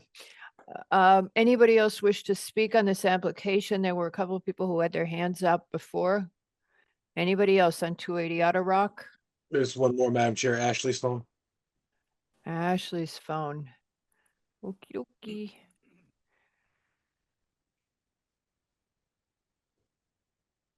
Ashley's phone, if you would kindly accept my invitation. Declined. Okay. Ashley's phone, I'm just allowing you to talk. Go ahead, ma'am. And would you please, before you start talking, could you please say and spell your last name for our very patient court reporter?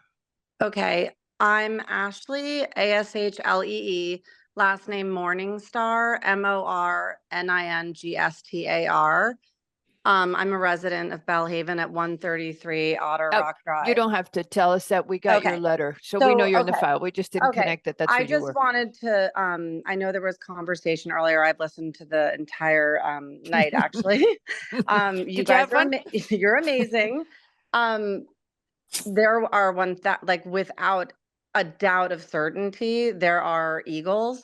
And very specifically, they reside at around 278. There's a giant nest between that property and the one next to it. They fly over the tennis courts. There are eaglets. The whole neighborhood watches them. We all have binoculars.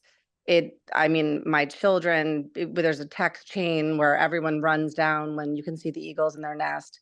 And it's devastatingly important to the people who live here that they have to stay, and we can't interrupt this. And I'm very emotional about this. And you read it in my letter, but all of this needs to stop. I mean, that's how I feel very strongly. But I just wanted to confirm there are 100% eagles that live here. Thank you. Thank you. Anything else that you wanted to add? Well, we do have It's your all letter. it's in my letter. Yeah. Okay. Yeah. Thank you very much, ma'am. Thank you. Anybody else want to speak on 280 Otter Rock? All right. Okie dokie. All right, so Mr. DeAndrea, I was about to ask you that question. I was about to ask you the whole thing that we did with the pine trees and the elevations and stuff. I was about to do that anyway, so now it's been done in plenty. Mr. LaRoe. Madam Chair, do you want me to share my conversation with the Environmental Affairs Director? Yes, or- please. Good Sure. timing. I just, I'm sorry, you wanted to show this while I talked. So, there was concern about grading overall. I will just say that. Specifically though, what I can share with the commission is, and I'm just pulling up the landscaping drawing, is, the tree removal of being significant concern. Just the loss and then what's going back. I'll just note that the planting list here seems to be very evergreeny, ornamental, whatever you want to use it. It's very it doesn't really bring back any sort of the ecology being lost is not being met by the design being proposed, is sort of the sense that I got from Beth Evans. And the so tree loss, proposed planting plan, the site disturbance. And then she's also willing to go out and do the investigation as well to confirm if the Eagle's Nest is on this property and if it's adjacent, if there's a habitat that's being impacted by the proposal as well. So, but she will be giving us comments shortly. And again, sorry we didn't have it ahead of time, but we will get it. So. Okie doke. We've got a panelist with a hand up. Mr. Levy, go ahead. Oh, I didn't realize they put it, but anyway, I think that the habitat for the eagle it really does need to be explored, because once you disturb the area, you disturb the nest, and the nest will leave. Right. That's my understanding of it from seeing this before.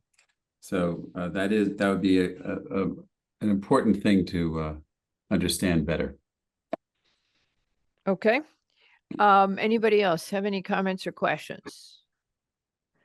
No. Okay, so here we go. This is a must close. Mr. Tessie, would you like to make a closing statement? I'm turning it over to you, and you just unmute.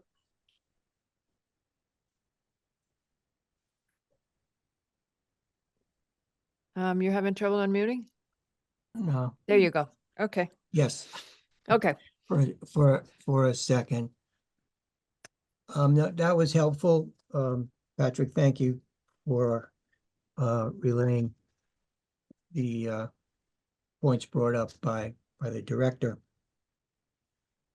I mean, it seems to me that it is crucial to understand the director's, issues after hearing that and being able to essentially have a dialogue with her if necessary, which really would be precluded in this particular instance. That leads me, and Tony, I don't know if you had the opportunity to speak to the client or not in the meantime, so you may want to comment on the subject of essentially withdrawing without prejudice the application and coming right back. So I have to ask you in front of everybody else if you've spoken to the clients in that regard. But you're muted.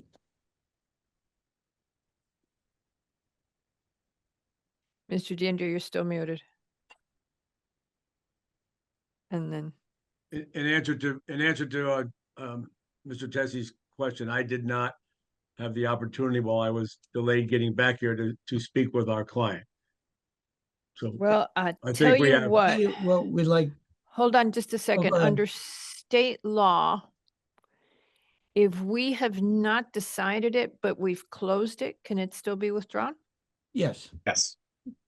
So we'll close it I was just, and y'all do what you want to do.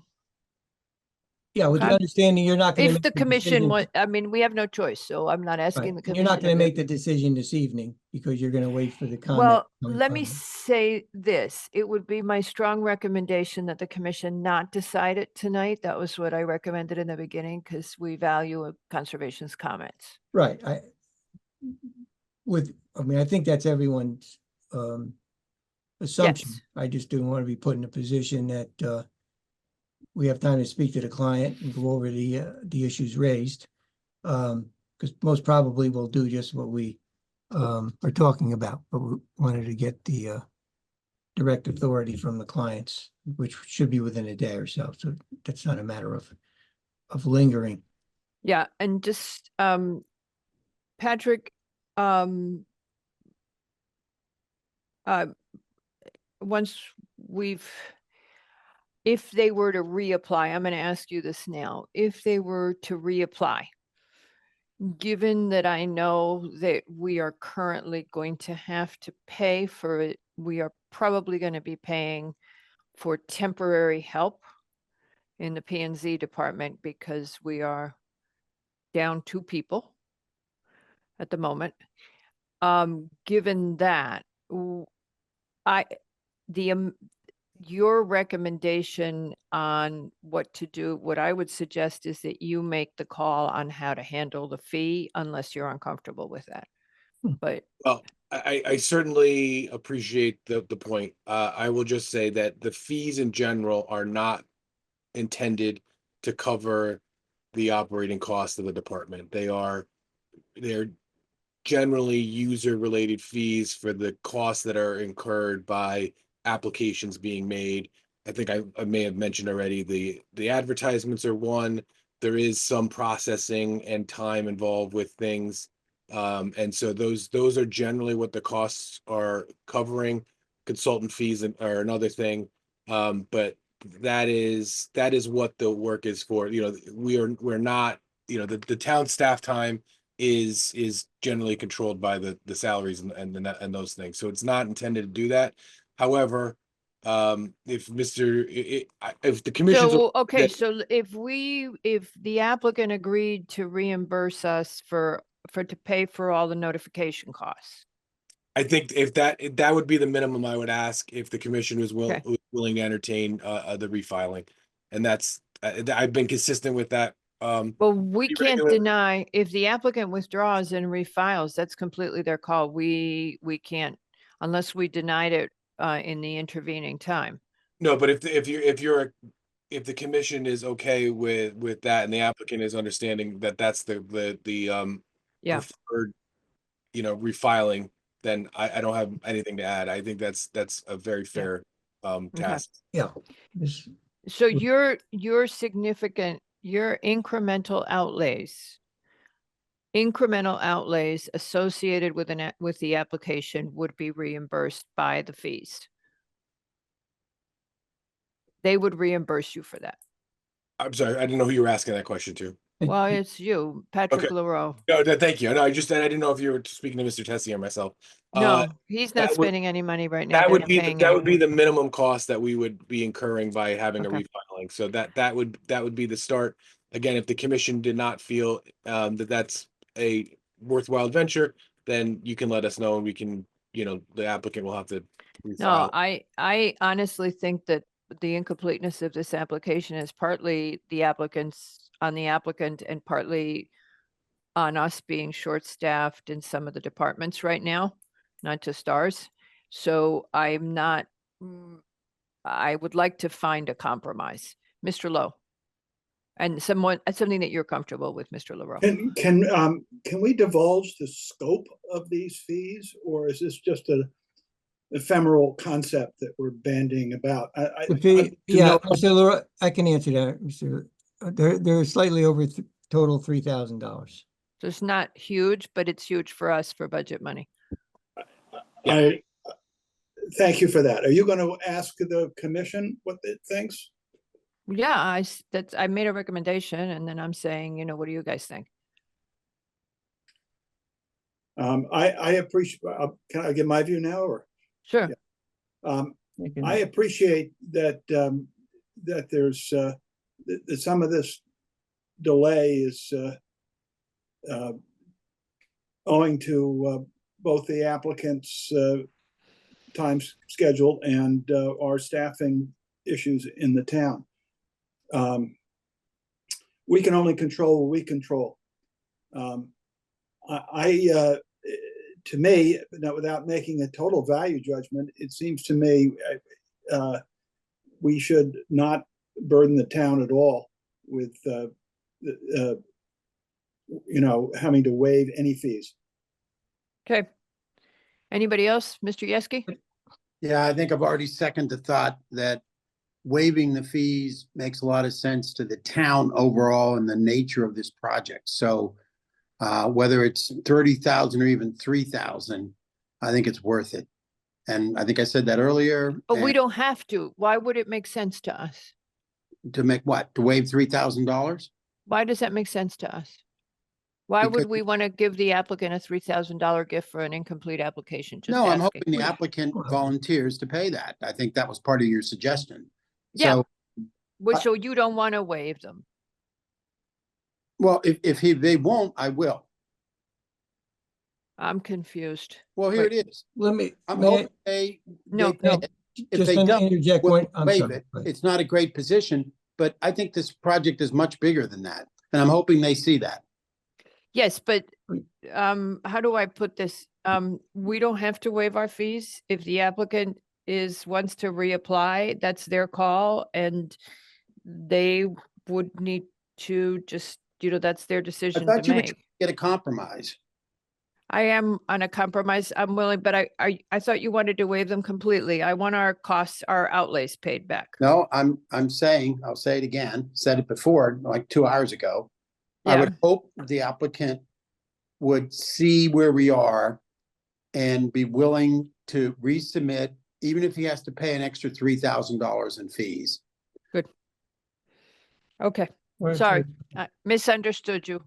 Getting fading. Okay, Mr. Wells. Instead of tracking costs, I'd be in favor of just, your standard $3,000 fee. A lot Yeah, less whatever. brain damage. Yeah. Thank All you. right. Okay, Mr. Tessie, it looks like you're gonna have to spend the money, or some money anyway, if you want to do that. Okay, so Well, would you like to add anything to your closing statement?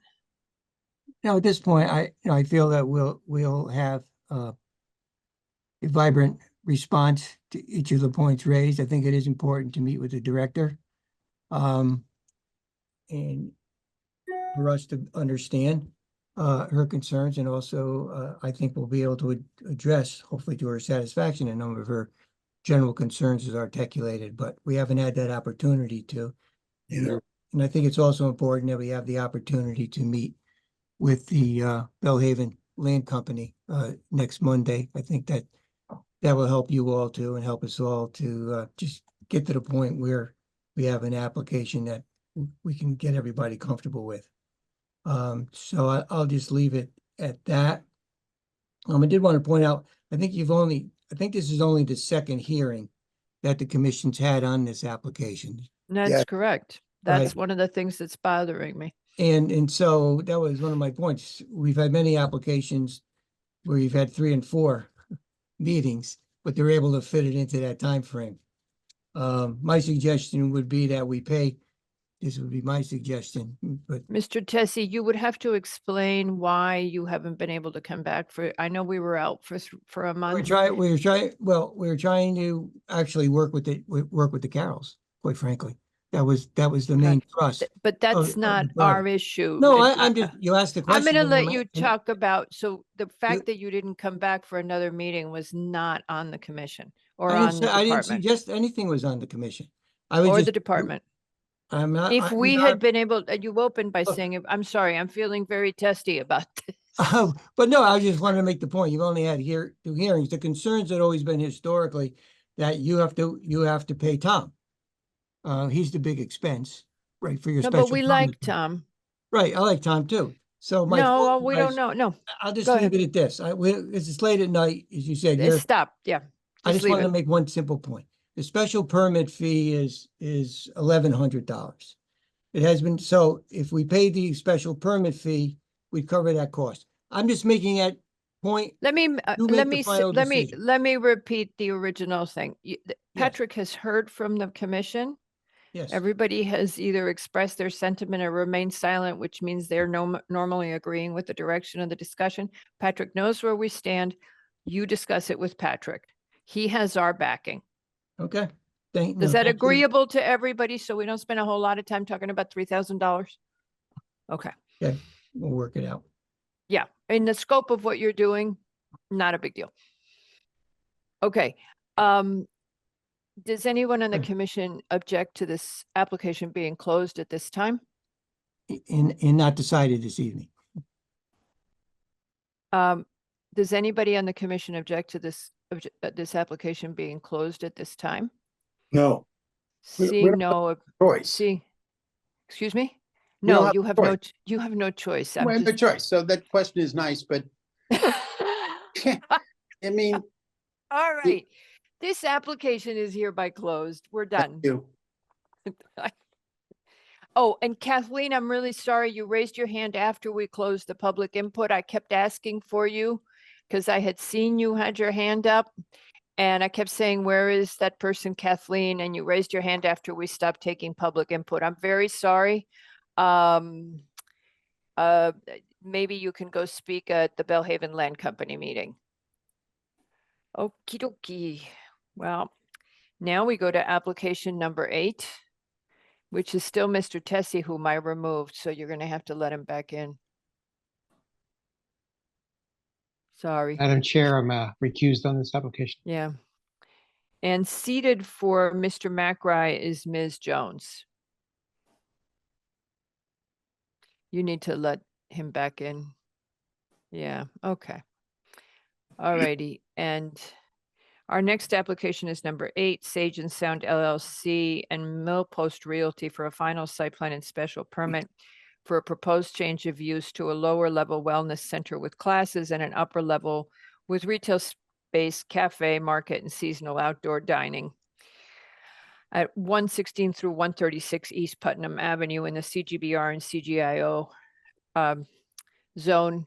Hello, Lacey. And does someone have your last name for when you speak? Because I think for the court reporter, we need it. Yeah, I can put it in. Okay, great. So just rename yourself on Zoom or just say it and we'll put it in. Mr. Tessie, if you would proceed. Yes, thank you very much. It's nice to see you again. So, for the record, John Tessie representing the applicant. We had a meeting with the commission, one meeting with the commission so far. And I think by the end of the meeting, I believe that the only issue or request of the commission actually is we provide a breakdown of the tenants, spaces, and uses, and regulatory parking requirements, projected practical parking requirements, and also the last request was to do a comparative of the prior uses in their regulatory parking requirements to see whether or not our technical issue of non-conforming parking created a greater non-conformity in regulatory parking.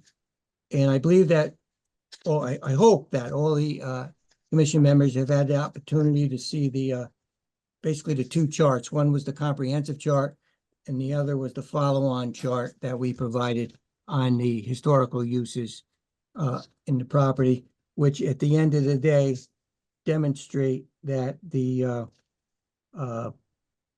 required that actually the parking that we are providing or the uses we're now providing will not create an issue.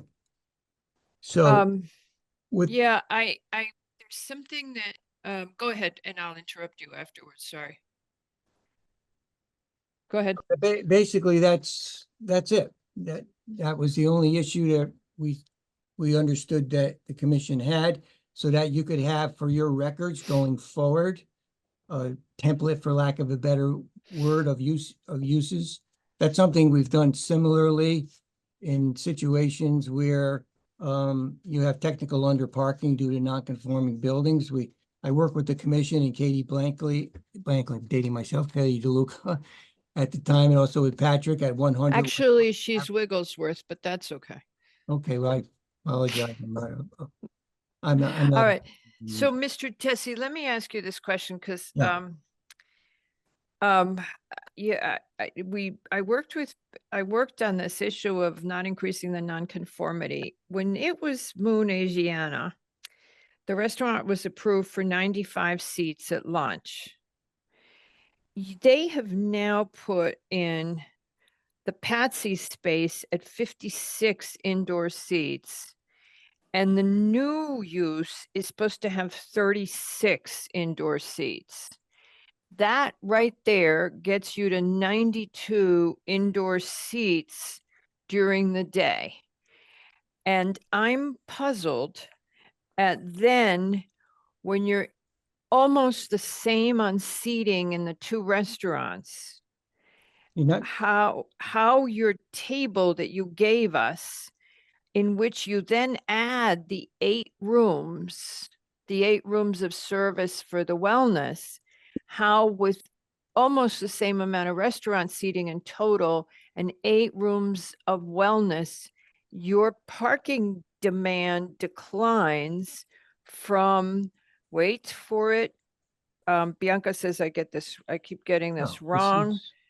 The existing parking has 64. So I'm just a little confused here that it's 100 and you're saying that it declines, your demand declines to 127 from Bianca, 146? Yes. So right now your demand is before, let me just get the whole question out. Right now you're I know, but you haven't heard the question yet. Right now you require 146. You're saying it's declining to 127, and yet you're adding 8 wellness rooms, and I think I know the answer, but I just want to hear you say it again. And you're keeping the restaurant seating the same. Therefore, the restaurant seating is not the same. Yes, no, it's not. It's It's not. 56. I've broken it. I've broken the it down. Patsy space is 56 indoor.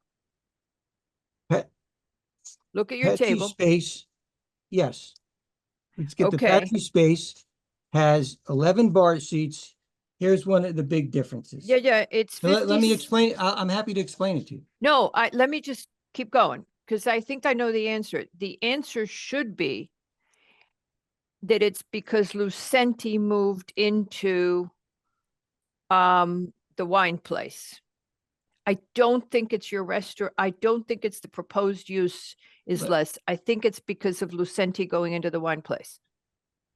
Am I correct? Lucenti takes away some space from as pointed out by the staff. Okay, Lucenti, the demand. Lucenti doubled the space by taking a part of the old Asiana. Can you put up the chart, B?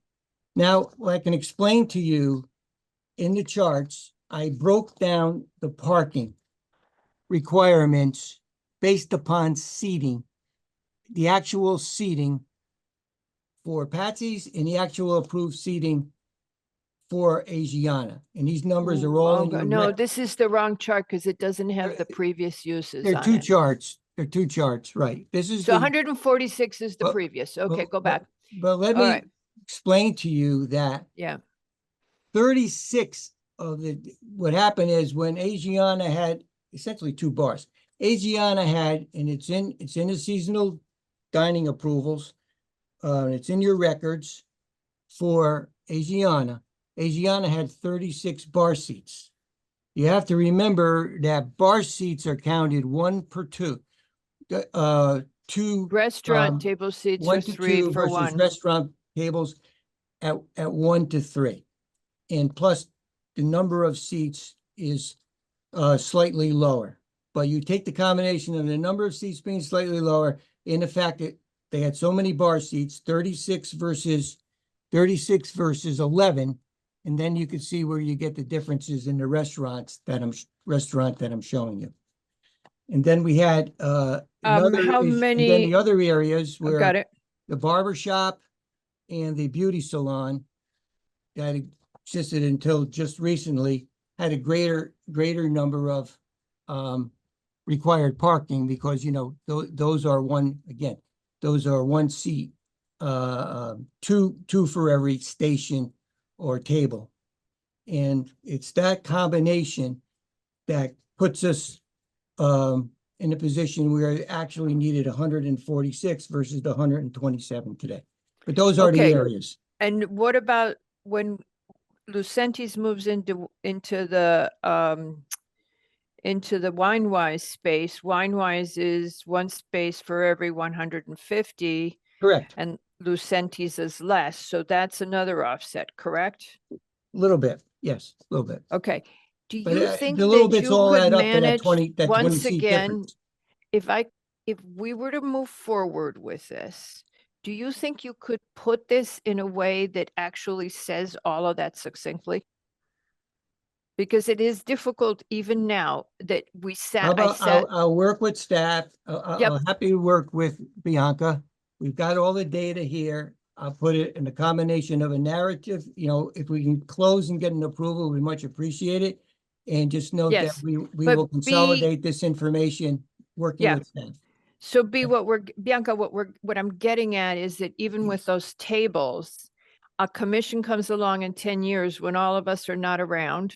They're not going to have any idea what we did because they're going to see the total approved dining uses as being almost identical. And they're going to wonder what the heck we were doing saying that the No. demand went down. So we need a table that That's fine. really actually agrees with the statement that would be in the decision that we're reducing the nonconformity. Okay, again, I thought I put all the data there, but also It's just Bianca- not clear enough because I don't think it's That's all clear right. enough and I played with it in this afternoon. Okay, I'm Okay. happy to All do right. that, you know, 10 Okay. years from now, or they can call me in whatever home I'll be in 10 years, so they can You're do. not going to remember anything in 10 years.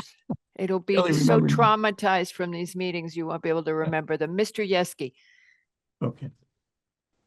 Yeah, I get the parking. My issue is hours.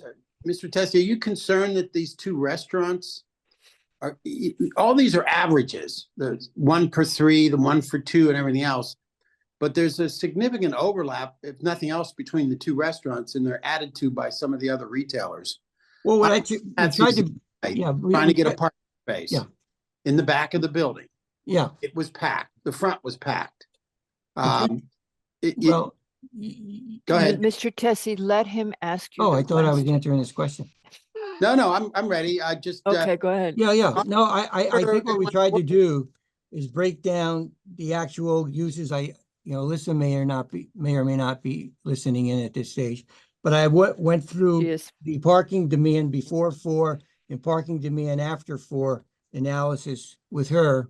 And she felt very comfortable knowing, having owned the property literally forever, her family, where the parking demand during the day, before 4, that's when, you have lunch at Patsy's and you'll have the other activities going around. And we came up with a projected use based upon the, the overall history here and the type of uses you had of about 67, which seemed about right.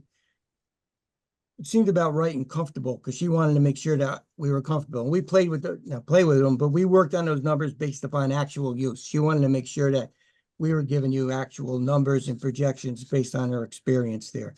And you're right, during the evening, you're not going to have an issue because most of the businesses are closed. You're just going to be dealing with Patsy's. Our facility closes at 7.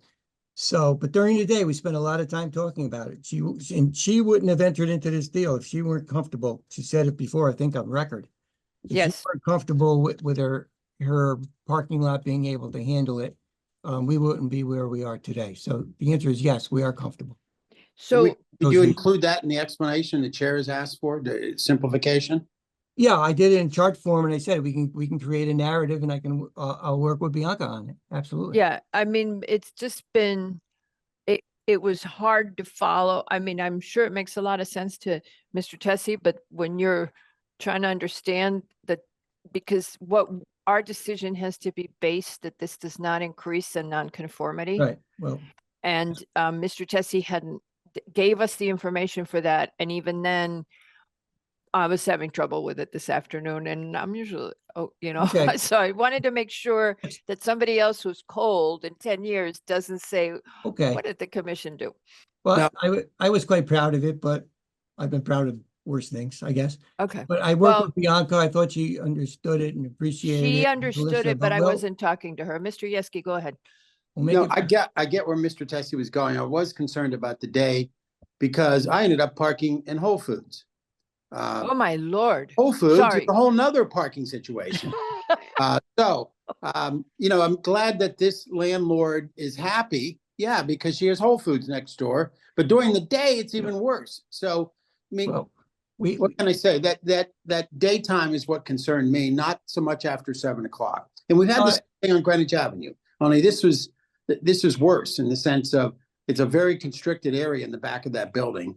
And I could just see the overflow on those hours spilling into Whole Foods, which is already overflowing. So there's nowhere else to go, by the way. There's no other place to go.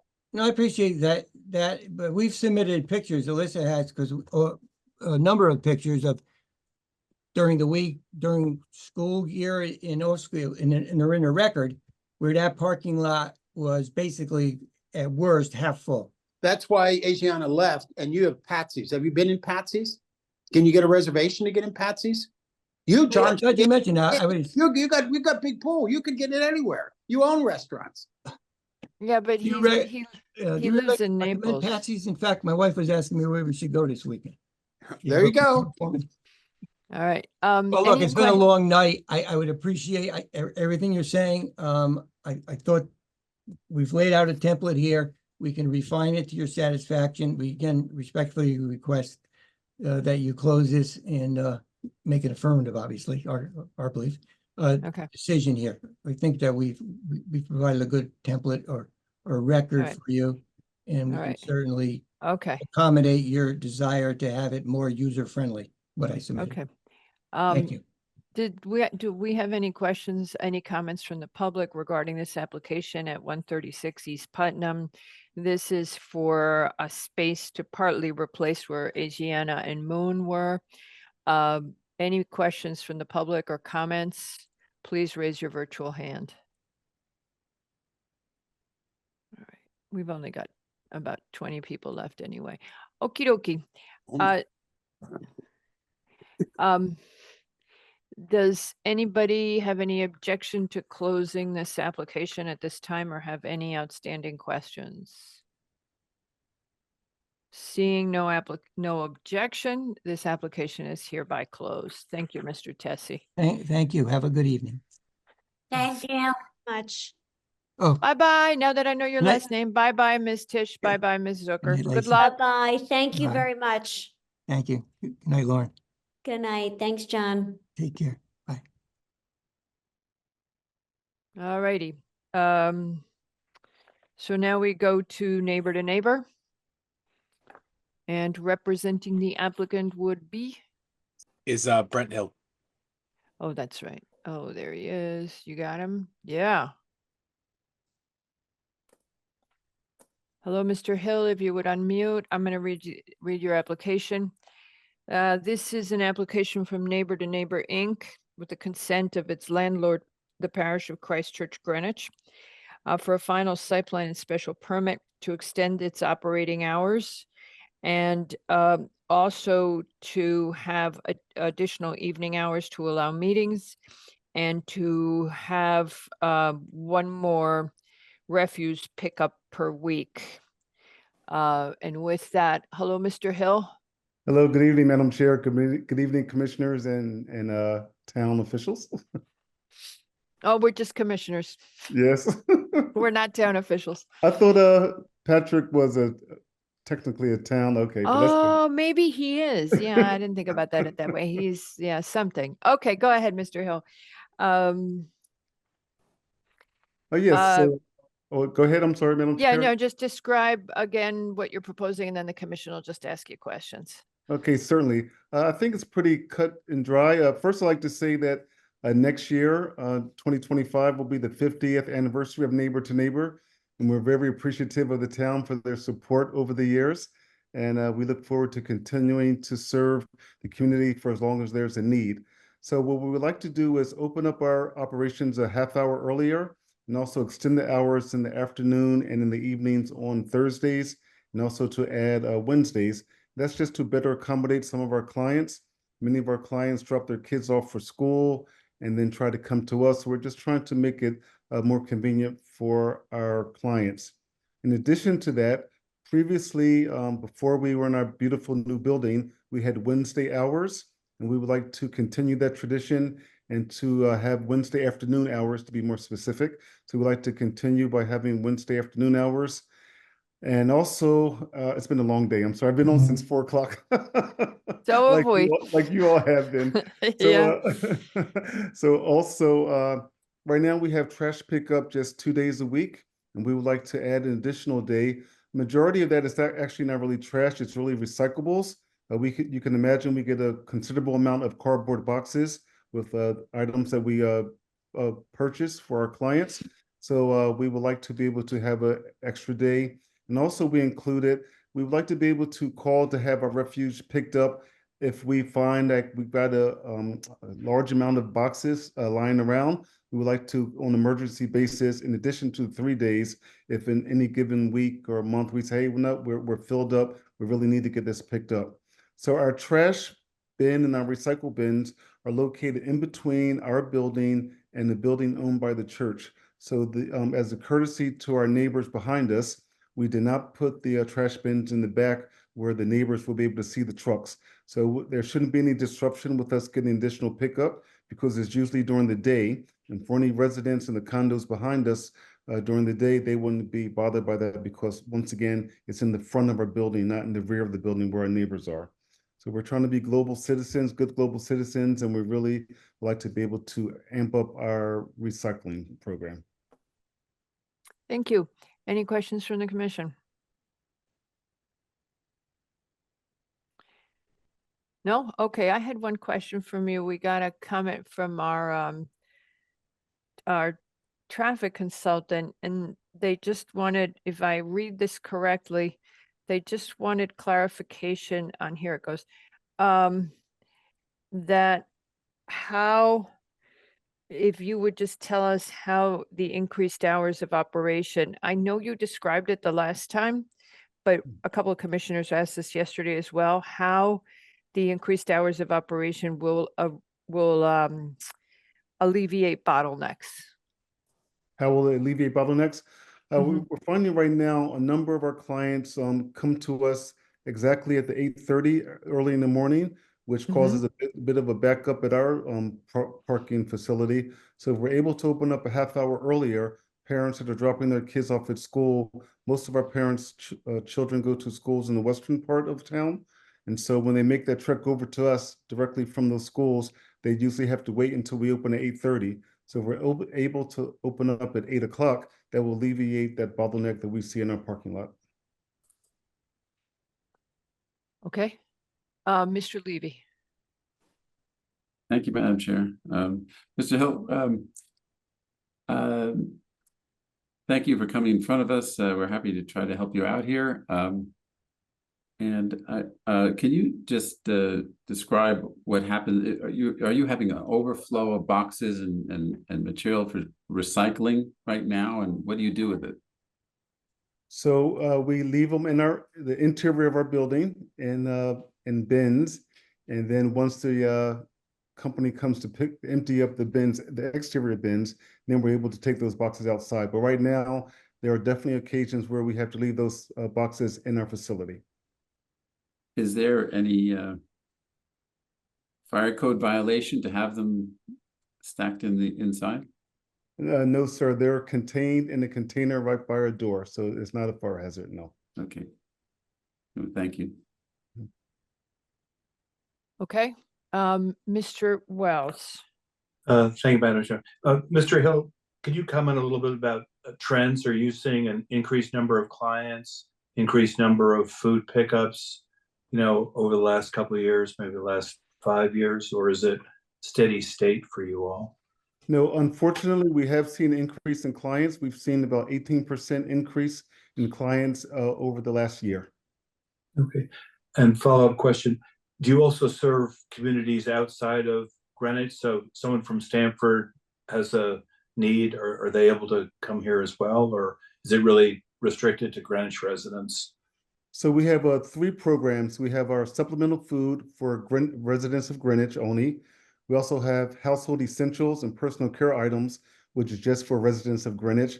However, we do have what we call an emergency program. So if someone comes to us from Greenwich, from Stanford, from any other location, and they say they're in need of food, we'll give them food for that one time, and then we'll refer them to agencies where they live or to the Department of Human Services of Greenwich if they're thinking about moving to Greenwich. Thank you. Thank you. Mr. Leroux? Mr. Hill, do you, and I apologize for asking this, Cole, do you know the frequency of pickup for the church? And I only ask that as perhaps we could get on their schedule if they do more frequent pickups to sort of accommodate that the box issue that you're talking about. Yes, I'm afraid I do not know the answer to that. Okay. But we were definitely willing to, of course, partner with the church and to latch on to their services, most definitely, as an option. So we could just ask you, if we were to decide this, we could just ask you as an option on the pickup to work with the church to line it up. We would say you could have the 3, for example, but that you would line it up. Okay. Of course, and we do use the same service, the same company. Yeah, I think that it's often like that. Yes. Okay, anybody else? And are there anybody from the public who wishes to speak on this application? Kindly raise your virtual hand. Again, this is neighbor to neighbor for an expansion of hours and garbage pickup, recycling pickup. Anybody who wishes to speak on this application? Nope. All righty. Seeing no questions and no comment from the public, does anybody object to closing this application at this time? No. Seated on this application are all the regular members. This application is hereby closed. Thank you very much, Mr. Hill. Sorry we made you wait so long. No worries. Thank you. I appreciate your time. And we now go to our next application. And hopefully Mr. Finkbeiner is going to be able to talk. We have 2 Finkbeiners. I don't know which is the main one. Do you, Mr. Leroux? I don't. I think it was Peter last time, but It was back and forth because one was in the car and the other didn't have reception and we couldn't hear either one of them. Remember that? Well, So I don't know who was. they're both on mute. We can let them. Okay. speak for All themselves. right. So whoever unmutes, hello, Mr. and Mr. Finkbeiner. I'll now read this application. It's Thomas Fijukiewicz for a final site plan and special permit to construct an addition to the attached garage and a new detached pool house, which would further exceed 150,000 cubic feet in volume threshold, requiring a special permit. And this is at 212 Old Mill Road. And seated on this application are Alban Macri, Wells for Levy, Lowe and Yeski. And if we do not decide it if we don't close it tonight, we will need an extension. And so with that, Mr. Finkbeiner. Perhaps I could start with some of the comments from the session yesterday and some history of the property. I got engaged with the prior owner back in 2016, having removed the neighbor's house at 208 Old Mill Road from the FEMA hazard zone. And the owner at that time, which was a real estate trust operated by James Martin, engaged me to remove his house. I think it should be of some concern that the north end of Greenwich is massively mismapped for FEMA. There's new FEMA zones. maps there's new FEMA maps that just came out. Yes, I'm aware, and they have been greatly improved. Yeah. So we have not seen them yet. Were, We're aware of them, but we have not seen them, and we're hoping to have a meeting on them in short order. Thank you. If you could include me in that, because they were published a year ago. Yeah. So I don't know why you don't have them. No, Um, sorry, we do have them. They're not adopted. The commission Oh, yes, hasn't they're seen them. preliminary. Right. Yeah. At any rate, the FEMA lomas are based entirely on the elevation of the perimeter of the house. And the perimeter of the house was clearly many feet above the rated or unrated flood hazard. And the problem with the unrated zones is a great deal of detail has to be given for the upstream watershed, which leads to natural watershed planning. And the result was I was able to get a portion of the property that is shown on the maps removed from the flood hazard, and that permitted building activities to go forward. The owner at that time determined he wanted to triple the footprint of the house. So he engaged me to prepare a zoning location survey, which I did in August of 16. And the footprint increased from 2,036 square feet to 6,058 square feet. And he was able to obtain a building permit for that addition. Now, in that zone, houses are permitted a height of 45 feet over grade plane, but with a 6,000 foot footprint, square foot footprint. 45? A house at 25 feet 45? exceeds 150,000 cubic feet. So the question that I think you denied in the prior meeting was that it was the zoning enforcement department that failed to recognize that a 6,000 square foot footprint very naturally leads to over 150,000 cubic feet. And my understanding is there was not a standard at that time to engage footprints of 6,000 square feet in that regulation. I have no idea what you're trying to say, and I don't know how it relates to the application. Are you lobbying? Instead of I'm talking saying about that your the- application, are you trying to talk to us about changing regulations? No, I'm saying that in 2016, a building permit was issued for a house that demonstrably was well over 150,000 cubic feet with no reference to P and Z. And I'd be happy to hear from Mr. Leroux on that.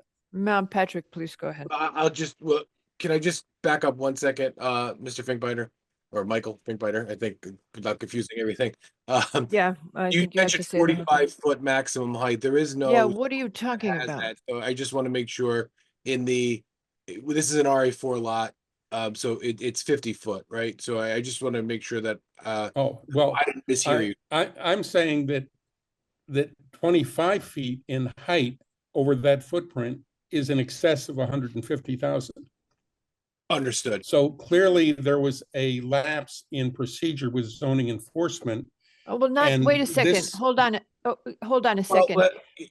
I don't know where we're going with this. Patrick, could you please explain this to me? Why are we talking about a 2016 decision? Well, I think what Mr. Finkbeiner is saying is that the plans that where his prior client submitted may have already indicated that it was over volume and zoning enforcement didn't catch it then, but then the amendments to the permits, it became aware. I will just speak to the generalities of volume.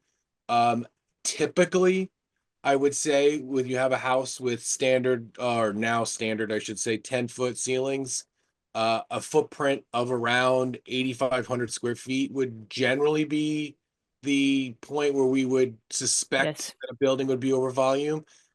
Our math is 10 feet. Yeah. Our math is 10 feet that we multiply we assume that the total square feet is 10 feet high, and that's, but forgetting that, Mr. Finkbeiner, the moment that you submit a change to that site plan, the previous approval ceases to exist because you now have a new site plan.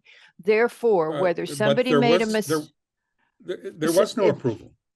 Mr. Finkbeiner, The moment you resubmitted, whatever existed before ceased to exist. You have now applied.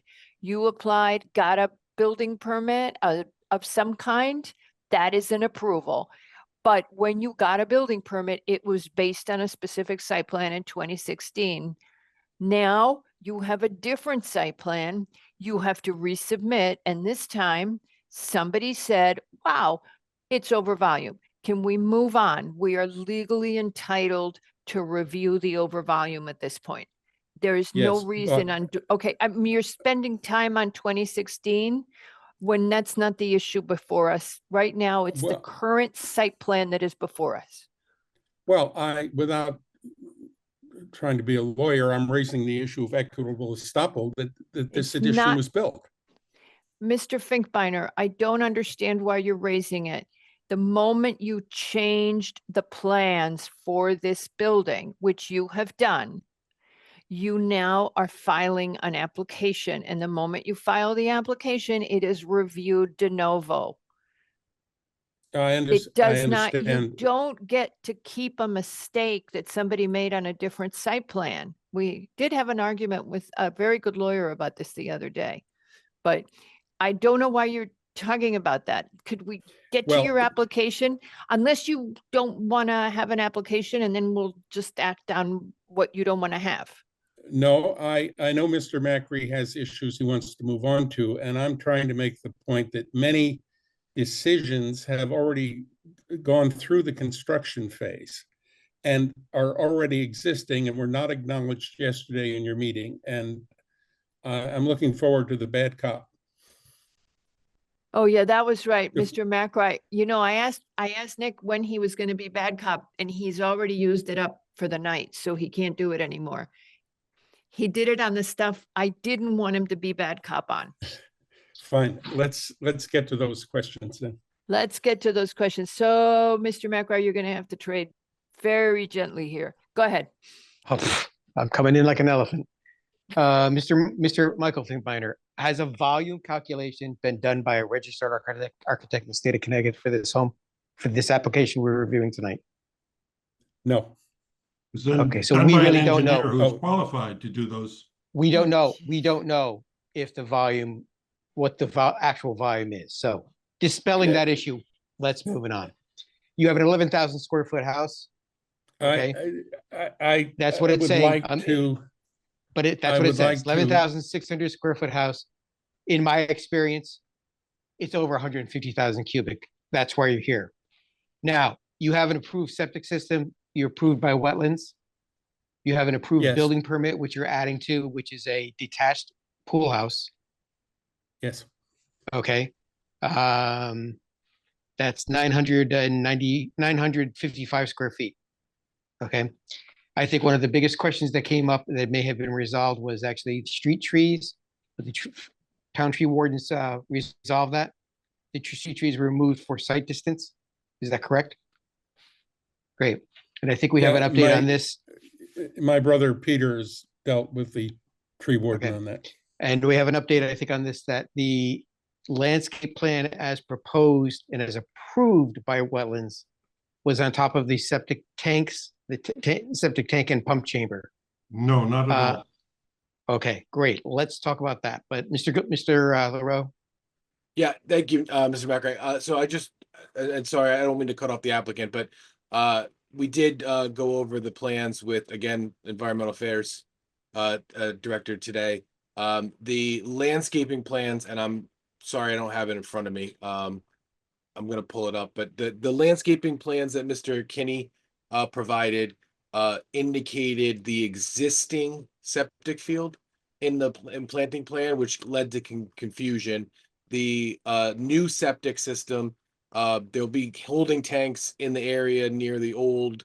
There'll be horizontal boring going across the water course, under the water course, I should say, and to good draining soils on the other side that has been approved by health. So there is not a conflict with the landscaping plan and the location proposed. I will just add that the landscaping plan that was given doesn't have the labels of the plants. They show where plants are going, but not you know, the types. So if the commission was inclined to move it forward, we just ask that that get corrected as a buildable landscaping plan. But that's the issue.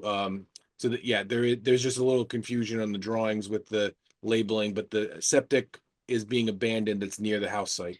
Right, that's the leaching fields, but the 2 tanks for the new system, which put across and up the hill to the leaching fields over there, are in the landscaping buffer that's shown on Mr. Kenny's plan, revised dated, where did it go? I think it was in the revised dated July 2nd of this year. Now, the biggest question I think I had on this is that you have previous approvals, you're doing new work, we have the new work here.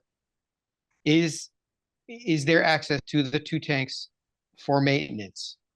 Or is the approved plan need to be revised to provide for that? If I may, this whole issue arose when the canopy of a tree goes over the 2 tanks, but there's no trunk on the tanks. There's no tree planted on the tanks. There's no change in any of the plans that's needed to have this all come together and mesh and sync. It's already there. On the plan, it I'm shows- not, the- okay, hold on a Is the second. septic system installed? No, Okay, proposed. so it's proposed, the tanks are not in yet, and the landscaping's not in yet. True. Okay, great. That actually clarifies a lot. Then when the tanks go in, the pipes are in, you know where they are, so you can plant around them and not on top of them inadvertently. Absolutely. That clears up a lot. Thank you. Okay. Mr. Peter Finkbeiner, just so I'm not mistakenly describing this, I believe is the existing tank now. This, Yes. And it's going, I don't know if this is north on the plan, but it's going in this direction here, correct? South, yes. South, it's south, right, cardinally, but on the plan, it's up. on Oh, the- yes. Yeah, so that isn't, thank you, Mr. Macker, that's another part of the design that is changing. So yeah, so this light blue, I know it's very hard to see. The turquoise here is the existing system, and that's where the confusion was. This is all being relocated, and this system is being abandoned, and then the remaining system will exist in the far corner of the site, but it won't conflict with the planting plan. Well, that's not what conservation says, because they say that significant plantings are significant plantings on the area previously occupied by the old septic system and what is currently labeled as the 2,000-gallon septic pump chamber. They're saying they're not seeing how that new planting will establish over the tank and the pump chamber. Okay, Yeah, I think and we that- had just talked about that, and it was. Yeah, I know, but that I we didn't know where follow the ta- answer. That's why I'm asking the question. Okay, so the again. answer was, it has not been installed yet. The landscaping has not been installed yet. So when the tanks go in and the pipes They're go going to in, work around them. they'll be able to work around them because they'll have been located in the field and not being planting on top of or So too close to the tanks whoever- themselves. Whoever makes a motion on this application might want to bear in mind that that's a condition that has to be reviewed in the field at the time. Because if conservation is not comfortable that it can be done, they wouldn't have asked. And our conservation people are very good and they would be asking that question for a reason. I would also add, Madam Chair, that this area of the work is in the upland review area and would be heavily scrutinized by the wetlands agency as well. Yeah. Well, okay, that's a good thing. Request review of all proposed and existing S&E controls. Do we have that yet? Do we have current S&Es? That's a good question. We are currently working with wetlands to do the post-permit conditions. And they have requested additional silt fencing as they have gone along. I think the latest request was about a week ago. And those have not been mapped out. What you have in your possession is the approved set of plans. And they have gone beyond that. So We Nick, have no plans to update those plans as the So- project progresses. so Nick, that's something else, is to make sure that we have the S&E, the final version of the S&E. Yeah, and I Because would it's not clear we do. I would also add that wetlands agency with the permit would typically be the lead on the soil and erosion control. So if they're not done with the final location of things, Yeah, that would make sense, and then we'll just get a copy for our records. We do have to go back to them with what they call final construction plans, and that's after we get the building permit. And yes, those plans will reflect current conditions at the time. what left us a little stuck yesterday was the conservation still doesn't like where the septic system is, even though wetlands has approved it, and it's kind of like they're all next to each other, so I don't know what we do with that. May I Um, address the issue? Sure. The LID plan shows all of the different soil types on the property, and there's And only that's your one best quadrant. one? Okay, Pardon? that's your best LID one? plan? No, that's your best for the leaching? It studies the soils, and the federal I government just- shows on this I just said property. to you, so that's the best soils you found is where you're proposing it. Got it. Yes, in that, We're to reach quicker those than- soils, you yeah. have to cross the stream. Yeah. The little stream. And in that Okay. quadrant, we've located the septic system at the best location, given the steep slopes. So many times we have reconsidered other sites, other areas on the property, and the answer is we're putting it at the best place. Okay, and I'm moving on. Patrick, are you sharing? Had something to say? No, I was There's trying the to catch septic. up with the topic, sorry. Okay, go ahead. No, all right. I was then back to the trees in the right of way. Do you remember that the property owner was the only person who could speak at the last meeting from the applicants? And he said that he planted the trees on the right of way. Is this correct? Yes. All Okay, of those evergreen green giants were Okay, planted by a current so owner. Dr. Kramer is totally good with those coming out and being replaced with something better. It's my understanding they were taken out and will not be replaced because of sightline Okay. issues. Is that correct, Mr. Upside- Finkbeiner? Yeah, that's where the No, sight line. No. There are two types of tree relocations. One is for the driveway relocation to open up the That's- sight distance, because all those Right. trees are along the street. You can't And then see. there's the right of way, down the right of way where Mr. Fikchukiewicz put, okay. Yeah, that's, so And we then got there's the it. bad curve where they're all on town property. Right, So the tree warden is going to decide if the trees get taken off the town property, and the Right. highway department decides or will confirm that the trees near the new driveway have to be all right. removed So, for sight distance. for whoever would be making the motion on this, if we were to close it and decide it. So the other thing would be that we would encourage the placement of trees that are native and whatever, something better than the line of thuja they have now. Does anybody agree or disagree with that? I'm hearing silence. Okay, I'm assuming silence is consent. No view. No view. Okay, well, I know Levy's not seated. And I know he's gonna be happy I said that. All right, okay, so,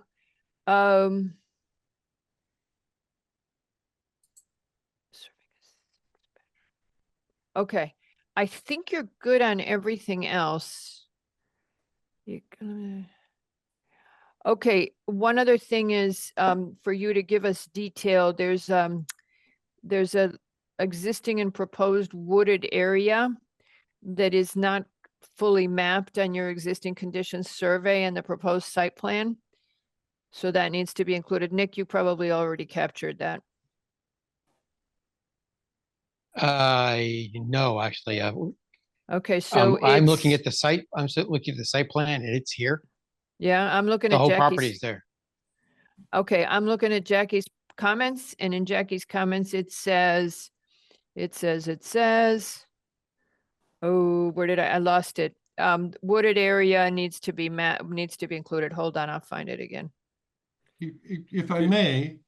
Yes, sir. The wooded area to be preserved, which is all of the trees on site, is clearly shown on at least the SEC map, which is where we were asked to place it after it was already there. So if you look at the SEC map, you'll see there's a green line around the entire property. Okay. That separates the cleared areas from the treed areas.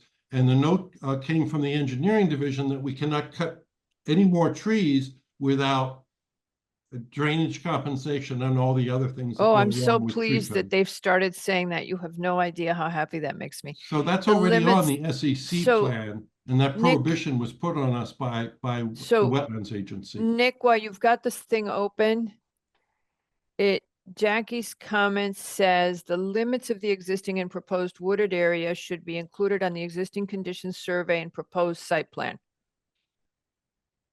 as well as all trees of 6 inches or more in diameter at so I just think we need to make that note, because her comment in general was that there were details missing in the landscape and the existing tree inventory. If I may, SE Minor did a complete tree survey, 8 years ago, that shows all of the trees on the property. We did not. But it's not on what you've given us, you see. So, Jackie, It's in the if- records that you received. Well, if our staff person who was analyzing this application didn't see it, it means that she was somehow not supplied it. We'll be more than happy to supply if that will help. Perfect. Thank you. Okay. All right. I'm out of the list. I went through Jackie's list. Anybody else? All right. Do I have any comments from the public? Does anybody from the public wish to speak on this application? This is 212 Old Mill Road. And it is Thomas Fichukiewicz, and this is for a final site plan and special permit for an over volume structure. Any comments? Nope. Okay. Seeing no comments, if the commission has no further questions or comments, does anybody object to closing this application at this time? No. Or do you, no objection? Okay, this application is hereby closed. Mr. Michael Finkbinder, are you representing the pre-app at 260 Palmer Hill? No. I misspoke. My survey is included as part of that. And I'd like to hear your discussion of it. And Madam Chairman, I'd like to note that this is the beginning of my 6th decade of doing land use consulting in Greenwich. And there's a lot I could say about it, but I have spent, even just on this one application alone, many hours listening to the way you've conducted business. And I wanted to express appreciation for the diligence of the members and the incredible amount of work and attention to detail that you give. Well, thank you very much, because we've had a relatively grumpy night tonight. I feel like I've been in and out of grumpy. I have no idea. Usually I have a longer fuse than I have tonight. Well, so we appreciate it. Would you give me 30 seconds to yes, sure. highlight something you did some years ago that is very important, which is you had a discussion with Mr. DeAndrea about the subject of 25-year storms. And as you know, the town has a design standard for 25-year storms. And you ask him, in the past 25 years, have we had any events in town that exceeded the limits of the 25-year storm, which was a very astute question. And he thought for a minute and he answered correctly, no. But since that time, we've had a number of very significant, over normal precipitation, and now all bets are off. And he did make the statement that night: if it does exceed 25 years, all bets are off as to how drainage works in town. So exactly. my brother's a member of the drainage of the Flood and Erosion Control Board, and the chairman raised the question. Aubrey Mead raised the question after Ida: should we be looking at higher standards? So I hope that if, as part of, may I answer you? Please So do. I've been boring the commission out of their minds because I've just taken a whole bunch of seminars, and one of them, you can Google it, but I can send it to you, is the Atlas of Climate Disasters. And it maps how many climate disasters we've had since 2011 to 2020 through 2023, and the number of storms we've had, et cetera. And by the way, I said to the commission, you do not want to California. Okay. I also have a niece who is in Asheville, North Carolina right now, so I'm acutely aware of the gravity of storms. A couple of things. What they said in one of the seminars I took is that we should begin to look at when a structure is going to last 100 years, that whatever drainage plan we put in is built for the entire lifespan of the climate, for the climate events that could occur during that lifespan. So an 100-year infrastructure proposal should have 100-year stormwater planning built into it. Now, the problem is, given the rise in water temperatures, we actually don't know how much those storms are, what those storms are going to look like in the future. That's the big scary thing, because as you know, the sea level, the sea water temperature rise is what contributed to the extreme precipitation we got from the last hurricane, from Helene. So how do you do 100? So that's the first thing. The second thing, if you were listening to our meeting tonight, is we are increasingly concerned not about 150,000 cubes, but about overall site disturbance and how much Great Plain change you're getting, and how much tree removal you're getting, and how much natural soil absorption is being lost. And that's, we want to keep reviewing these very big houses like the one you're representing, and why I pushed back so hard on you when you said, oh no, really, we shouldn't be here. I was like, oh yeah, you should be.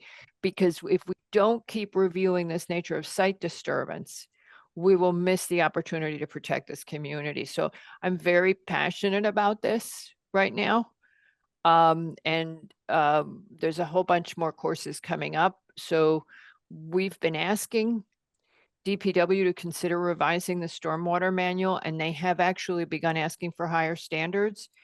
One of the things that I particularly don't like is the exemption, because when you have old drainage systems and you tear down that structure, even if you're not increasing the impervious, you should do something new and updated.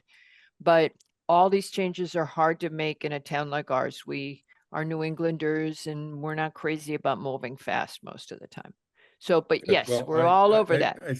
I thank the commissioners for their patience for this topic, but it is an extremely important one, and Oh, I'm we just know as that. passionate as you are. So Very scared, very nervous about it. We're also very nervous about contamination.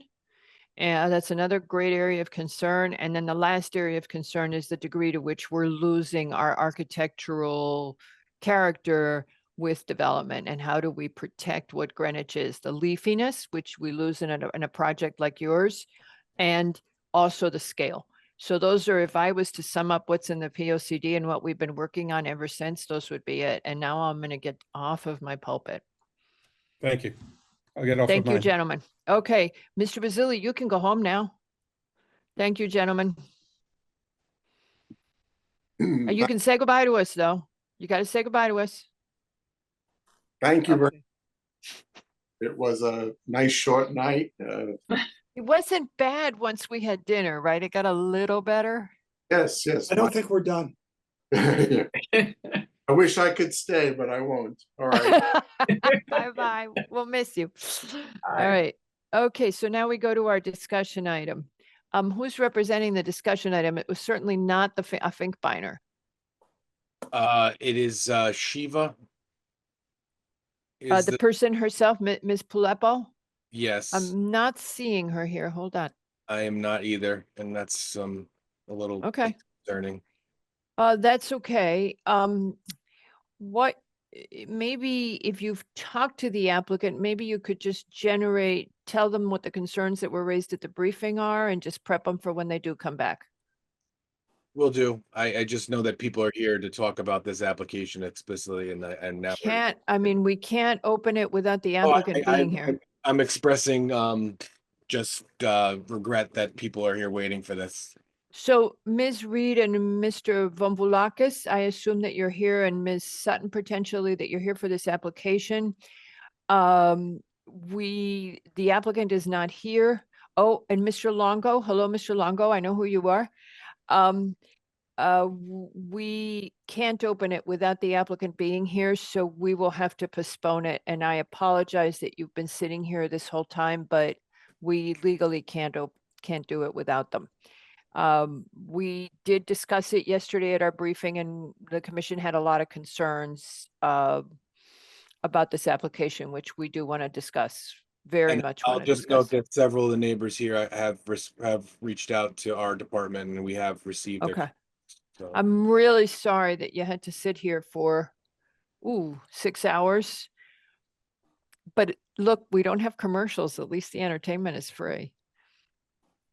No? Okay. I'm very sorry, Ms. Reed, Mr. Voulakis, and Ms. Sutton. I apologize that you've been here the whole time. Okay. So with that, we end the regular meeting and we can move to decisions. We have Glen Plaza, 2 apps for Glen Plaza. And then we have Glen Plaza. Then we have, we're not deciding 280 Otter Rock. And we have Sage and Sound. And that's neighbor to neighbor. neighbor to Got neighbor, that? and number 10, right? And number 10. Sorry. No. So I'm just I making wrote, sure I I count, sir. wrote closed. No, I wrote closed on it and then forgot that I had written that. Okay, so Nick, do you want to lead off? Yes. Okie dokie. So do you want to start with Glen Plaza? We'll do amendment and then site plan. So 21 Glenville Street, application PLPZ 2024-295, zoning map amendment. Whereas the applicant is seeking zoning map amendment to rezone 9,372 square feet currently in the RA1 zone to the LBR2 zone per section 622 of the Greenwich Building Zone Regulations. Currently, the 6.2 acre parcel is located in 2 zones, 4.139 acres in the LBR2 and 2.039 acres in the RA1 zone. The commission finds that Westcog has opined that the proposal is of local interest with minimal municipal impact, and the map amendment is in keeping with guiding principles 4, objective 4.1C, guiding principle 5, objective 5.1A, and of the 2019 POCD. Therefore, a motion to approve the application for zoning map amendment. Do I have a second? Seated on this application are Albin, McRae, Levy, Lowe, and Yeski. Do I have a second to the Glen Plaza motion for the zoning map amendment? Second. Mr. Yeski has seconded. Mr. McRae, how do you vote? Aye. Mr. Yeski, how do you vote? Aye. Mr. Lowe? Aye. Mr. Levy? Albin is also aye, and with that, the motion passes 4-0. 21 Glenville Street, application PLPZ 2024-288, final site plan special permit. Applicant is seeking to renovate the existing supermarket building and construct a 7,777 square foot addition. Not a great number. Gotta play that. That includes the enclosed dumpster and loading dock area, storage area, refrigeration storage, new front and rear entrance, vestibule towers, second floor mechanical and storage areas, and to expand the rear parking lot and create a landscaped plaza with related site work, stormwater management, and landscaping on a 6.178 acre parcel located in the LBR2 and RA1 zones. Whereas the applicant receives zoning map amendment under file PLPZ 2024-295, zoning issue comments on 7/31 indicating no issues with the proposal. Sewer issued comments on 9/24/24 requesting the applicant submit a signed letter of acknowledgement of the receipt of their P&Z comments. Engineering drainage issued comments on 9/11/24, indicating outstanding engineering concerns could be addressed prior to zoning permit sign off. Engineering traffic issued comments on 9/11/24, indicating outstanding concerns have been addressed. ARC issued comments at their 9/18/24 meeting endorsing the proposal with exceptions. Parking, the existing site contains 118 parking spaces, which will increase to 189. Conservation issued comments stated 9/25/24, indicating recommendations to the proposal. Wetlands issued a permit needs questionnaire dated 8/21/23, indicating no action required. And the health department issued comments dated on 7/16/24, requiring review prior to building permit if submittal. And the tree warden issued comments on 9/23/24, indicating recommendations to the proposal. The commission finds that the sewer division comment for the submitted a letter dated 8/2/24 acknowledging comments. Therefore, a motion to approve the application noting the following. Per ARC comment, the applicant shall return to ARC electronically for final review of the revised tower details, windows, and awnings to the west of the south entrance. And the applicant shall address any and all remaining staff or departmental issues. Do I have a second? Did you want to talk about Do I have a second? yeah. Hello? Do I have a second? And then then we can discuss the motion. Folks? Yeski, No. I just need a second. Oh, you need a second. Second. All right. I Go thought it was a ahead. discussion you wanted. Did we want to discuss the ivy on the wall? Yeah, what I think we should do is leave it to conservation and Jackie, or hold on a second. This was not Jackie. We should This is leave it to Tracy. staff. This is Tracy, Tracy. but we could certainly ask Jackie's professional opinion on it. Just, yeah, fine. Okay, this is- Staff, Right. what I we think should one of the do is, yeah, go ahead. Peter had talked about actually articulating the wall. The wall is made out of lock blocks, so if there's a natural Yeah. cant, it leans back a little bit. Yeah. It's not a fully around the back of it. And I think the premise Mhm. was to have the ivy grow up the wall. So it's not looking like a just gray lock block wall. I think if anything, the plantings that are on top are the ones that may grow into the leftover open space. Maybe just nixing those, let the ivy grow up, and then they can trim it no matter what at the top of the wall Okay. as it happens. Yeah, but I think the species is important, and if conservation has a concern about the Boston ivy, so I love where you went with that. So, and then let's just add that conservation would work with staff regarding species of the climbing drippy stuff. Kudzu's really great, just, Yeah, with some Japanese knotweed thrown in. Mr. Oh, Levy. yeah, how wonderful. Yes, Madam Chair. I think that a 10-foot plus high wall is an issue considering how expansive it is. Yeah, so we were going to do is add a sentence that also said, and the applicant shall explore reducing the height of the wall. Or somehow articulating Yeah. it either horizontally or otherwise. Well, Nick got that part. Yeah. Yeah, it's the wall itself is going to be naturally kind of leaning back so it recedes from you. Which is good. It's helpful. And it'll have an actual cap on top because that's the way the wall will be constructed. I think it's what it is. It's a larger wall in the corners, if you would. It's retaining what's left over, so they're putting stuff behind it. So I think actually what they have works really, really well. I think it's more of what can we do just to make sure that it doesn't look like it's, a prison wall, if you would. That's the problem. It looks industrial. It doesn't have the feeling Can we of. suggest that whoever the commissioners are wish to get involved, they talk to? No. No, you can't do that? Nope, Has to can't be do done that. here. Okay. It has to be done here, but the answer is, take Mr. Levy's comments and Yeah. that the applicant will do his best to do their best to reduce the height and of the wall and add dimension to it, or whatever architecty way you want to say it, Nick. Yes, but I think that Nick's comment about maybe not using the Virginia creeper might be a plus. Because I don't understand how how you when those two materials come Yeah, and together. so that's why I think it might be a good idea.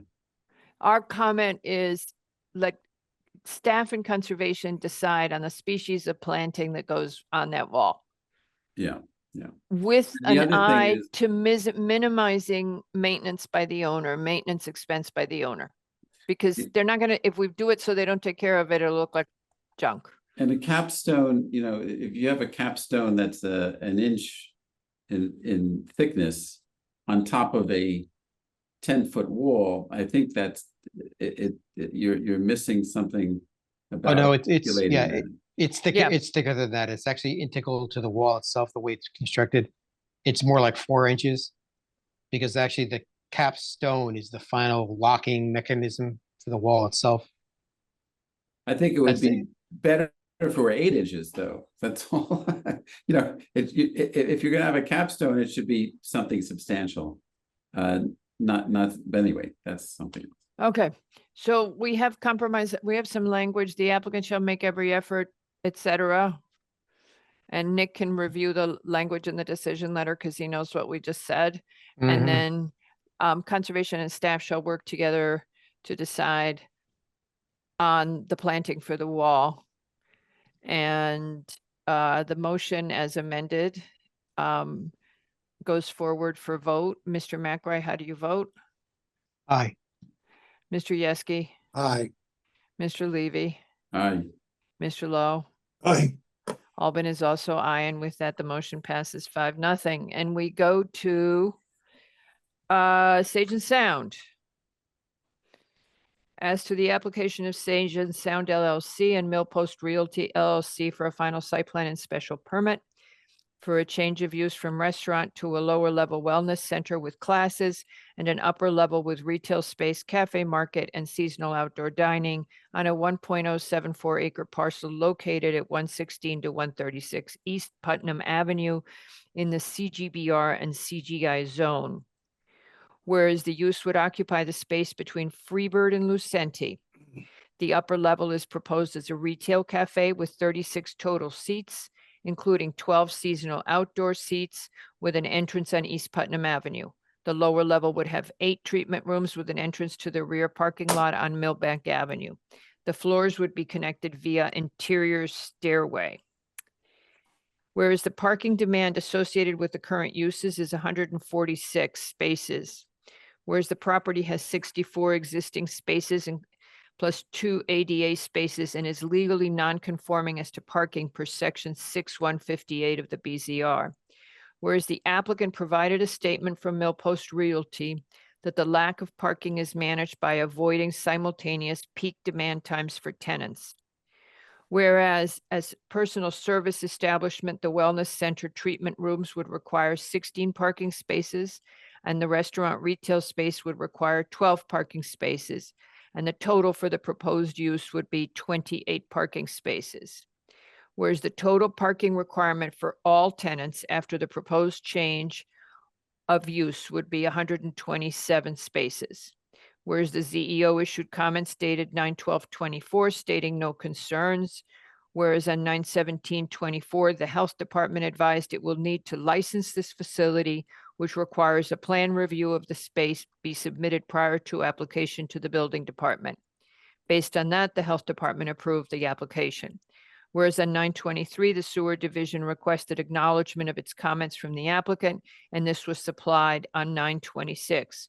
Whereas the applicant would need to apply for ARC review of any exterior changes, lighting, landscaping, and signage. Whereas the applicant would need to reapply annually for seasonal outdoor dining approval. Whereas the commission finds that the subject proposal does not appear to increase the existing legal nonconformities. Be it hereby resolved that this application is hereby approved, and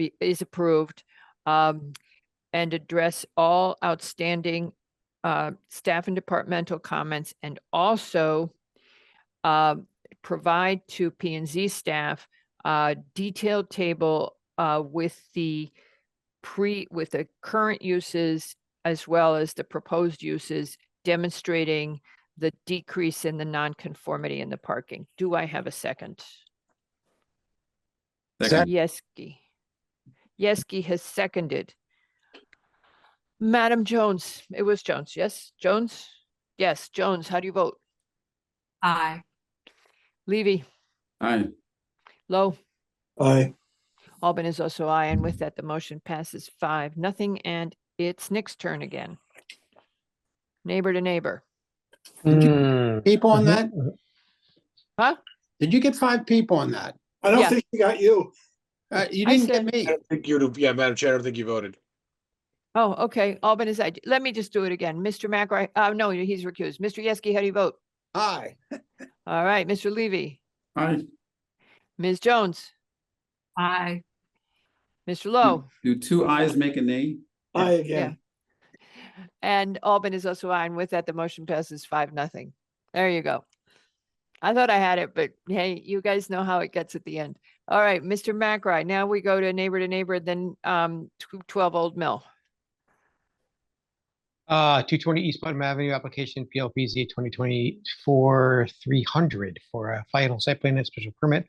Applicant is requesting approval to modify the operating hours and conditions of approval for section 613 through 615 of the BZR on a 5.25 acre property located in the R20 zone.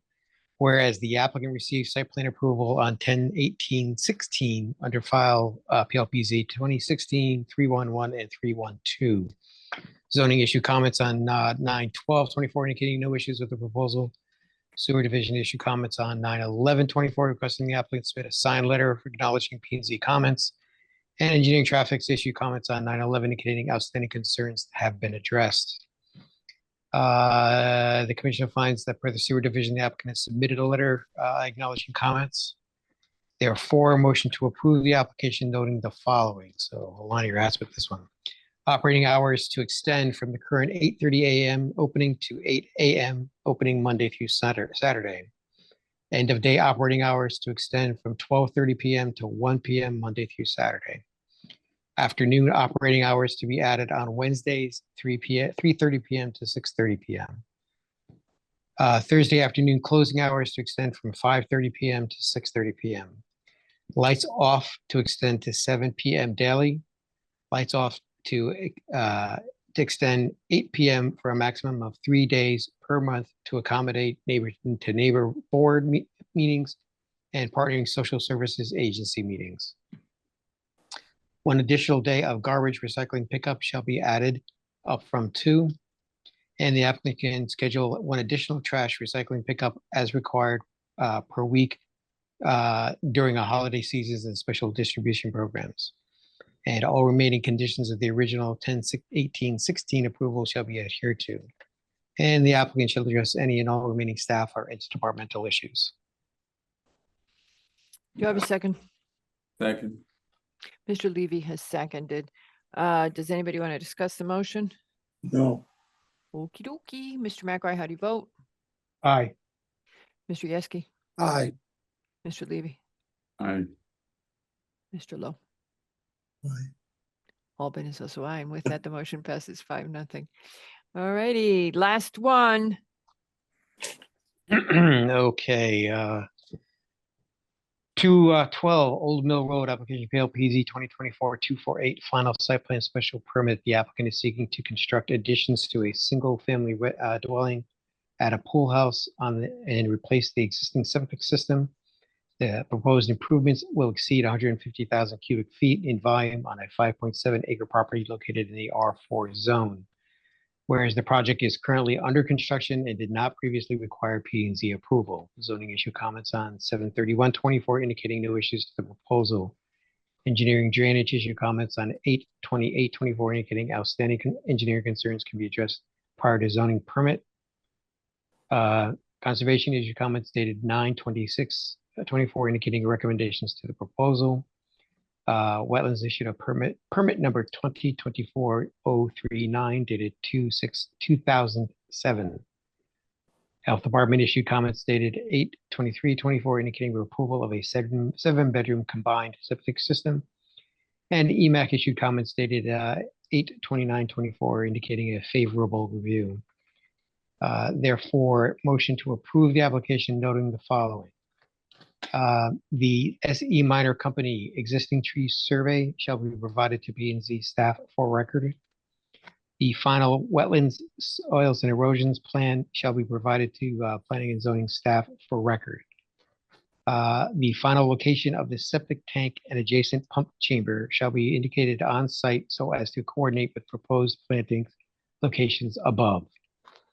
And the applicant shall address any and all remaining staff or environmental issues. Did we also want to comment on two other things?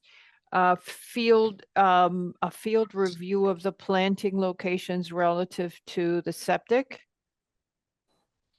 consistent Okay. with conservation's comments. And then the second thing is, Who's doing that that field review? I think Well, I wetlands, think environmental affairs would be Yeah. the logical point, or you know. that's wetland- who made the comment. That would be my take. Let them go because that's who had the concern about the planting surviving there. Okay, And and catch-all environmental affairs is anybody from wetlands or conservation who's in a car and going that way, right? exactly. And then the second thing is on any any trees to be replaced within the town right of way and Did I miss would- that? Yeah. Yeah, I didn't hear you say it. So would be subject to the tree warden decision. Any changes in trees in the town right of way are subject to the tree warden decisions, which everybody should know, but I think we should just put it in the decision. All right. It's All good to right. note so that no one misunderstands that the commission's not granting tree planting or removal. That's all. Exactly. I mean, Dr. Kramer commented, okay, did we get a second on that before I started? Second. All right. Who was that? Me. I'm seated. Arnie. Yeah, Arne. so that was Arn seated. Okay. So with that, we have a second. Mr. McRae, how do you vote? Aye. Mr. Wells, Aye. Mr. Lowe, Aye. Mr. Yeski? Aye. Albin is also aye, and with that, the motion passes 5-0.